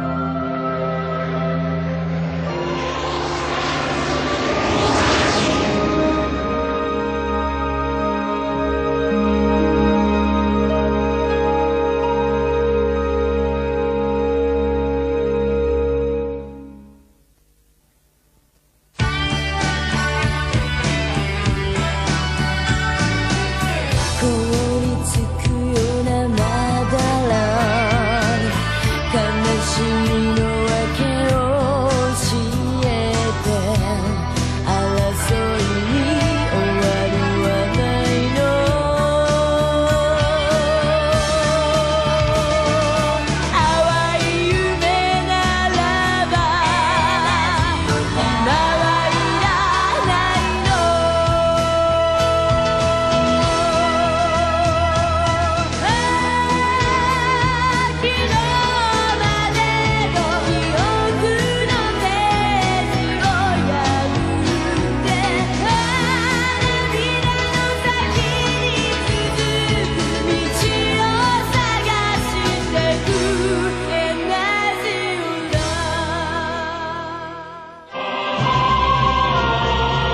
戦いの最中、突如戦線から離脱したテッカマンブレード。ラダム銃がブルーアース号に襲いかかる。次回、宇宙の騎士テッカマンブレード、理由なき敵前逃亡。仮面の下の涙を拭え。輝く時間に誘うよ Golden Light 恋しいひととき Come on 今宵は It's Mac tonight マクドナルドでビッグマック。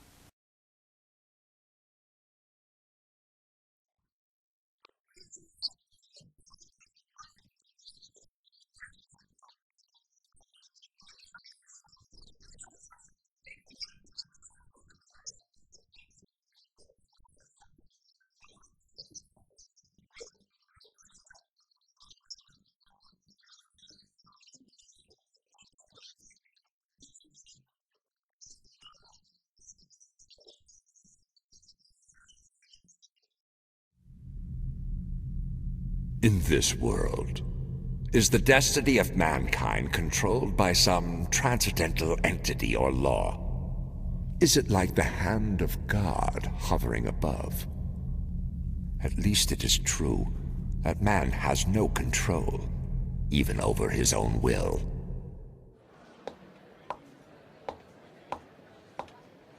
Ah, thank you.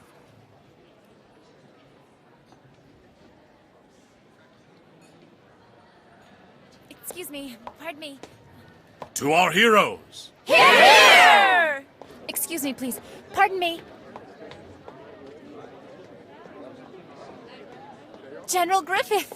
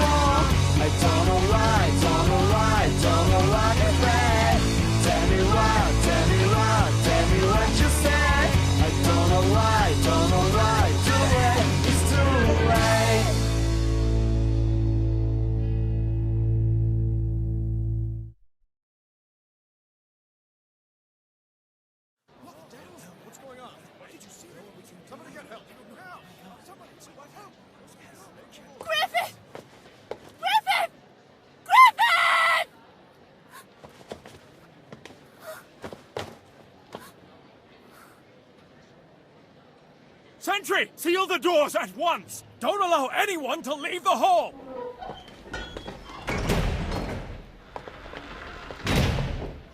What the devil? How long do they intend to keep us?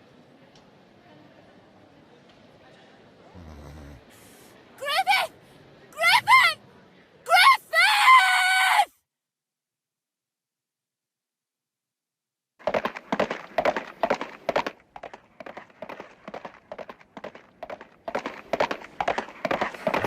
It was so easy. I am now a wealthy man, and for something so simple. I could have worked for 10 years and never seen so much money.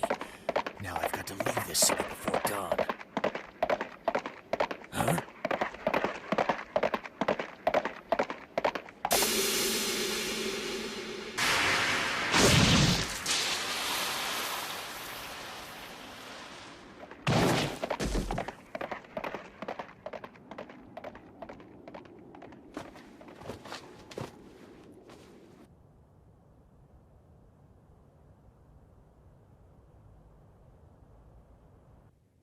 I never expected that things would go so smoothly. It turned out to be so simple. Indeed. It was due in no small part to Mr. Foss and his handling of the arrangements. It was a great performance, after all.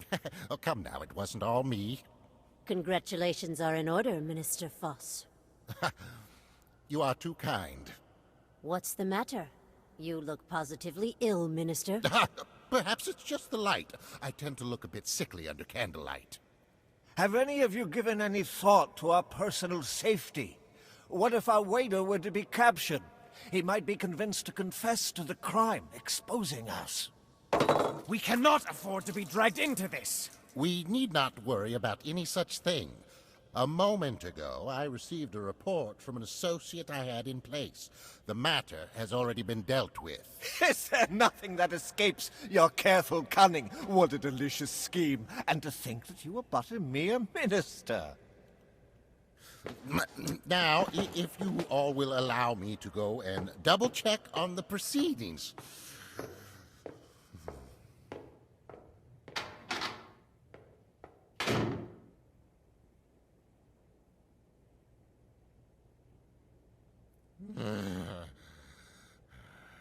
At last, dignity will be restored to the army of Midland. That is certain. It is absolutely ridiculous that a mere mercenary could become the White Hawk General. Such a precedent would put all kinds of ideas in the heads of common soldiers, making them full of ambition. I strongly insist that those of us who have inherited noble blood always have the honor of undertaking pivotal tasks in our kingdom's administration. How could that man of humble origin... Peasants and farmers have no idea how to govern the kingdom. Every other country would have considered us a laughingstock. In any case, you all have toiled for our common goal. I must thank you. We are unworthy of your kindness. It is you, Your Highness, who made this possible with your support.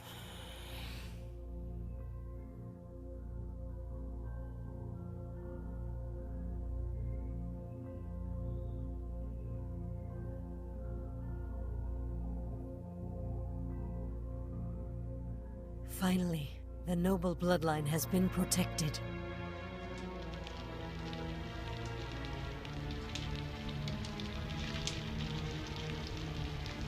Hmm?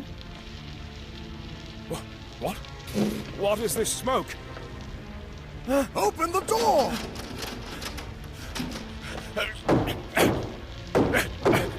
What's wrong? Someone's locked us in! Huh? Step away from the door, now!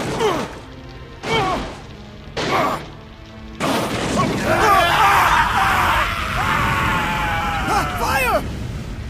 What's happened?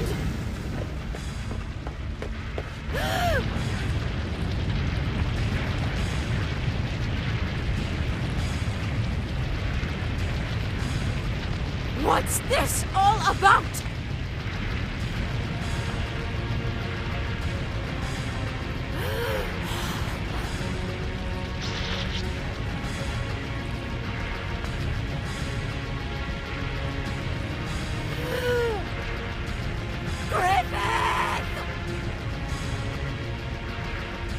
How could you? The doctor confirmed that you had perished! Certainly it must have appeared that way. I arranged for it to be so. You what? What I drank was not the poison you intended. I did, however, drink a secret formula compounded from the essence of Hyokaiamus. It brought me to the brink of death. Too much and I would have died. But I have not risked my life in vain, because it allowed me to trap you all at once. Spare my life! I was just called upon by the Queen and Minister Foss. I had nothing to do with this plot. Hold your tongue, you fool! I suppose you're all used to sitting off to the side and thinking up your little plots. But this is war. There's nowhere to sit on the battlefield. Griffith, you impudent swine! Do you really intend to kill me, the Queen? Do you think it even possible that a common blood of humble origins like you could burn me, the Queen of Midland, to death? You are my subject! I will not allow it! Death on the battlefield comes regardless of class, royal or common. The loser must die.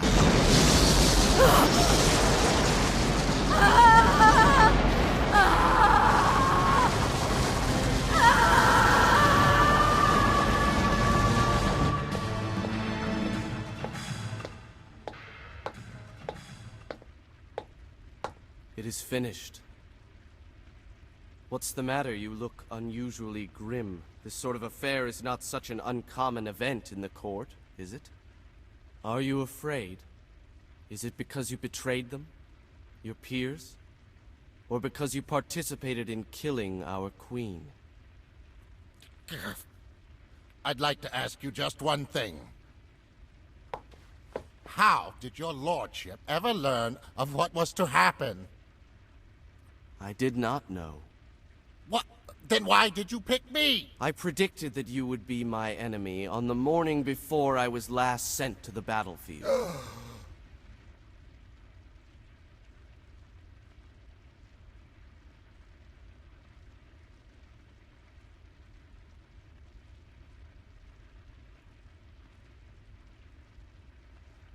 That was when...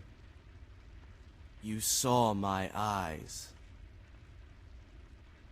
And since then, I knew you could not allow me to continue living in the court. But how did... I noticed something. The look of fear in your eyes caught my attention. When a person sees an object that he finds to be truly fearful, he realizes that it is impossible to ignore it. He has to make a choice. Either to be subordinate to the fearful object and hope for its protection, or to exterminate that object, to eliminate the threat. I knew that there were many people in the court who were offended by my mere presence. I couldn't identify who they were. However, I was certain that a smart man like you could find such people, for the purpose of convincing them to eliminate me. But I never imagined that the Queen herself would join in on such intrigue. What a fine state of affairs. His eyes just met mine for a moment. Have I been dancing to his tune ever since then? I now know why I can't stop myself from shivering. It is not because I betrayed my fellows or because I took part in the murder of the Queen. It is because of this man. It's because I am afraid of this man. This contract sealed with your blood is no longer of use, is it? There should not be any ill will between us if we are to have a successful future. From now on, there should only be friendship and peace between us. Now, come along, Minister. I will give something back to you, just as I promised. Elise! Daddy! You are safe. Don't worry, now you're with me. That was a touching reunion between father and daughter. Well, it was quite a job to snatch her up, my lord. We had to check the schedule of that kid's lessons a week beforehand and snatch her as she was leaving in a carriage. We took special care of her as you ordered, sir. You did a fine job. Here's the rest of your reward. Oh, thank you, sir. Don't hesitate to contact us should you need anything further. From now on, we desire only to serve you in any way we can, Master. Well, we're off for now.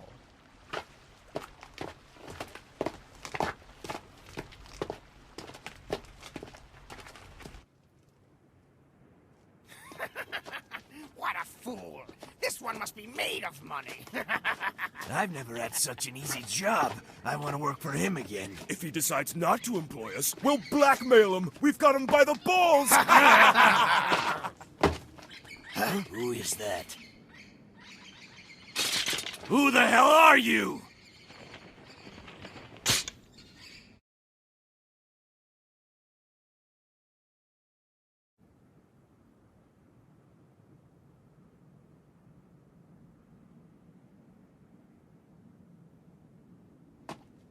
It seems to be finished. Yeah, it's finished.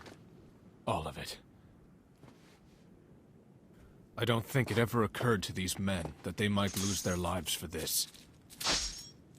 Leave the money on them as it was. They are still due their fair share in the profits. They performed their service, they are entitled to their reward. Money opens all doors. I see. Is it safe to let that man go? He will have learned his lesson after today's events. Well, maybe. What? Maybe? Should anything come of it, I'll be sure to handle it. In any case, we can expect a serious uproar. The Queen, those ministers and all the others. The dead were piled high tonight. Who would have ever imagined that a dead man was really the one pulling the strings? Do you think me a dreadful man? Huh? I had you take such a part in my affairs, while never getting my own hands dirty. I left the most dangerous and difficult tasks to you alone. Do you then not resent me? You do, of course, realize that you're talking to the man who slaughtered 100 men. I think it makes your question kind of pointless. You're just following your path. You still believe that, don't you? Thank you, Guts. Now let's get back. A dead man like you shouldn't be hanging around here all night. You've got to stop Casca and everyone else from worrying about you too much. Yes. You didn't notice that Casca put on a dress for the celebration, did you? Did she? You know, she's really quite attractive.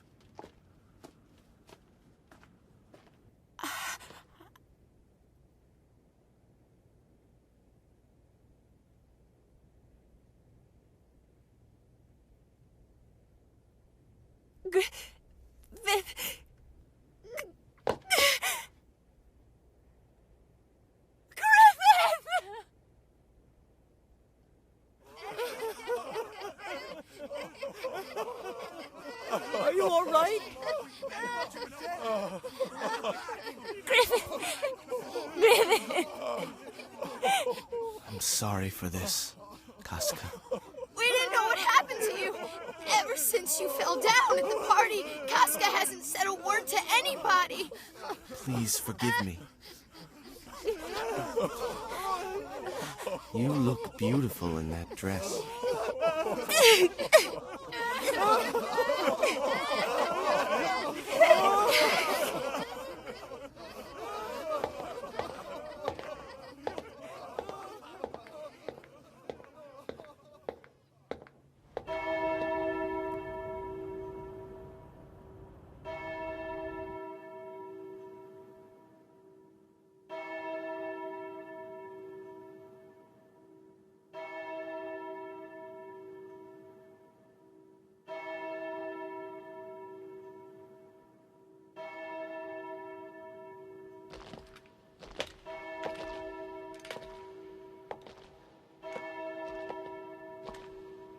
Just as the Tudor Empire acquiesced to an armistice signing, who on earth could have done this?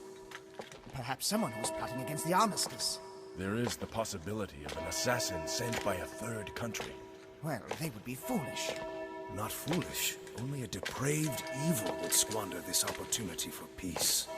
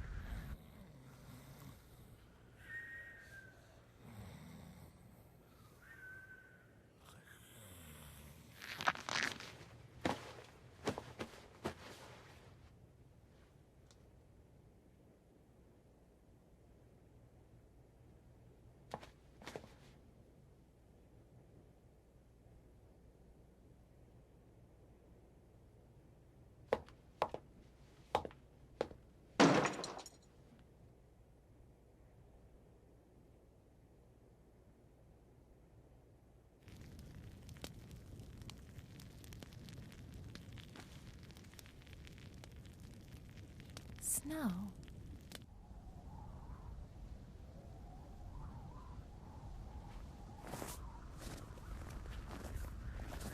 Why are...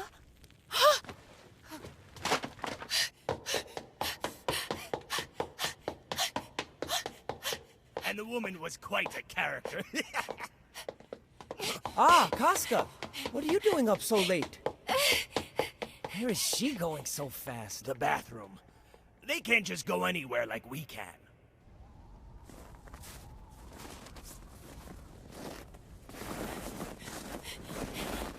Guts!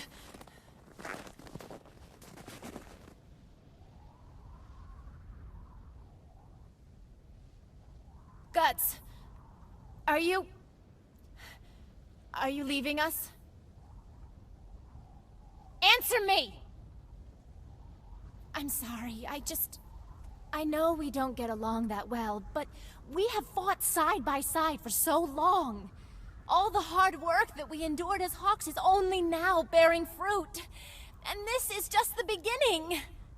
But more than that, Thank you.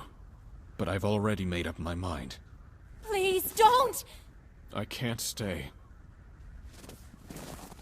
I can't live under the weight of his dream any longer. Buried by it.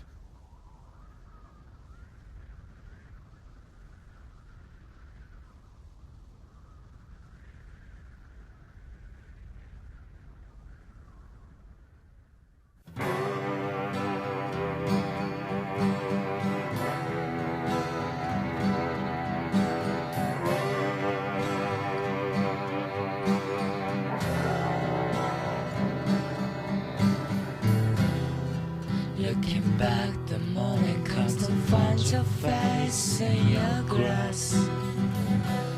Take the moonlight, by the tail to any side, just shouting. What is there? It's just the same. What it's trying your crown. I'm spanning my grass, walking back so when my grass, you're fading. I'm waiting so long. I'm waiting so long.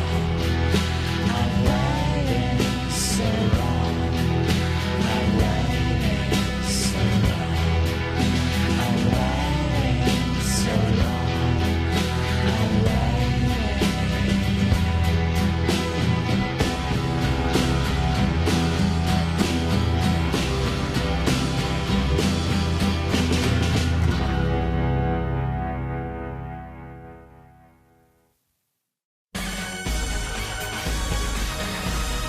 Separation. It is unavoidable for anyone who decides to follow his own path. Invaluable people and countless dreams. Leaving such things behind can either mean happiness or sorrow. Now the wheels of fate truly begin to turn.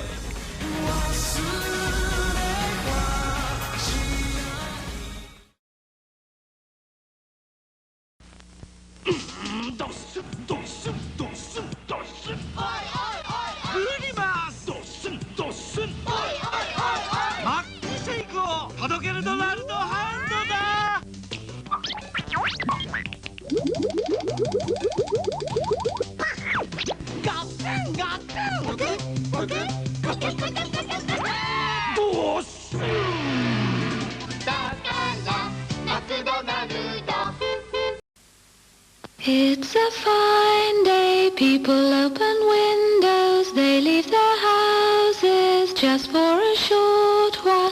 They walk by the grass and they look at the grass, they look at the sky. It's going to be a fine night tonight, it's going to be a fine day tomorrow. クリネックスティッシュです。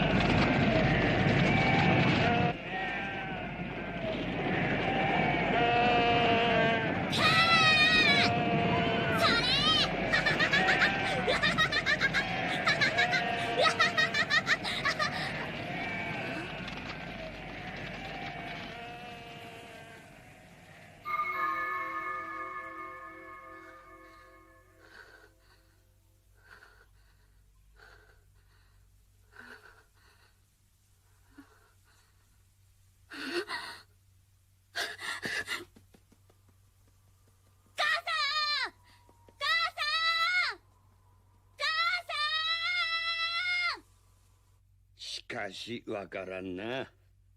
オリンポスの母神とも言われたあんたがこんな暮らしに甘んじているとは。なあデメテル、お前さんだって昔のことを忘れたわけじゃあるまい。ポセイドンの野郎と来たらありゃまったく大したもんさ。今じゃどこもかしこもあいつの支配下よ。ゼウスはゼウスでオリンポスに収まり返って天上の神だなんてほざいていやがる。アリオン、まだ起きているの？大人の話を立ち聞きする子がありますか？早くお休みなさい。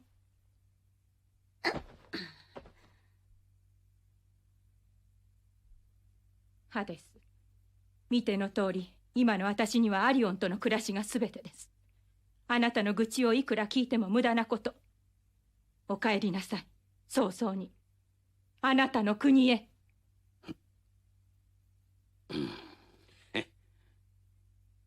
いい？これはジギタリス、すりつぶして熱冷ましにするんだ。これはヨモギ、毒ダミと混ぜて傷薬にすんの。見てよ、走りどころがこんなにあるよ。やれやれ、物知りだなアリオンは。全部母さんに教わったのさ。だけど母さんかわいそうだよ。目が見えないんだもの。でも目を治す薬はどんな薬草からもできないんだってさ。そんなことはないぞ。え？マケドニアにアルカナという花があってな、こいつがどんな目の病にも立ちどころに効く。本当？うん。そういえばここへ来る途中でも峠の向こうでたくさん見かけた。行くかアリオン、おじさんと一緒に。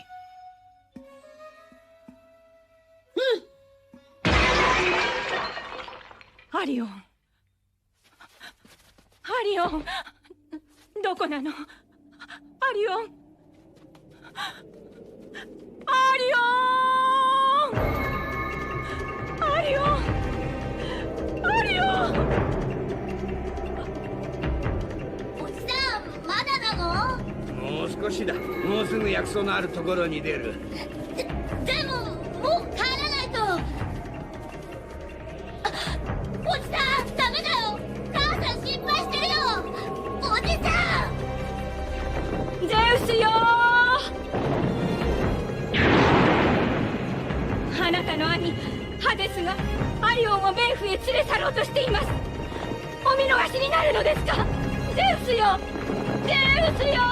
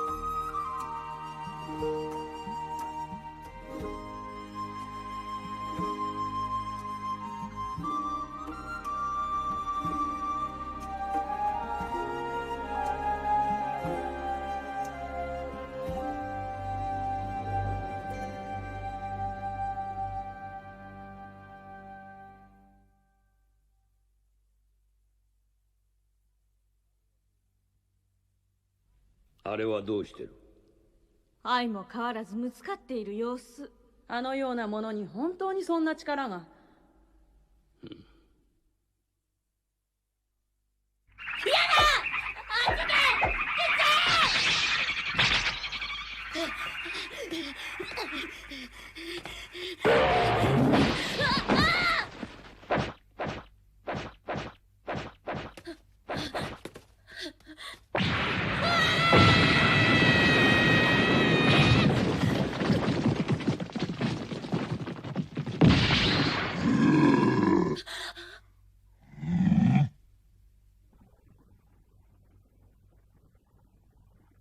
ギドか。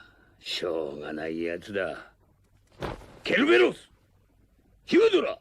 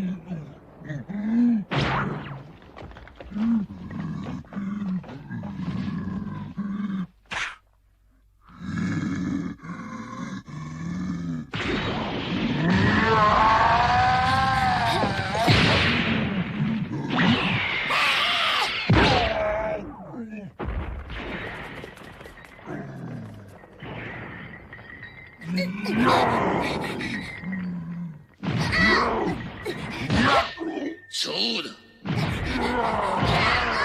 それでこそだ。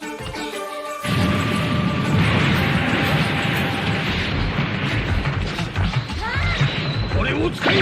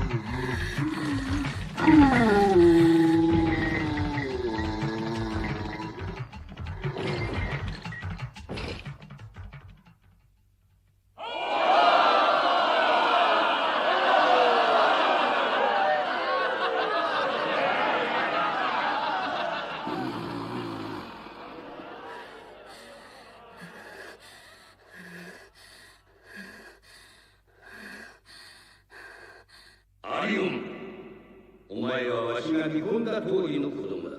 優れたティタンの血を引く者だ。嘘つけ！おじさんと嘘つけ！薬草などで母の目を治すことはできぬ。僕を騙したんだな！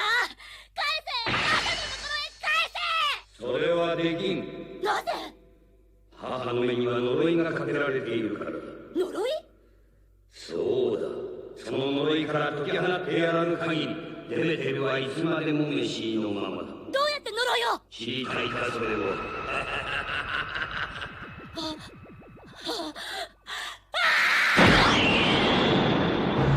ゼウスを倒せ！ゼウスを倒せ！王の源はゼウスだ！ダン一族の汚れの全をデメテルの一心に負わせた。ゼウスは西の頂オリンポスの王宮にいる。実に母のために戦い、そうすればお前は無敵だ。ゼウスもお前と母を捨てた愚劣な父ポセイドンも恐るに足らん。オリンポスへ行け。そしてゼウスの白髪首を母デメテルに捧げよ。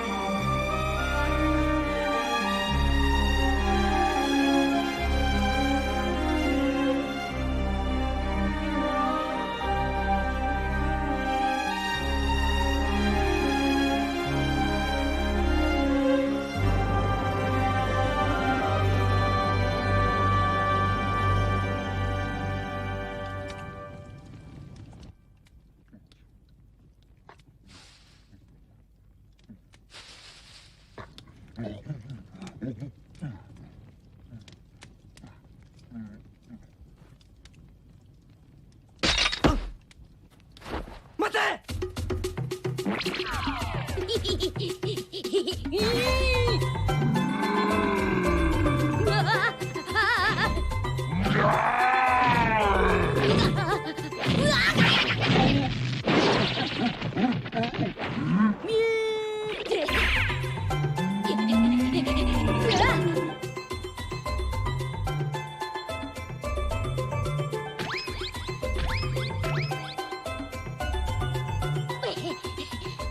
どうしろめえ、このセネカさんを捕まえてみやがるってんだ。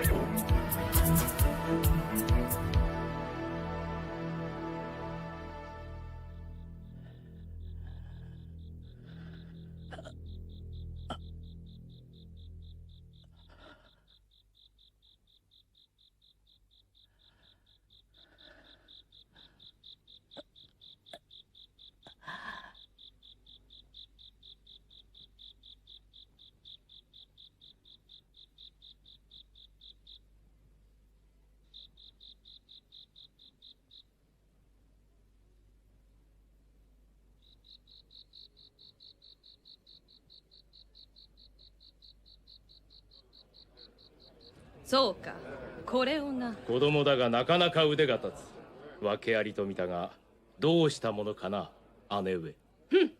では、直にその者の体に聞いてみるのだな。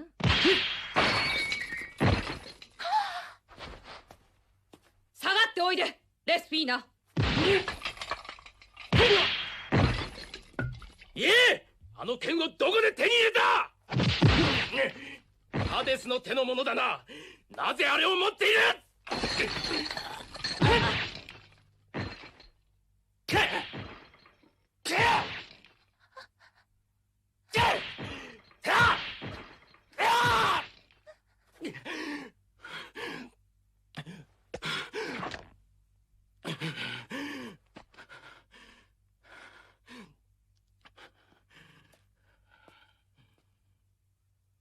言いなさい。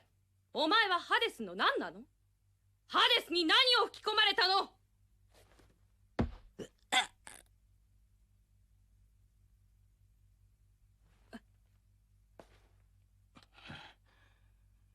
見上げたものね、坊や。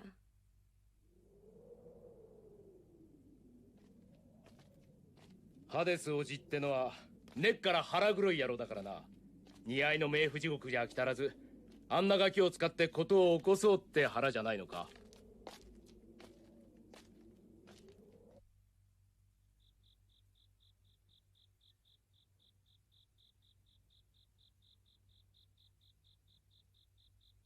来るな。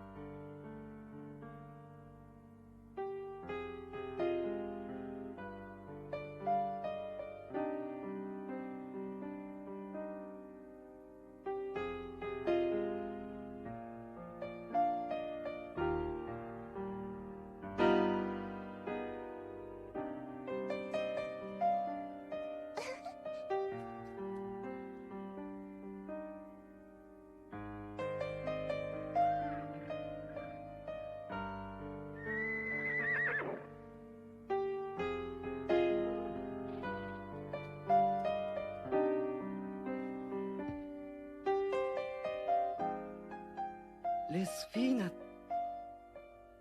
て言ったよね、君。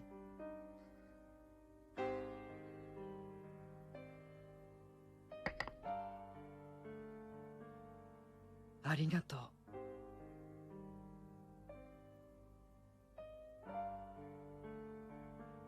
う。もう痛くないよ。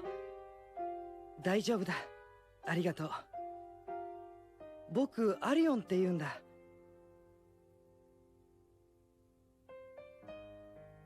君もしかして口がそうあ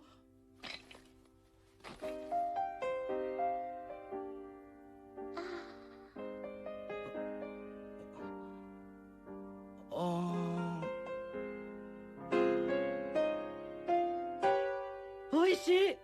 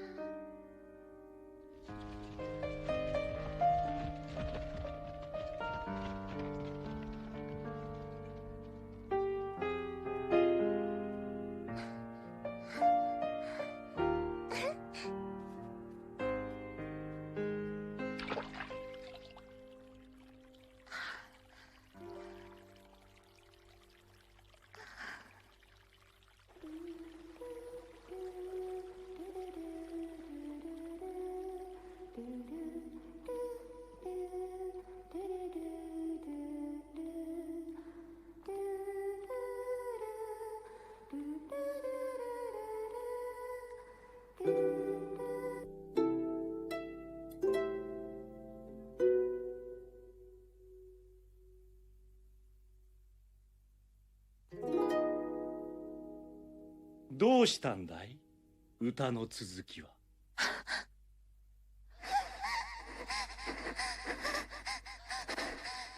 綺麗な声だ。ハミングだけというのがちょっとつまらない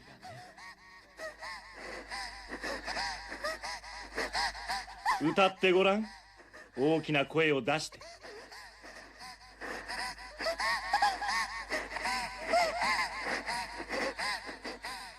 歌うんだ、レスフィーナ。さ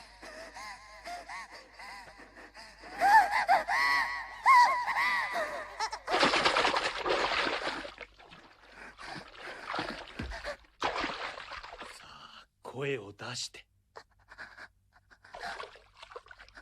歌え歌えレスフィーナ。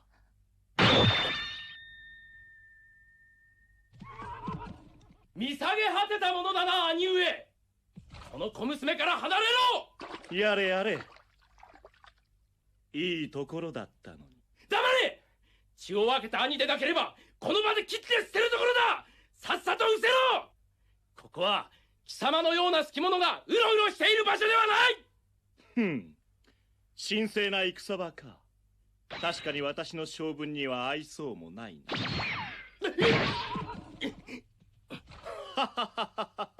お手間を取らせたな、アレース。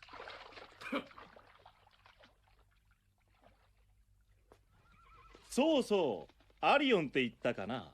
あの坊や元気になったようだね。せいぜい面倒を見てあげたまえ。何でも今宵一夜の命だそうだよ。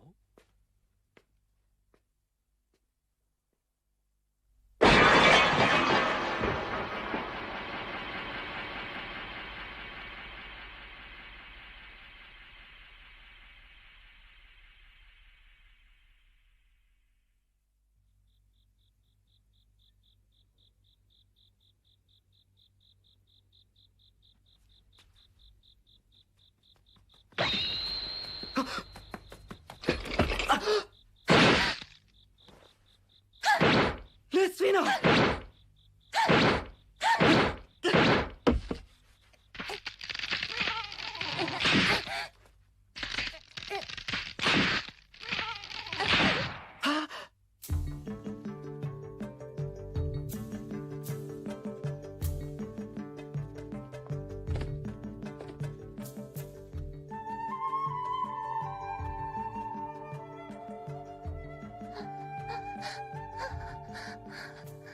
わかった。あの谷伝いに行けばいいんだね。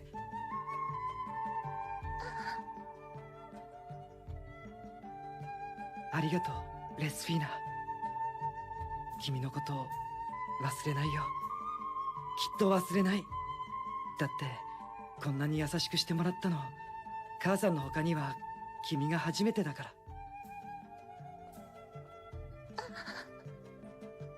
さよなら、レスフィーナ。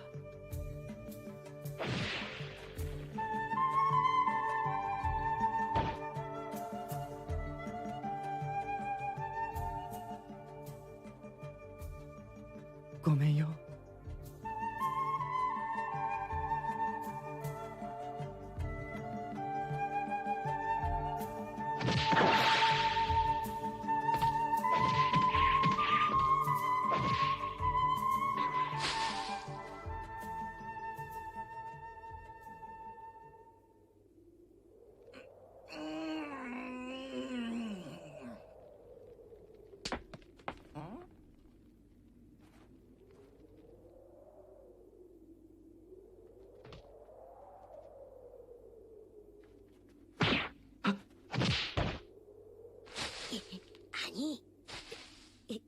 こいつ。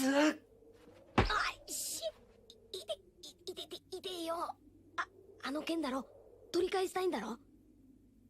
こっちだよ。おいら知ってんだ。早く来な、早く。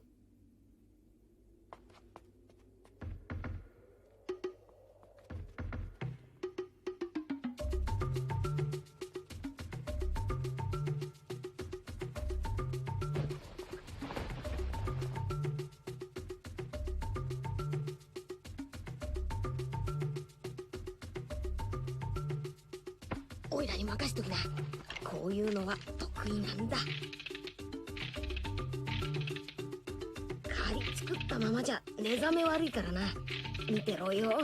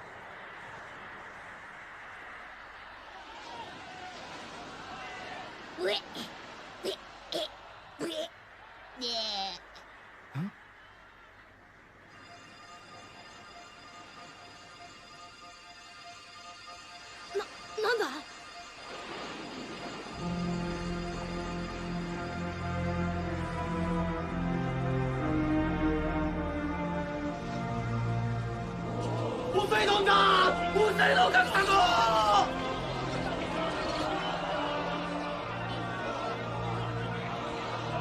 ポセイドン。そうだよ、ポセイドンだ。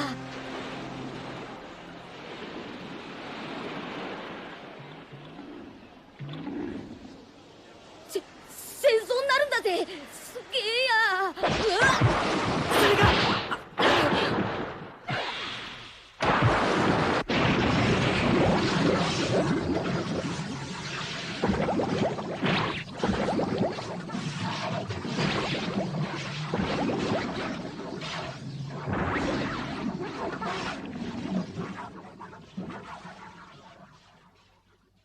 勇んで深入りするな。どうだ、奴ら泡を食っておろうが。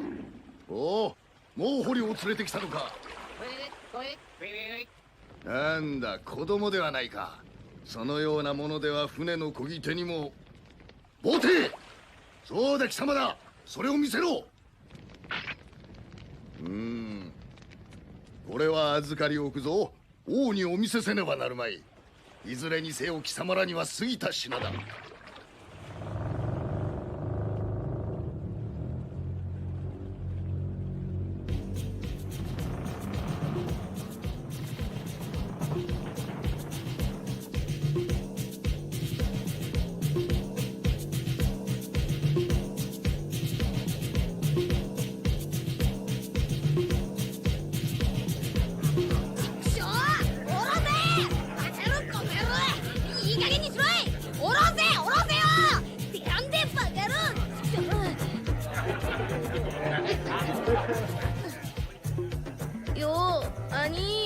オイラたちこのまま日干しにされちまうのかな。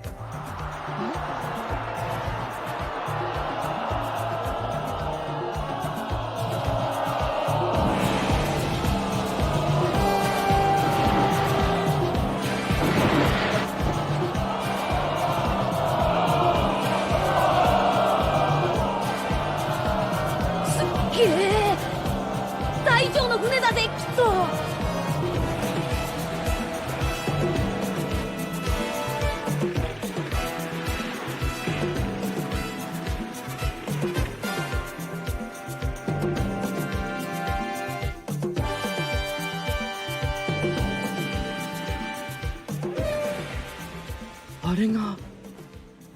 あれが父さん。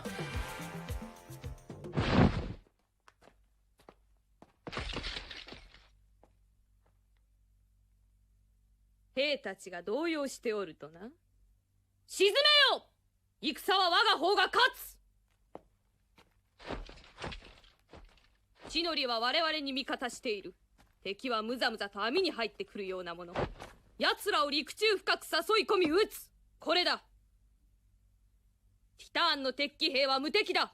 ポセイドンといえども恐るるに足らぬ。アレウスを先陣とし、縦に切り込んで敵を左右に分断する。密集隊は両脇から一時に寄せろ。退路は海沿いに進んだエドモスの死体が立つ。奴らを海に追い落としてよしとするのではないぞ。ポセイドンの軍船一隻たりともこの入り江から無事に外海には出さぬ。よい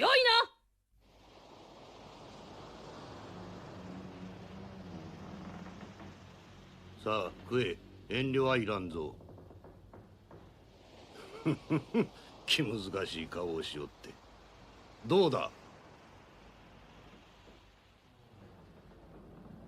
俺の杯を断って無事だった者はおらんのだぞ。飲め、父の勧めだ。嫌か。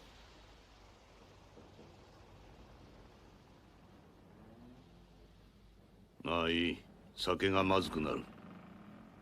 父さん。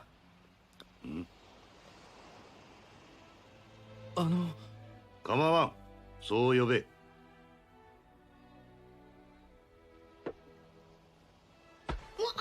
でえ、なんだよ兄。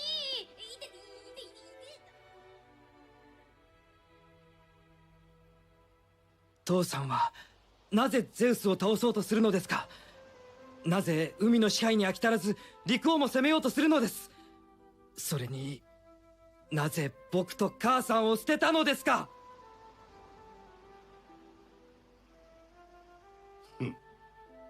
大層なことをまとめて聞きおって。男にはなぜなどというやわな言葉はいらんのだ。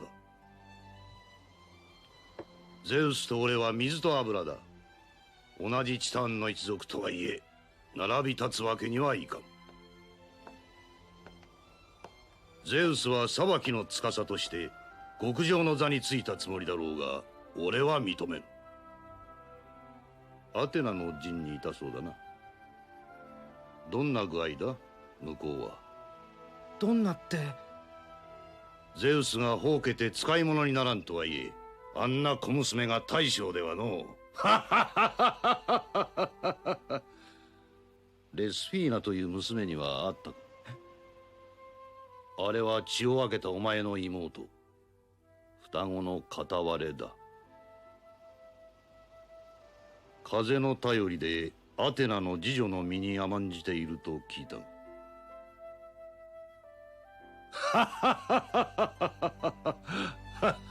まあよかろう。いいか、俺はやるべきことは必ずやる。欲しいものはこの手で掴み取るしかないからな。俺はハデスとは違う。見せてやろう、俺の戦を。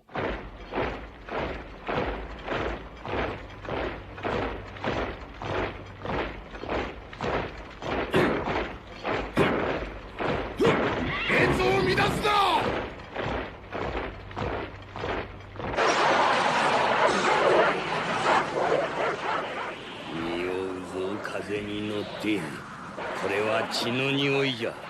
ケルベロスよ、それ戦場は近いぞ。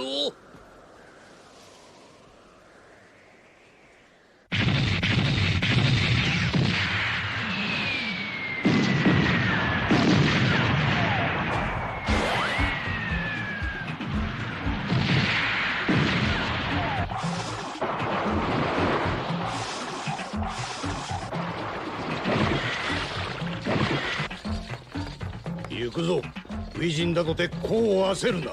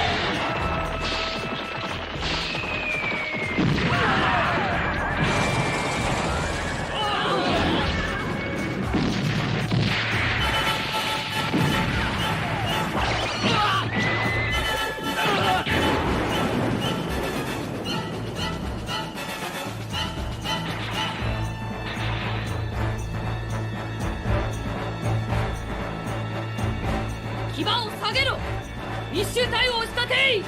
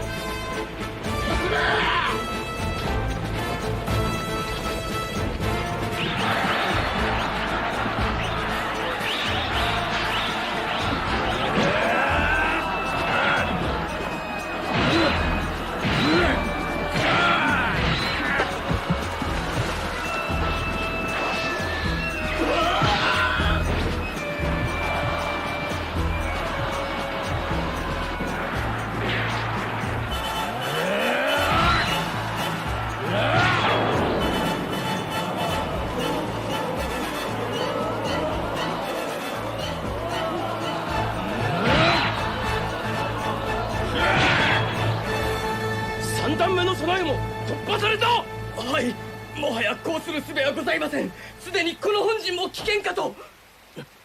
姉貴、全軍を集めよ。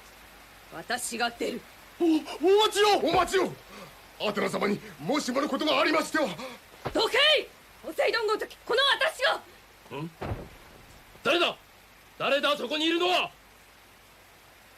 誰だと聞いておる。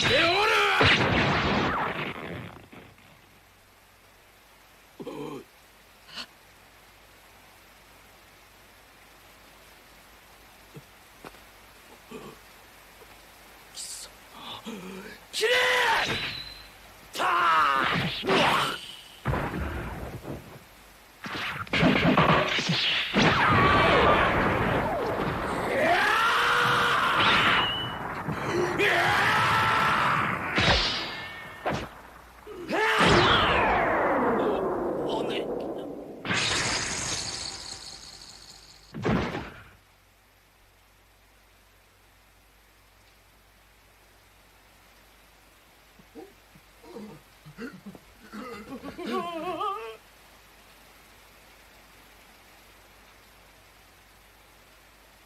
アレースを切ったな。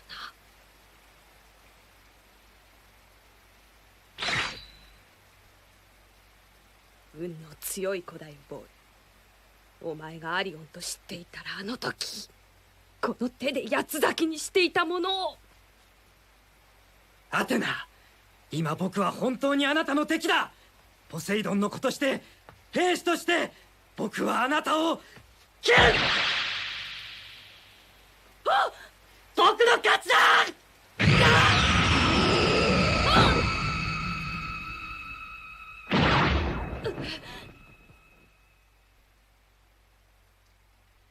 アポロン。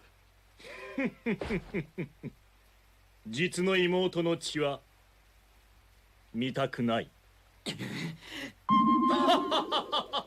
待て！アテナ様！アテナ様ご無事で！お怪我は？おい、何をしている！くそ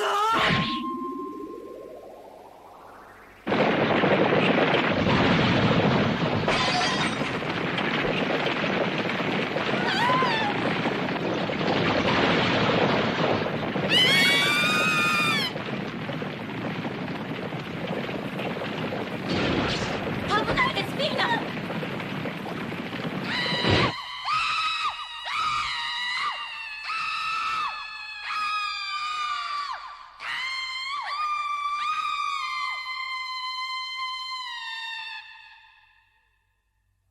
どうしたアリオン君。雨音が愛しい人の声にでも聞こえたかね。うるさい！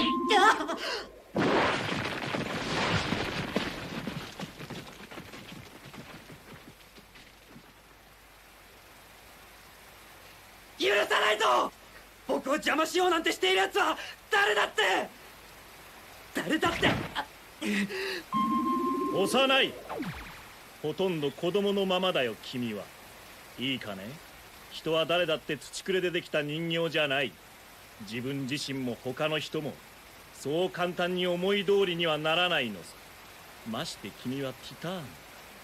それもとりわけ厄介な星のもとに生まれたと規定。嘘だ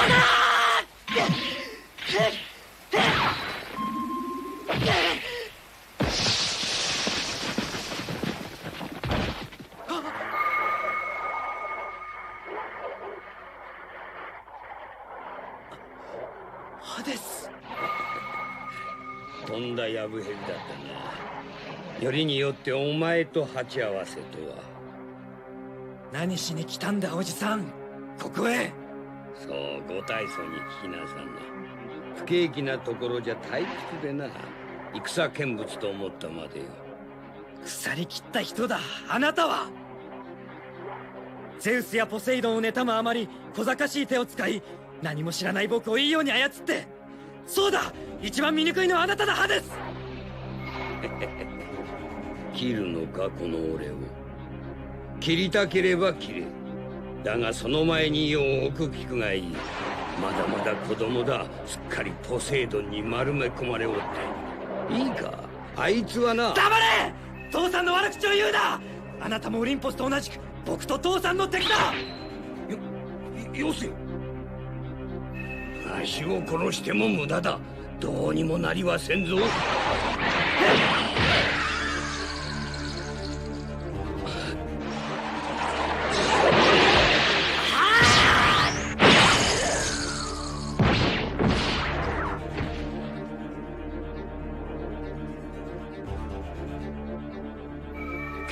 ケルベロス。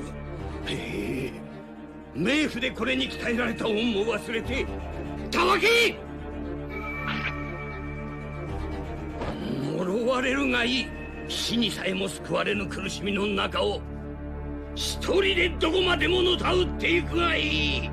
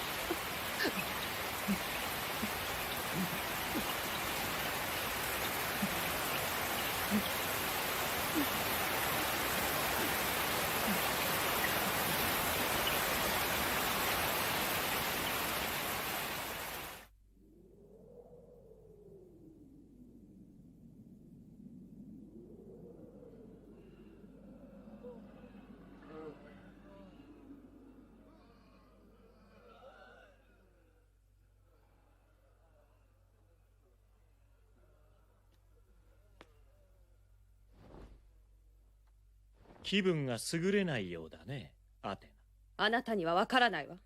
負け戦がどんなものか。あなたのようなふぬけ者の兄を持ったおかげで私がどれだけ苦労しているか。アリオンの一件で私に恩を売ったつもりでしょうけど、私は助けられたなんて思っちゃいないわ。あまり大きな顔は慎むことね。こりゃ手厳しい。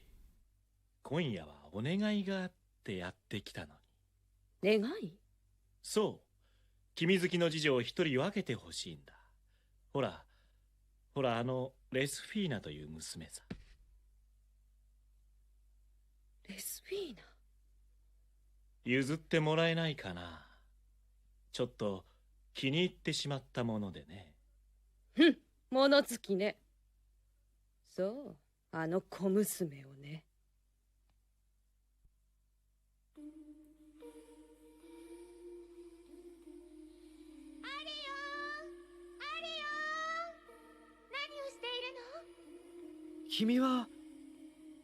君は誰だ？おいでなさいな。あなたも早く。レスフィーナ、君口が話せるようになったんだね。何を言っているの、アリオン。あなたって変な人。私と遠くへ行くのが楽しくはないの？ダメだ、そっち行ってはいけない。レスフィーナー！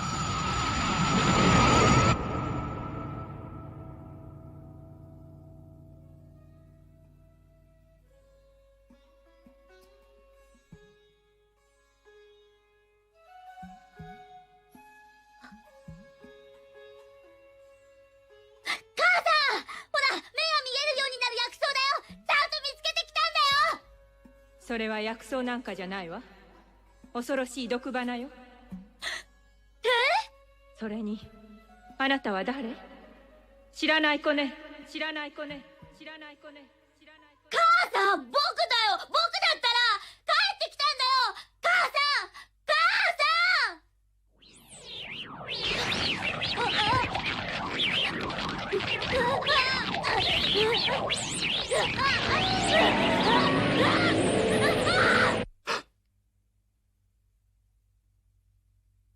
大丈夫かい、兄？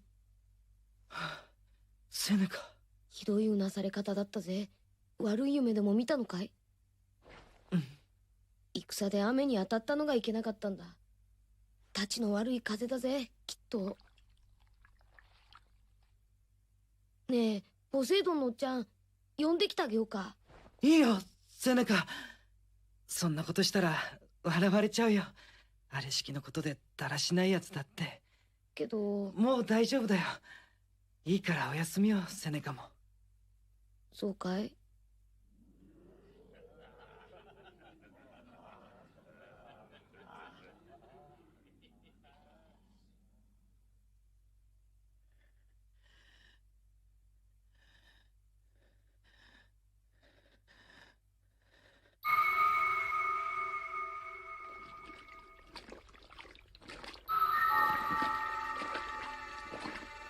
足が重い。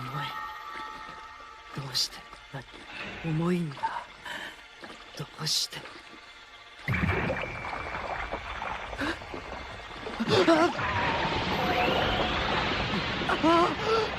わしを殺しても無駄だ。無駄だ。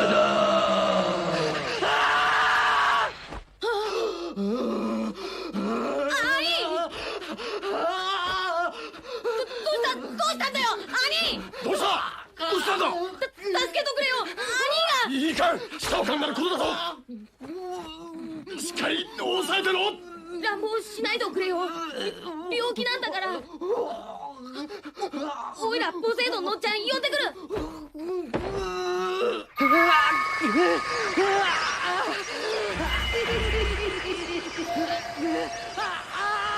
どこまでも落ちていけ。呪われた生を受けた者よ。落ちていくがいいわ。無駄だ。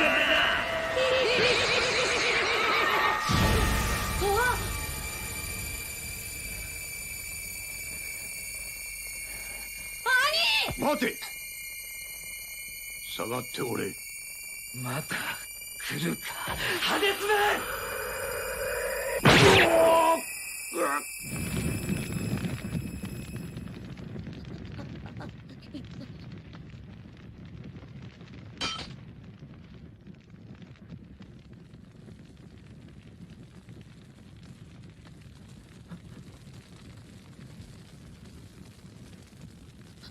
セネカ、教えてくれ。僕は何をした？僕は父さんに何をしたんだ？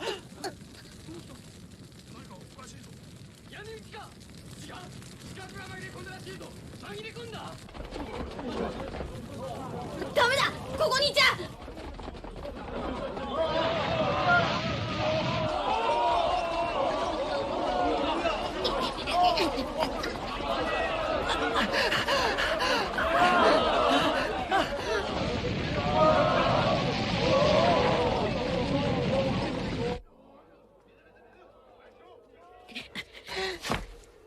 もう走れない。ダメだよ。こんなところでグズグズしてたらすぐ捕まっちゃうよ。あそこにまだ父さんが。行かなくちゃ。おい、しっかりしとくれよ。殺されたいのかよ。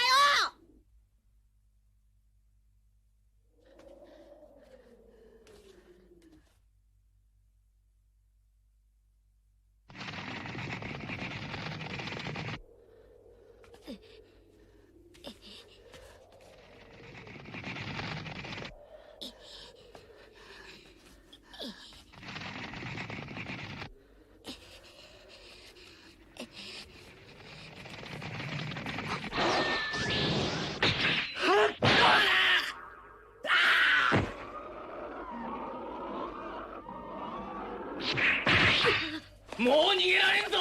恐れ多くも父親を殺すとはオリンポスにいくらもらいやがった。違う。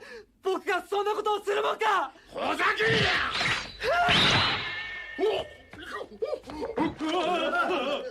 ひるむな。王の敵だぞ。なんで切らないんだよ。ダメだ。父さんの味方は。どうやらこれまでだな。オリンポスの回し者め、覚悟。そら。お。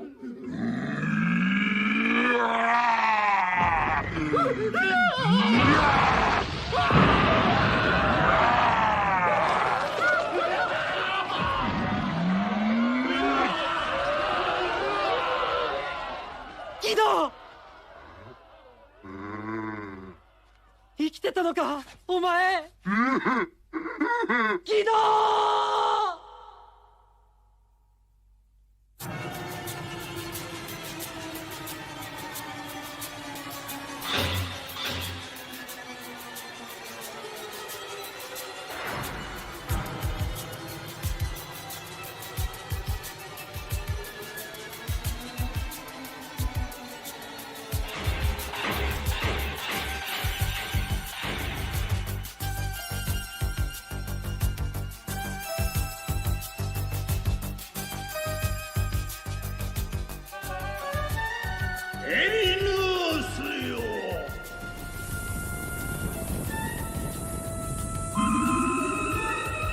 参ったな。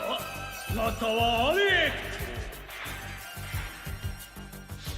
願いらはこれにある。我が自意志向ね、いつにない取り乱しようとお見受けするが、大人ゼウスよ。よくぞ参った復讐の神々よ。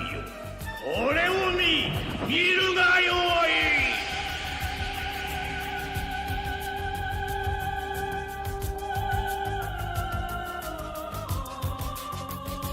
ポセイドンじゃ。神々を恐れぬ傲慢なあやつの最後じゃ。しかもだ、手を下したのは存じておる。ポセイドンが妹デメテルとの間に設けた双子の一人。その不義の交わりを戒め、15年の昔、そなたがトラキアへ流したあのアリオン。その通りだ。オリンポスの汚れが生んだまがまがしい子供だ。その者が父を手にかけた。ティターンの神聖な掟が破られたのだ。裁きはなんとエリヌースたちを。死だ。父殺しの題材に似合う、それが唯一の償い。よかろう。良い裁きじゃ。アリオンの命、確かにそなたたちの手に委ねたぞ。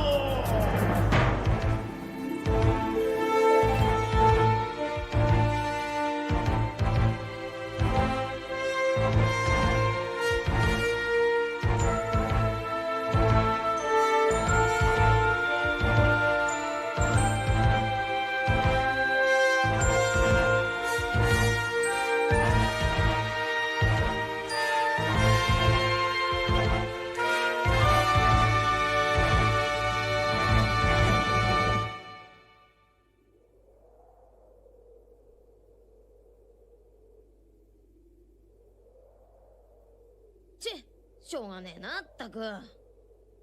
こんな生木ばっかり拾ってきやがって。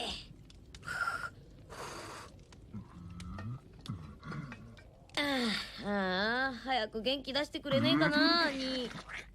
ダメ、これ兄の晩飯なんだから、食いもんぐらい自分でなんとかすりゃいいだろ。でけえ図体してさ、面倒見きれねえよ。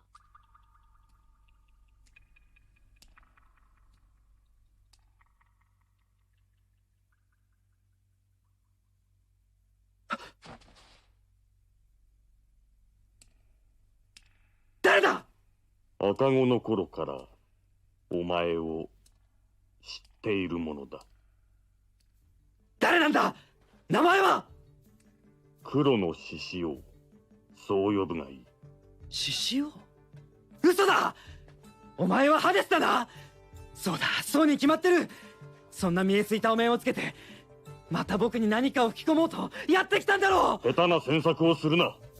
私はハデスではない。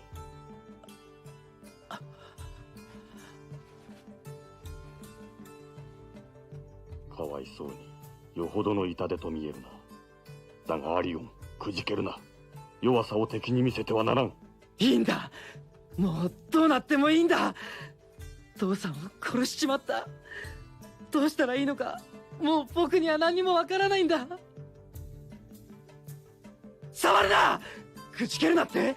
敵だ。敵がどうしたって。どうだっていいじゃないか。どうせ人殺しだ僕は。でも誰の好きにもさせないぞ。自分のことなんか自分でケリをつけるさ。そうだ、いっそ死んでやるさ。そうしたらもう誰にも利用されたりすることもなくなるんだ。そうだろう、僕は。死ぬと言ったの。よかろう。死んでみせい。簡単なことだ。ほんの半歩もそこから踏み出せばお前は確実に死ねる。どうだ、それ式のこともできんのか。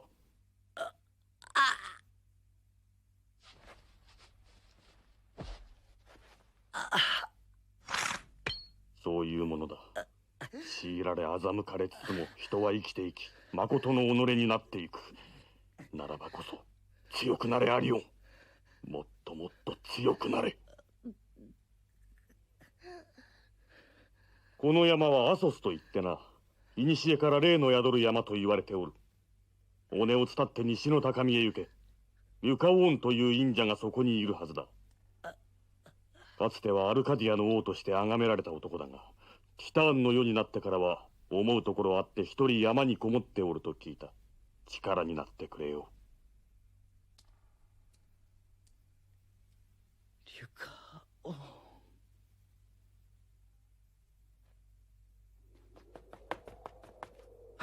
いや、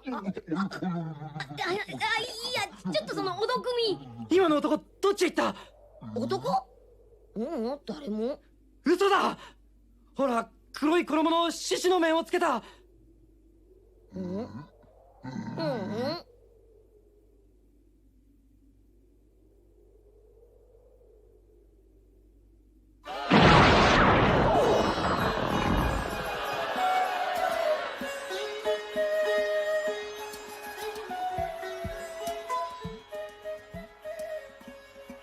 お座りなさいな。ねえ、どうなさったの？せっかくご招待して差し上げたのに、そんな顔をするものではなくってよ。人払いはしてあります。今はあなたと私の二人っきり。おもてなしは嬉しいがね、僕と君ではどうも今更って気がしないでもない。それよりもあの子のことなら言わないで。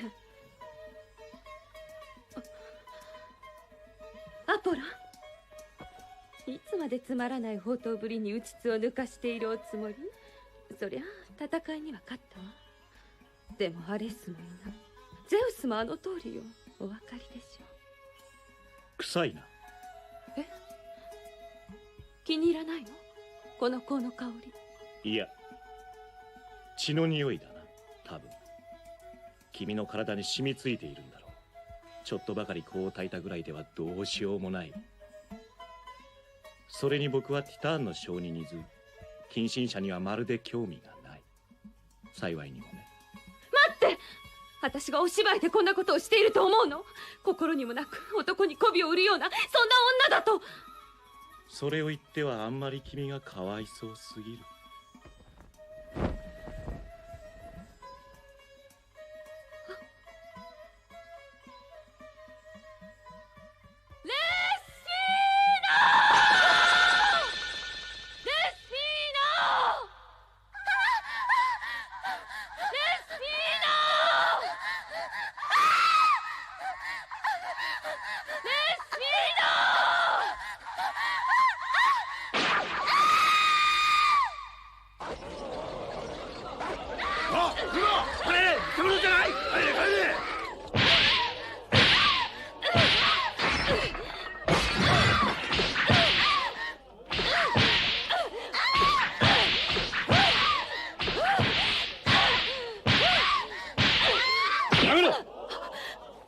一体何の真似だ。見苦しいぞ。何をしている。縄を解け。それから手当てだ。早く。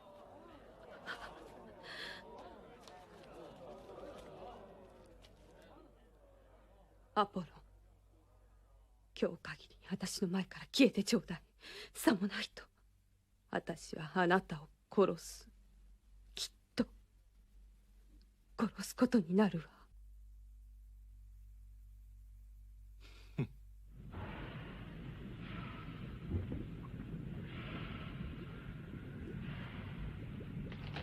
兄、待ってくれ。ゆっくり行こうよ。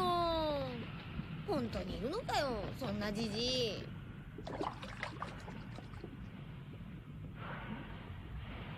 たく付き合いきれねえや。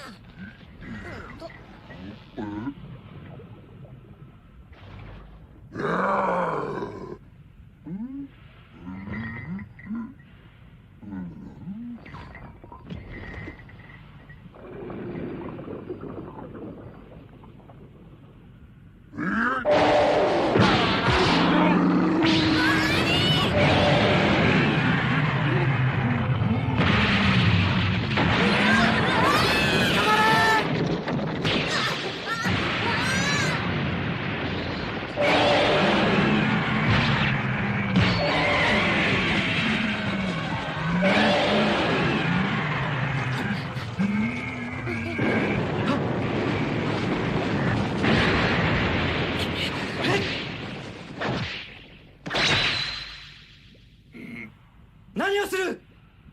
誰だお前は。リュカオンの仲間か。問答無用。聞け、怪しいものじゃない。僕は王に教を請いに来ただけだ。やかましい。貴様らの魂胆は百も承知だ。このわからずやめ。そこまでか。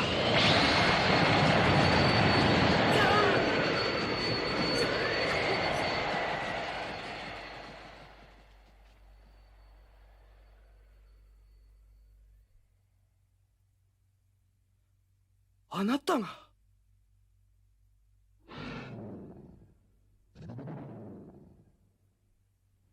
へえ、飼いならしてあったのか。許せ。あれは融通が利かんでな。ヘラクレスというて元は土地の荒くれ山賊だったんじゃが、今はわしの家の門番をしておる。まあ根はいいやつじゃ。あなたはどうしてこんなところで。警戒はつまらん。もはやわしのようなもののおるところではない。ゼウスに尻尾を振るようになっては一族も末じゃ。のみならずわしを目の上の小と思うてか亡き者にしようとしよる。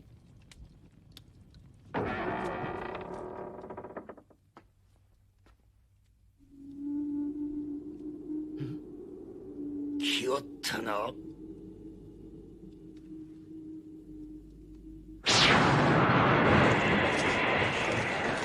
ポセイドンの子アリオン、お前を裁きの地へと連れて行く。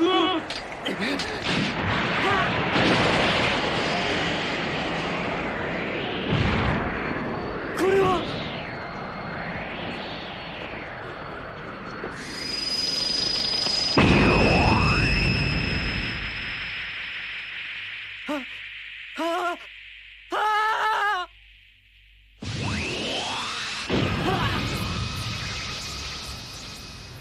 邪魔するかリカオン、渡せその者。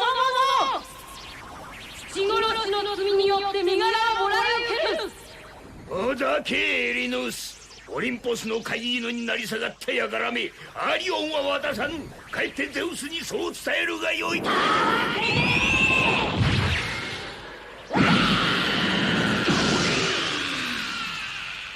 さり、よまよいの犬どもみが。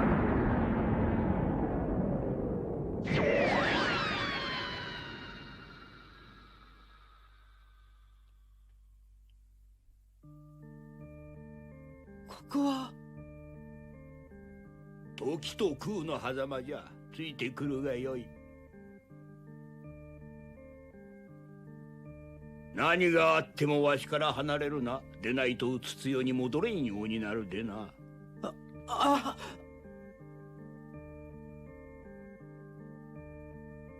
エレクセイノスの海じゃ。ここダルキアにチタンは遠い昔国を建てた。建国の王はウラノス。しかし王はその子クロノスの手にかかって死んだ。そしてクロノスもまたその子ゼウスによって殺された。小心な男よゼウスは。以来己もまた同じ運命をたどることを恐れ、暗い疑いで人を見、掟に守られ、家事祈祷に明け暮れるようになった。だが醜い争いじゃ。挙句に天の裁きを受け、北安族は国を捨て南に下ってこの地に住むようになった。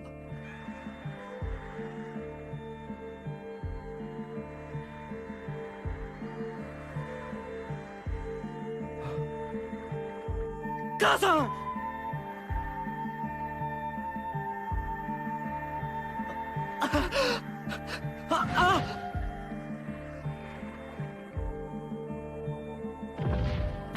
やめろ！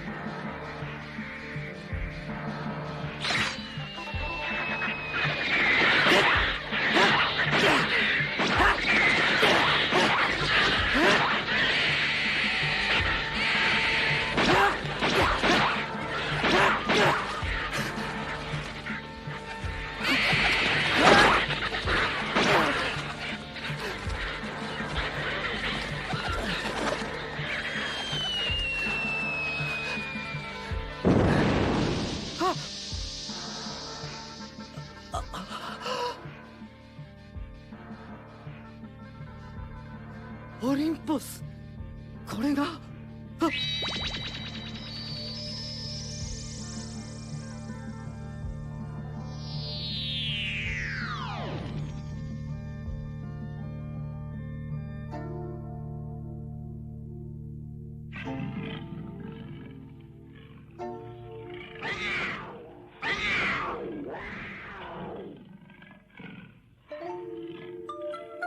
レスフィーナ。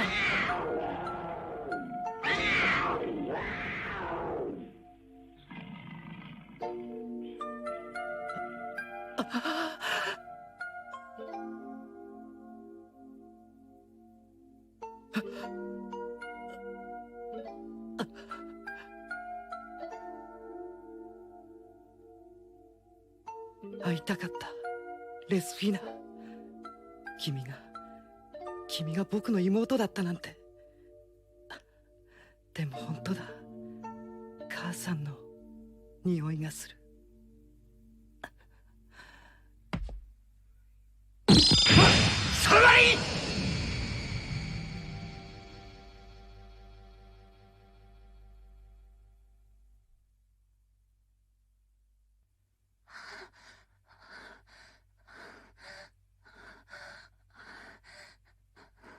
小釈な。わしもエリヌースも元は同じアルカディアの王族。奴らはその霊力で黄泉の国から蘇った。それが何の故かゼウスに忠義を立て、オリンポスの掟を守る神となった。嘆かわしいことよ。しかしアポロンの秘力はエリヌースの霊力とは違う。あれこそはティターン族の魔性の権化だ。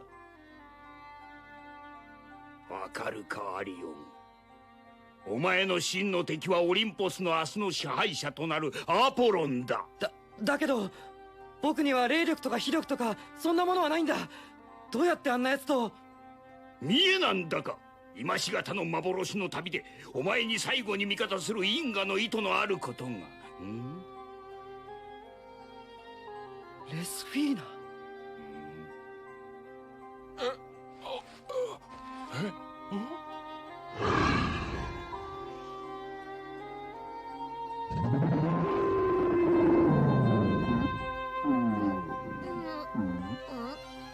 心して行け、アリオン。これがお前には多分最後の旅だ。今度ばかりは強いられていくのではないぞ。お前がオリンポスへ行くのはレスフィーナを救い出すためだ。レスフィーナのもとへお前はお前として行くのだ。ユカオン。聖なる神の意に背き、長くオリンポスに敵対してきたポセイドンとその一党は駆逐された。ティターンの栄は永遠である。アテナに祝福を。アテナに祝福を。アテナに祝福を。ゼウスに神のご加護。ゼウスに神のご加護。ゼウスに神のご加護。ご苦労であったアテナよ。お前はわしの誇りじゃ。オリンポスの宝じゃ。ポセイドンめ、今頃はメイドで地団打を踏んでおろうよ。はっはっはっはっはっは。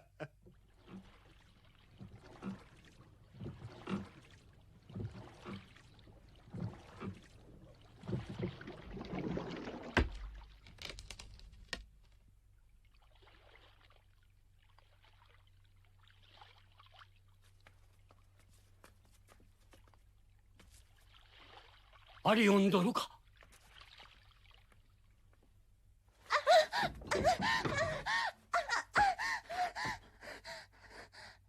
お前たちお下がり。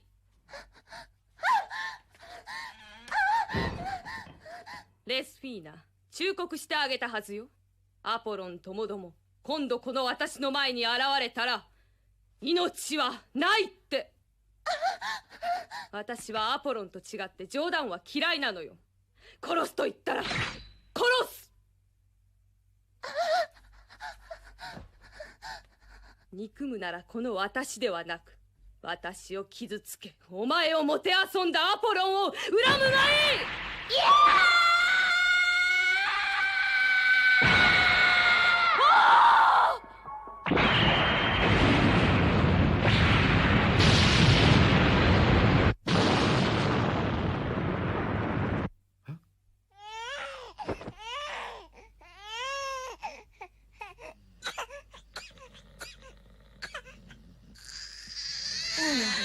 お目覚めになりましたか。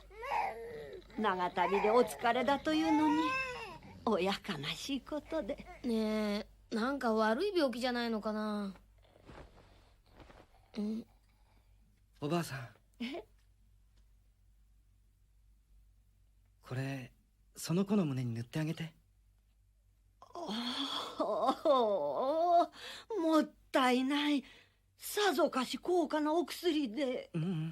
母さんに教えてもらったんだ。これはね、譲り葉に麝香草の油を混ぜて作ったのよ。ほら、胸がスーッとするでしょ。そうかね、母様に。あなた様のお母様ならパンドーラと同い年の頃かの。パンドーラ？この子たちのお母さんかい？いやいや、この子らは養い子じゃ。パンドーラはあの立派なお方、プロメテウス様に嫁いだわしらの娘。むごい話じゃ。腹に赤子を宿しながら不憫な子じゃ。せめて今少し生きてあの方の血を受けた子供の顔を見たかったであろうに。ばあさん、お嘆きのところ悪いが、じいさんはどこへ行ったんだい？それはその。知ってるよ、ピオ。だってさ、おいで、教えてあげるから。これ。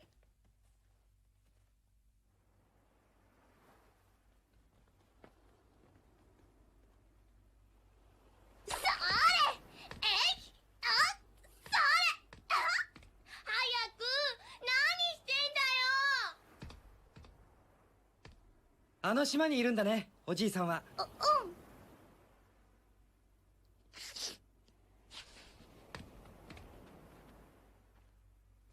ここに？一人でいるのかよ、じいさん。じゃあ行こうぜ、中に。どうして？怒られるもん。ここ大事なものがあるから子供は入っちゃいけないってじいちゃんが。わかった。僕が行ってみるよ。みんなはここでいいね。マジ、子供はダメ。じいちゃんに怒られるよ。わかったよ。なんで？一緒にすんなよな、もう。いて。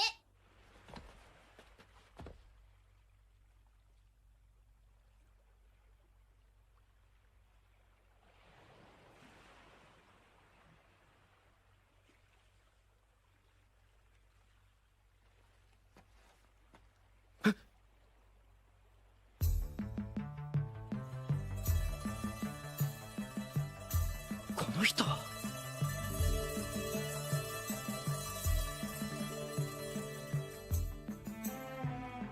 プロメテウス様じゃ。我々が密かに神と仰ぐお方です。プロメテウス、この人が。じゃあパンドーラっていうあなたの娘さんと結婚したのもこの。ババがあなたにまで申しましたか。あれの常でございます。エイトスと言ったね。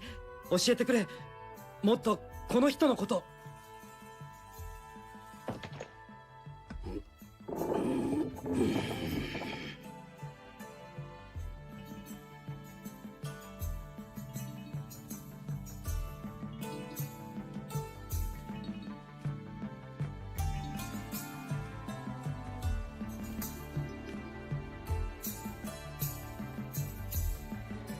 これは雷術と申します。古よりティターンの栄華を支えてきた秘伝の武器ゼウスの秘力、雷の力の源がこの雷術であることをプロメテウス様は我々に教え諭されました。だからティターンをゆえなく恐れ崇めることはないと、それを王家に対する反逆とされ、あの方は処刑されてしまわれたのです。岩山の形状で。さよう、なすすべもなくあの方をむざむざと死なせてしまった。そのことを悔いぬ日はこの15年ありはせなんと。プロメテウス様は高貴なお方でした。先代の王クロノスの甥にあたり、ゼウス兄弟とはいとこ同士。そのお方がティターンとは縁もゆかりもない娘のパンドーラをお見初めになった。なぜあの方はティターンの真の繁栄を望まれたのでしょう。汚れに汚れ出口のない迷路に迷い込んだティターン族を広く先住民と和合させ、健やかな発展に導こうとなさった。だから進んで我々と交わり、あえて非力の一端をもお示しになった。プロメテウス、なぜだ。ずっと前から知っていたような気がする。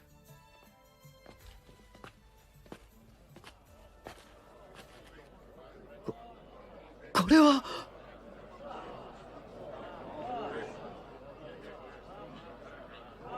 兄。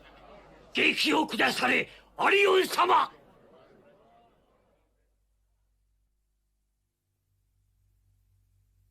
僕は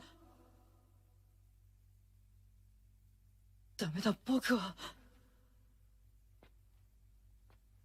父はポセイドン、母はデメテル、僕はティターンの子だ。だけど僕はゼウスに追われ命を狙われている。罠にはめられこの手で父を殺してしまったからだ。だから僕はゼウスと戦わなくてはならない。僕はオリンポスへ行く。そして戦う。でもそれは本当は大好きな人がオリンポスにいるからだ。大好きなレスフィーナがアポロンに捕まっているんだ。僕はレスフィーナを助けたい。レスフィーナは僕の妹だ。でも好きなんだ。僕はオリンポスへ行く。みんな僕と一緒に行こうと思う人はついてきてくれ。僕は拒まない。その人たちと僕は戦う。僕はレスフィーナのために戦うんだ。本当にそれだけなんだ。それでいいんだね。みんなはそんな僕とでも言って、そしてゼウスと戦うって言うんだね。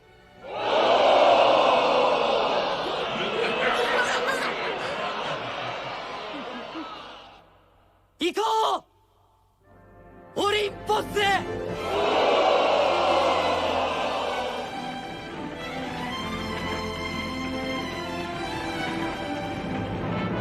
ポセイドンの子が兵を挙げた。アリオンとかいうプロメテウス様の再来じゃ。テスイア、アッティ、オロス、方々から大変な数が。みんなティターンが自ら撒いた種じゃ。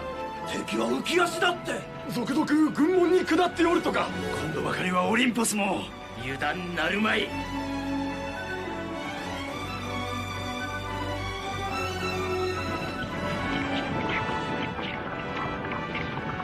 うおじいさん、本当に使い物になるんだろうな、このライズスってやつはよ。プロメテウス様がお作りになったものだ。信じの方があるか。やれやれ。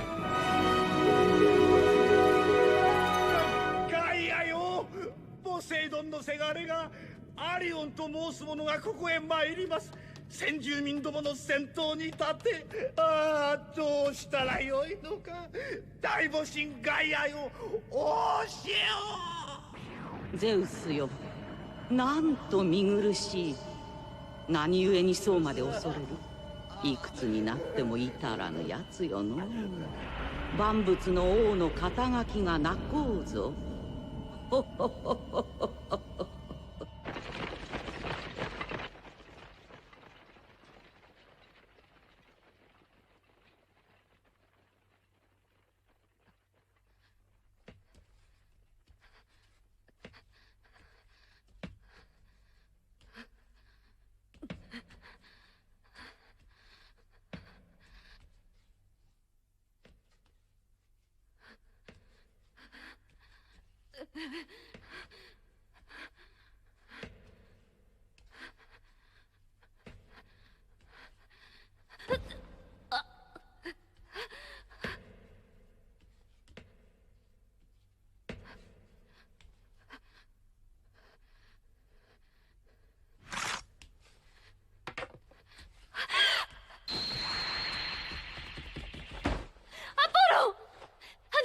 一月にさせて我慢できないの。こんな小娘にあなたを好きだったのよ、本当よ。アポロン。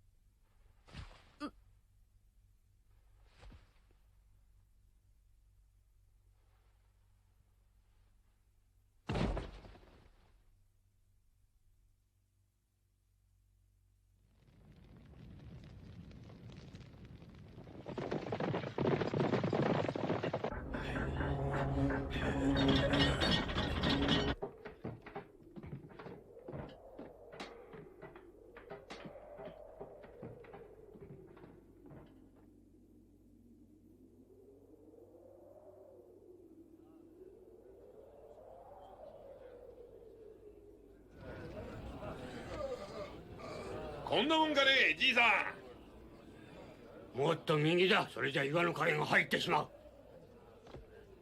旭日の光を集めて筒に詰め一気に放つのが仕組みとあります。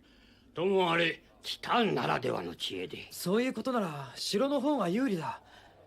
数も多いし、大地朝日の当たるのは向こうの方が早いからね。雷術が我が方にもあることを気取られない。エートス、雷術の力じゃオリンポスには勝てない。わかるんだ。勝つのは何か別の力だってことが。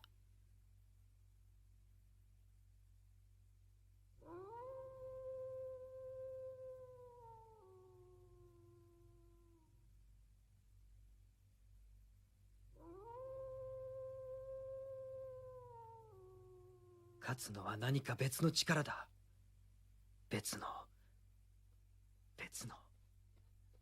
ここだったのか、兄。冷えるよ。もうすぐ追っ始まるんだ。大事な体なんだから。ありがとう。少しは眠ったかい、セネカ。よせやい。おいら化け物じゃないんだ。こんな時に寝るなんてこと。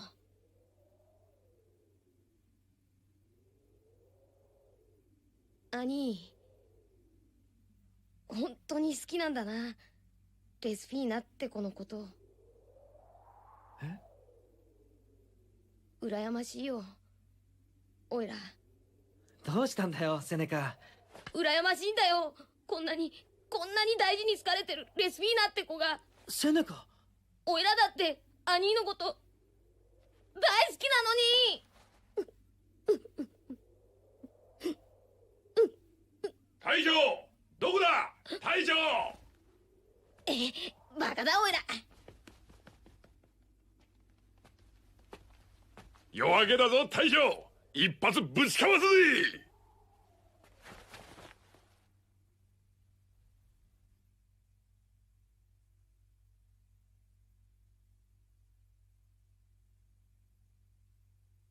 いいぞ、先制攻撃じゃ。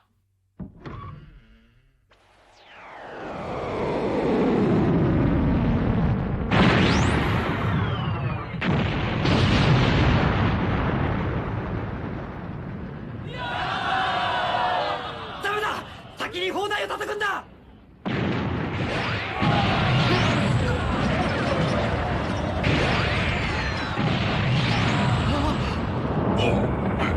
下がり、撃つぞ。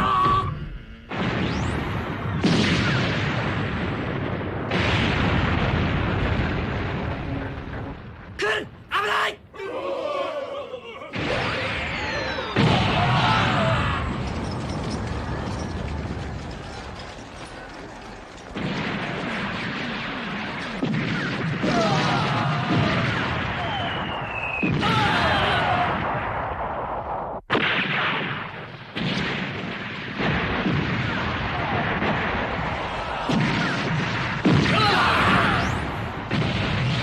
みんなやられてしまう。煙突止めるんだ。もうままなりません。進むのみ。アリオン様。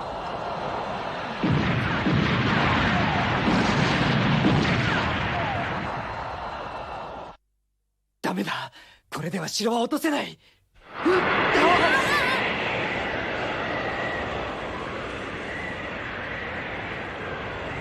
おう。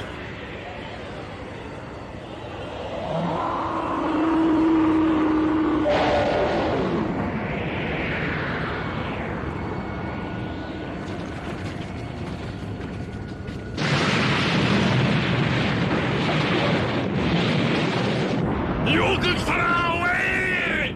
驚いたな、こいつ鳥だったのかい。いや、獣だ。どっちでもいいが役に立つぜ。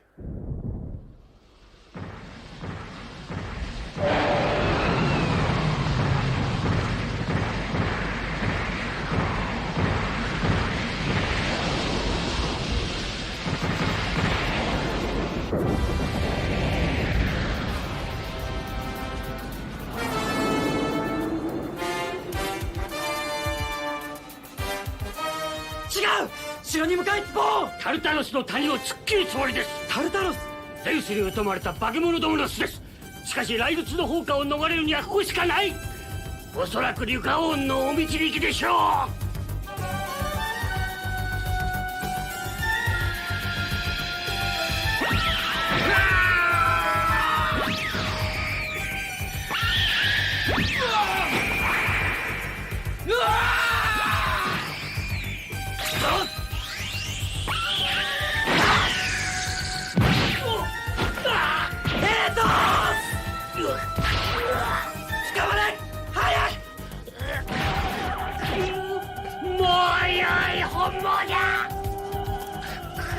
アリオン殿、あなたは本当は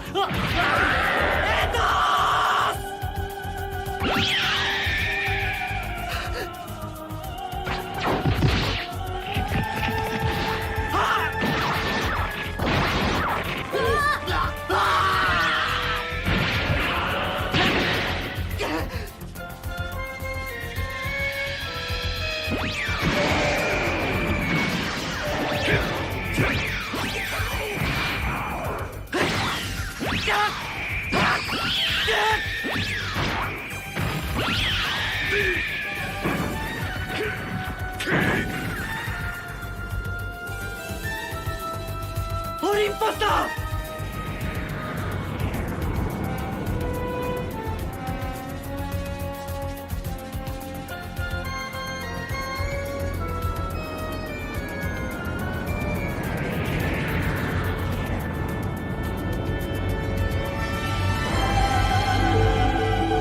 飛び移るぞ。左捕まれ。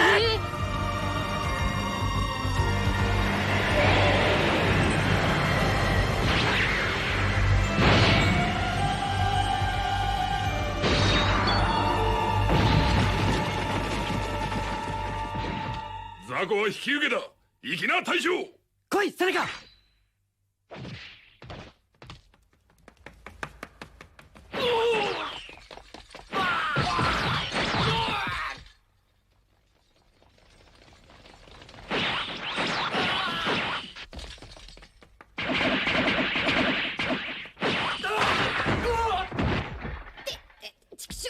セネカ。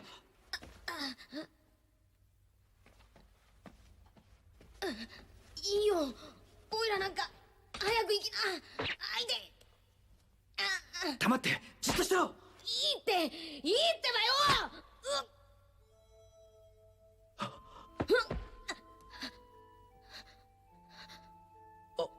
お前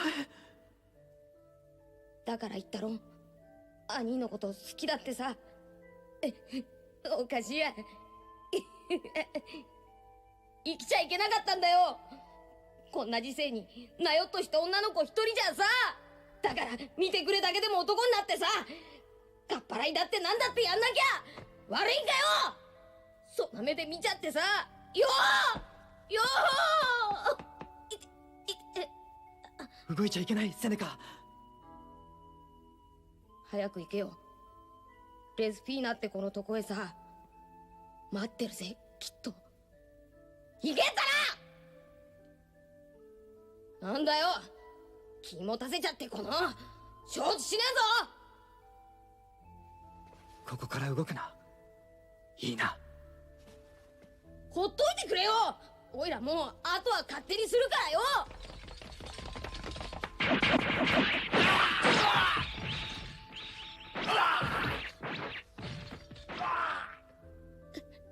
かっこいいな、チキショー。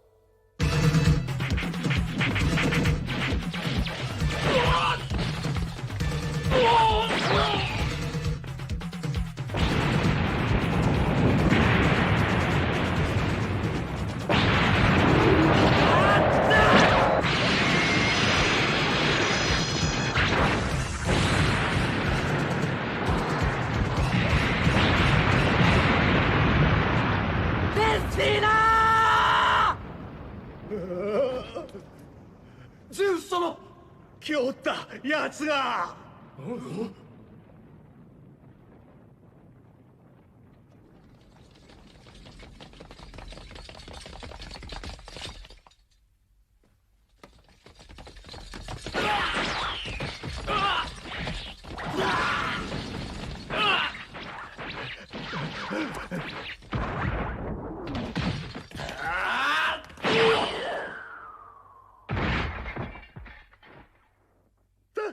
助けてくれ。レスフィーナはどこだ。どこに隠した。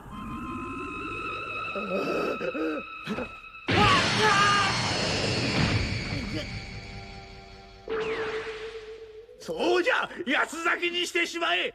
そやつは父殺しの大罪人じゃ。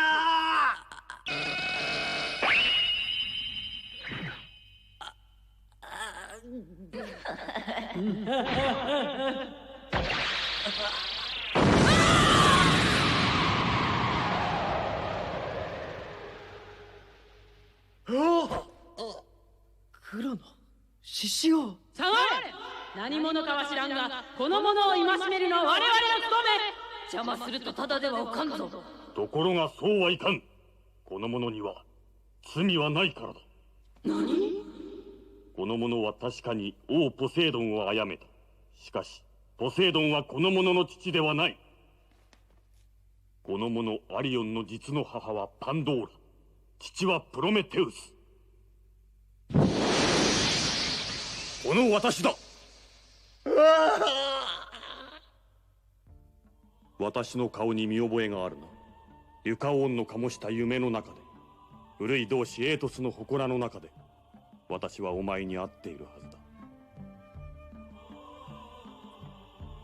妻パンドーラは身ごもってすでに月道でいた。だがゼウスの兵は無情にも私への見せしめとしてパンドーラを殺したのだ。しかし幸いに赤子にはまだ息があった。アリオ、お前は私がパンドーラの腹を裂き取り出した私とパンドーラの子供だ。私はお前をデメテルの手に委ねた。デメテルはゼウスの責めを負うことを覚悟で、お前をレスフィーナともども我が子として育てると、そう私に誓ってくれた。それは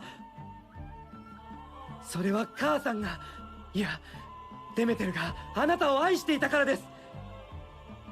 きっとそうです。そしてあなたもデメテルを愛していたんだ。パンドーラと同じように。いや、もしかしたらそれ以上に。違いますか、プロメテウス。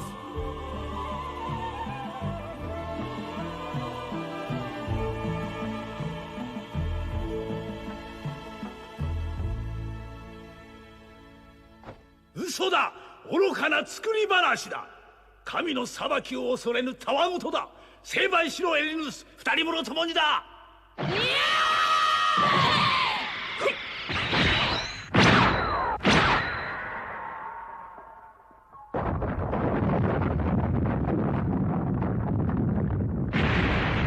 天の裁きとはもともと正義公平に立つもの。その断りもわきまえず、罪に汚れたゼウスとその一党を免罪して挙句に過ちに落ちた者どもめ。され、おとなしく土族の神に立ち戻って民に尽くすがよい。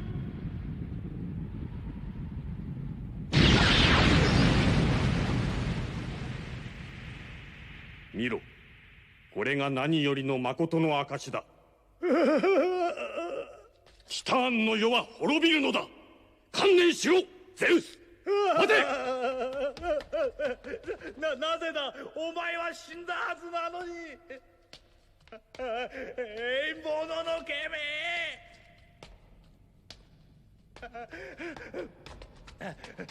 許せ、知らぬ仲ではない。元はといえば同じ血を分けた者同士ではないか。助けてくれ。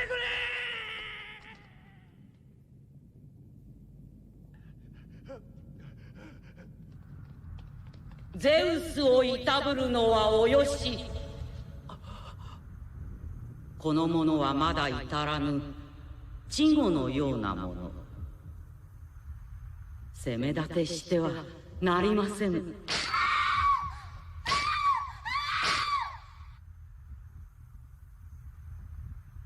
恐れ入ります、大母神ガイア。ティターンの母は永遠に衰えを知らぬと聞き及んではおりましたが。驚いておいでかい。そうさ、私は一族と共にいつまでも生きる。そして私の生ある限り一族は滅びぬ。ならば死するべきです。あなたもこの場でゼウスともどもに。たわけたこと。どうやってこの私を殺す？クロノス王をしてあなたの夫ウラノスを殺させたのもあなたの差し金だな。そしてあなたは実のこのクロノスと交わった後、今度は孫のゼウスをそそのかしてクロノス王の命をも絶った。その通りよ。連綿と続く母の命に比すれば、男どもの映画など一代限りいつかは邪魔になろうもの。その論法なら早晩にゼウスをも始末させるおつもりか。そのような醜い母性こそティターンの過ちのもととなぜ心得ん。黙れ。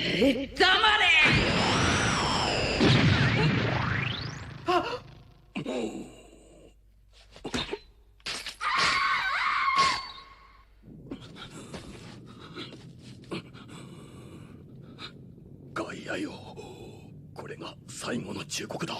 ティターンは滅び、あなたもまた消えてゆくのだ。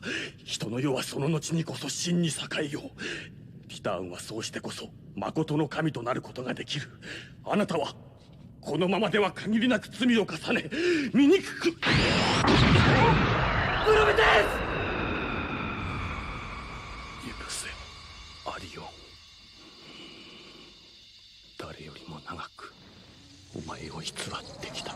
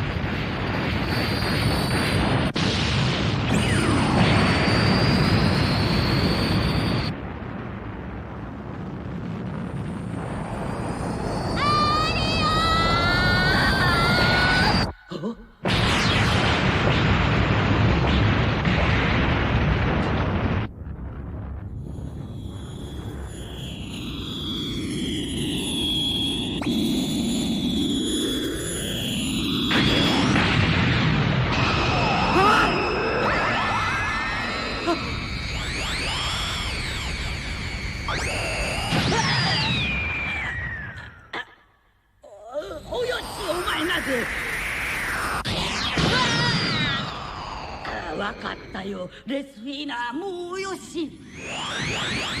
お前はあの女にそっくり。あの気の強いデメテルに。およし。どうして言うことを聞かない。この私のように偉大な万物の母にもなれようというのに、お前もデメテルもなんと。およし、私の負けよ。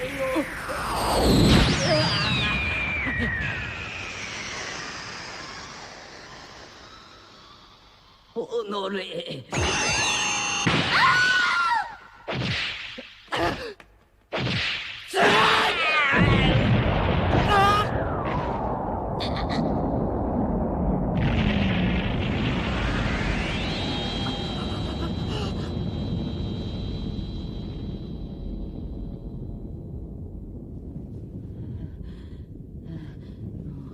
もうダメよしておくれ。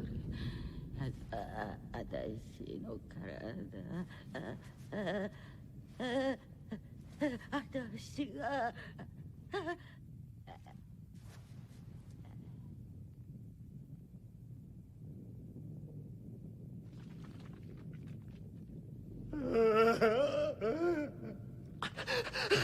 レスフィーナ、しっかりしろ、レスフィーナ。死んじゃダメだ。死ぬな、レスフィーナ。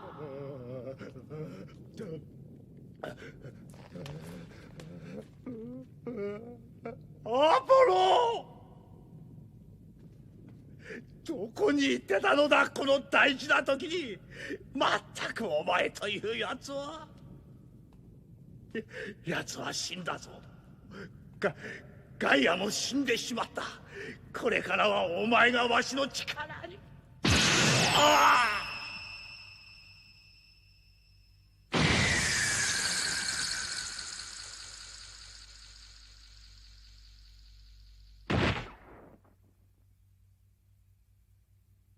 クロノスは父ウラノス、そしてあなたは父王のクロノスを殺した。迂闊な人だあなたは。その順でいけば今度はこの私があなたを殺すのだということになぜ気づかなかったのだ。レスフィーナは死んだか。渡したまえ、レスフィーナを。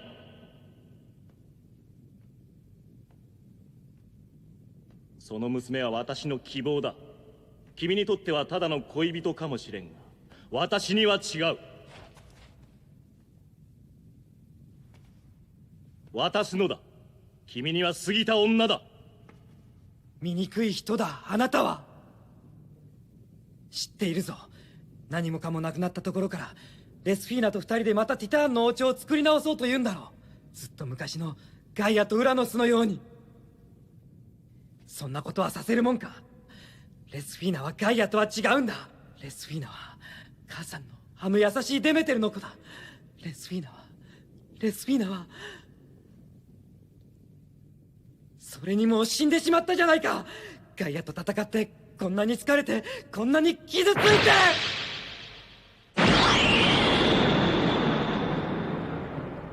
もう何も怖くないぞ。僕はレスフィーナと一緒にどこまでも行く。しかしお前は人の血が混じっているのだぞ。母親パンドーラの血が。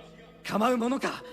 それでもあなたになんか負けはしない。ティターンは滅びてはならんのだ。ティターンは人に知恵をもたらした。ティターンの財産を人が作り出すのには幾千年もの時がいるのだぞ。ライズスが何をしたというんだ。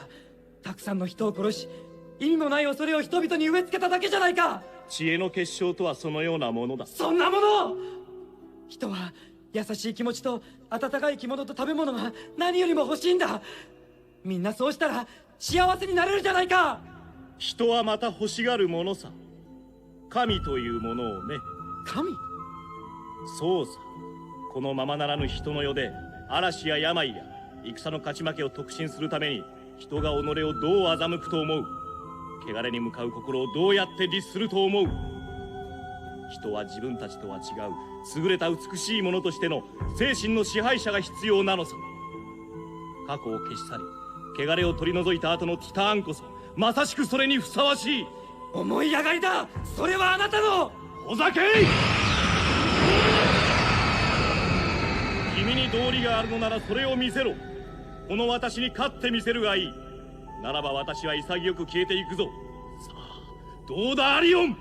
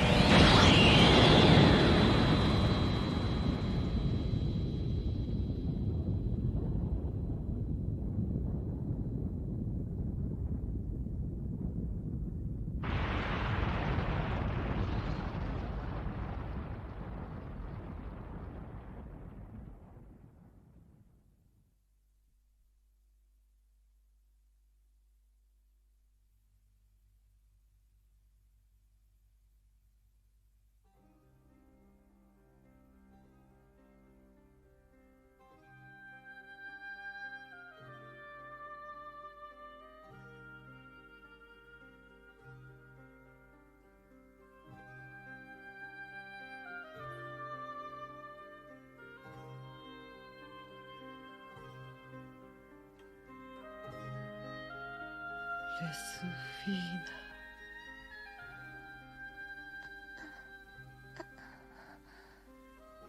ナ。アリオ。レスフィーナ。口が聞けるようになったんだね。なんだか長い夢を見ていたみたい。でも誰か私を呼んでいる声が聞こえたの。私はそれを聞いてその人を探して。そうよ、あなただったのよ、アリオ。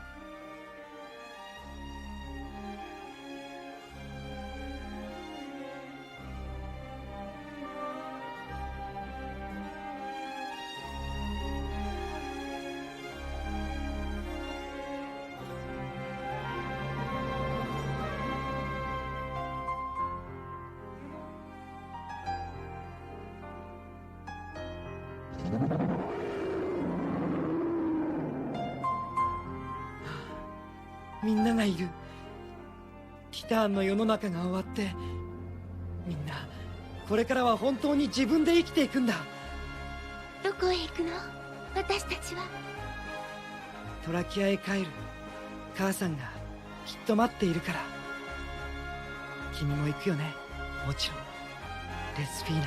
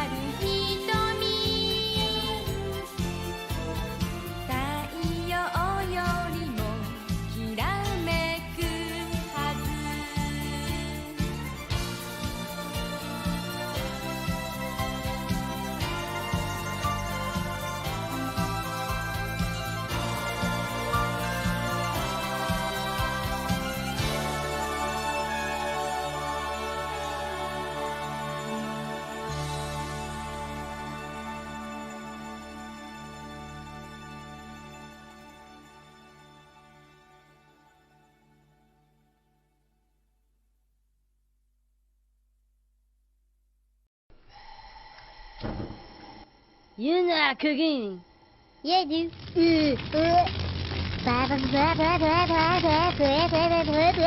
Pork chop sandwiches. Oh shit! Get the fuck out of here! What are you doing? Go! Get the fuck out of here, you stupid idiot! Fuck, we're all dead! Get the fuck out! My God, did that smell good? Detective, there's no going and you tell me do things. I done running. G.I. Joe!